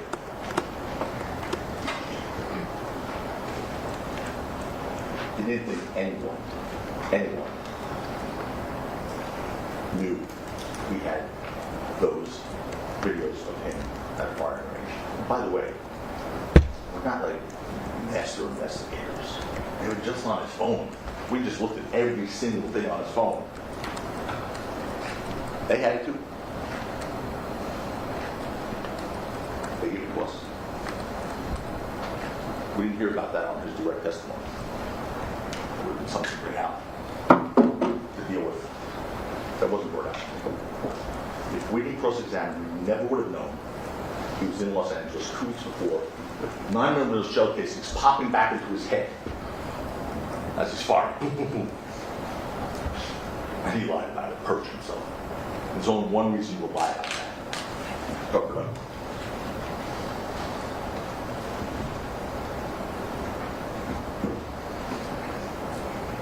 You heard about the magazine. I'm going to get that magazine. The Glock 43, Mr. Chris Lomy spent a lot of time on it today. And there was no effort made to test. Now, you heard the judge, he instructed you that 2 weeks, I think it's 3 weeks ago now, he instructed there'll be no testing on that. 3 weeks ago, right after the trial started, 3 weeks ago, no testing. Here, going forward. Great. That's January 2025. What about 2021? 2022? Well, not 2021, because they recovered in 2022, let me be fair. 2022, 2023, 2024. 3 years they had to take that magazine that they recovered and test it to the bullets recovered. They didn't do that. Instead, they spent their efforts having a ballistics expert come in, show you a very nice PowerPoint presentation, which in the end proved only that the shell casings possibly, there's that word again, possibly came from an aftermarket slide for a firearm frame that could possibly have been compatible with the Glock 43. Or not possibly. I mean, literally, that was the import of that testimony. Possibly could have come from an aftermarket slide for a firearm frame that could have possibly, this is his testimony, possibly been compatible with the Glock 43 magazine, or possibly not. That was the ballistics expert's testimony. Possibly or possibly not is definitely not proof beyond a reasonable doubt. In any event, Lou Levin told you that the Glock 43 magazine was his. He explained why it was his. Whether they want to mock him, mock his answer, he was in Rocky's house after they planned to go to a shooting range. He told you he had bought it, he owned the Glock 42. And magazines are stored all next to each other, 42s, 43s, and all that stuff. Lou told you. I don't know anything about this stuff, personally. But he went to the store to buy accessories. He mistakenly grabbed a Glock 43 magazine because they're all different models of Glock. The magazines are all stored together, he told you. He told you he didn't realize it until he tried to load it at Rocky's house in preparation for going to a shooting range.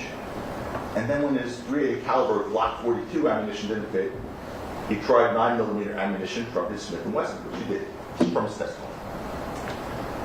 And because that magazine didn't fit any of his firearms, he left it at Rocky's house. Why? Why not return it? He told you. It was over an hour away from where he purchased the thing. It would have cost him more in gas than the $20 it cost him for that magazine. But one thing we know, despite all the questions from the prosecution, Mr. Lewin, they did absolutely nothing to refute or contradict his testimony. Absolutely nothing. Because it was true. I mean, At one point, he told you that magazine was never used. We have it?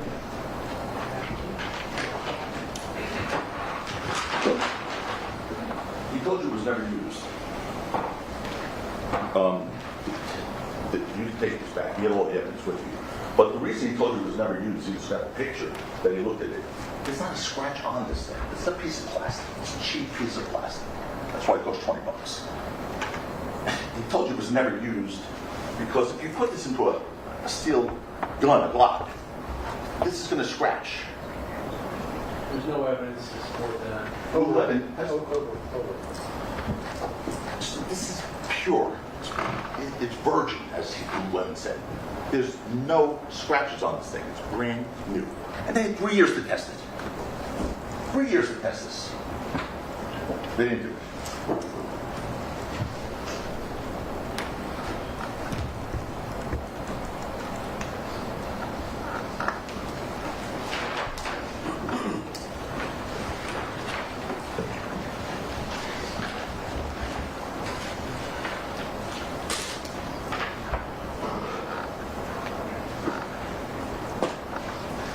Not only did they not connect really shell casings to the magazine in Rocky's house, they didn't connect those shell casings to Rocky himself. And that's important. You heard that law enforcement submitted those shell casings for fingerprint analysis and found absolutely none on there. And I asked the detective Flores, I said, you could find fingerprints on a piece of metal, right? And pretty easily. He said yes. So they submitted Rocky's fingerprints for fingerprint analysis against the shell casings, and they found none. So they tried to make excuses for that, because that's another fact that's not good. So they tried to make excuses, like, have one of those bullets?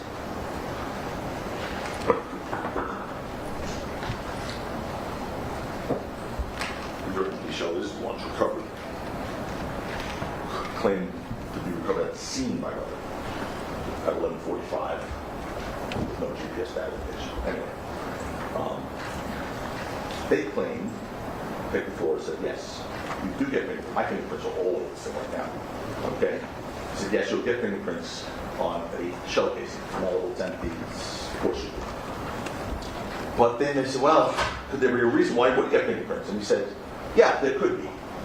His testimony on that was, yes, rain, water, cars, and even wind. Imagine that. Maybe wind wiped the fingerprints off the shell case. Imagine. So now my fingerprints are on this thing. Oh, there goes my fingerprints. Are you kidding me? Wind? Wind knocked the fingerprint off the shell case. That's an excuse. It's not a fact.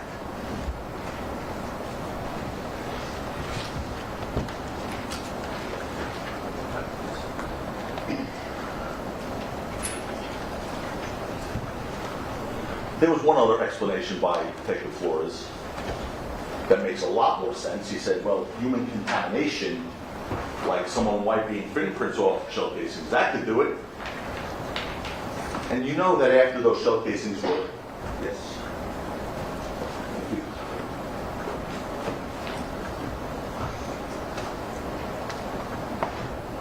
Alex, now where am I? All right, hold on. Human contamination, that's right. Human contamination.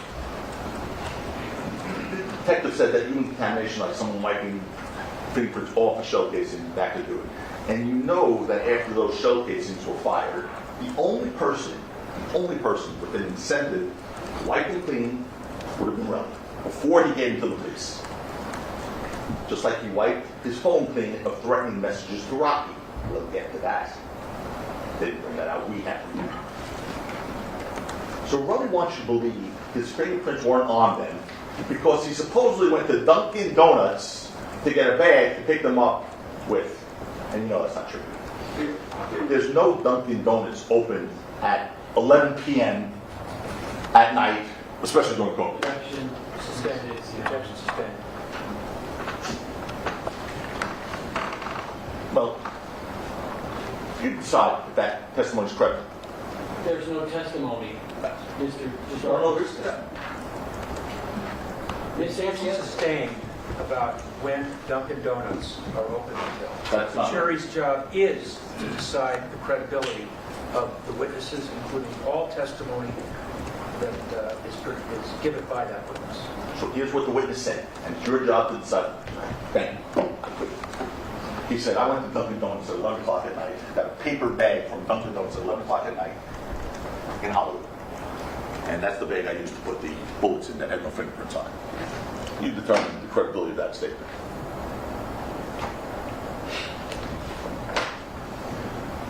He came in and told you that. You also heard that law enforcement took Rocky's DNA. They actually took his DNA, despite Detective Flores saying that DNA was necessary as part of their investigation. He had to swear that to a judge. They never compared it to the shell casings, or even the magazine recovered in Rocky's house. That might help. They didn't do that. For that matter, you know that Relli's 9mm shell casings were different than the 9mm shell cartridges found in that magazine. You've seen that picture 100 times. Completely different brands. The ones in the Relli said he found were Federal cartridge. Lululemon's cartridges were made by Sig Sauer. Completely different. Again, on that point, you heard the magazine was never used, was fully loaded, meaning 2 cartridges were not missing from it, but they were different bullets anyway, so it doesn't matter. Lest there be any question that that block magazine in Rocky's house was not the magazine seen in the video on November 6, 2021. All you have to do is look with your own eyes. All you have to do is look with your own eyes. So to get to this part, I think we can stop it, but let me just go through this last thing. The Glock magazine seen in the video is different. The Glock magazine recovered, which we just showed you actually, is a Glock 43 and it's black. Black, that's the magazine. The magazine that you're going to see in Rocky's prop gun on November 6th was not black. It was extended, as Lululemon told you, to look more intimidating, because it was a little thing, Glock. And if you look at it, you're going to see what it was. But don't forget, 12 and Lou both said, and the prosecution sort of mocked this somehow in their summation, they said, oh, conveniently they both identified the belt and the extended magazine, so they both could identify, the thing. They conveniently came up with these 2 different things to be able to say it was the same prop gun. Not conveniently. Look at the picture. That's what it was. Lou put it together, and 12 saw it.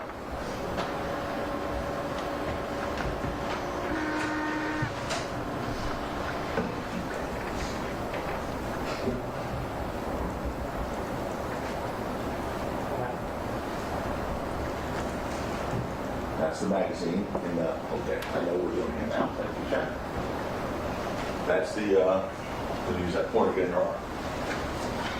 Yeah, you see on the screen. What, that's too hard on the screen? Yeah. Sorry.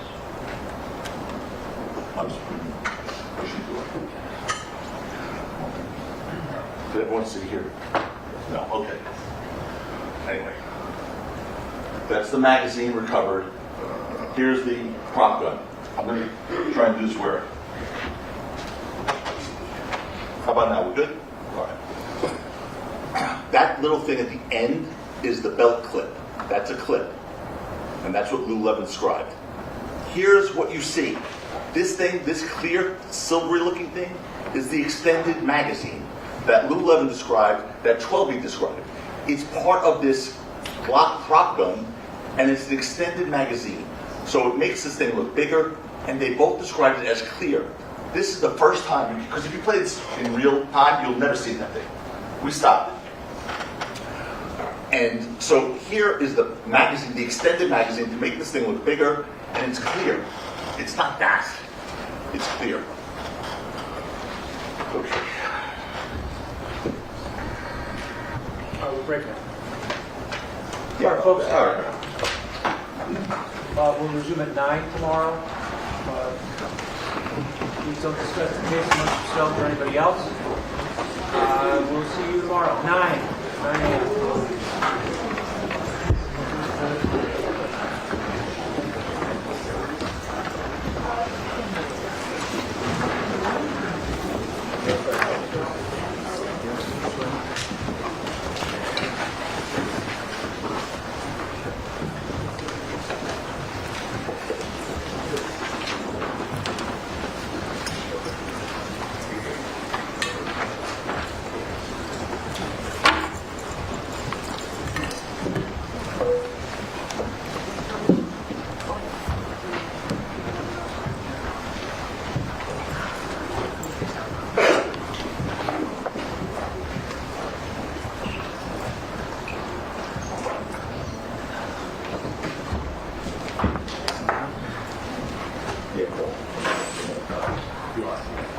All right, the jurors have left. Mr. Siegel, anything?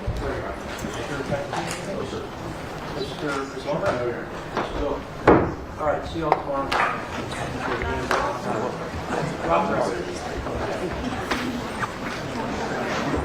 Your bed. I put it on the floor.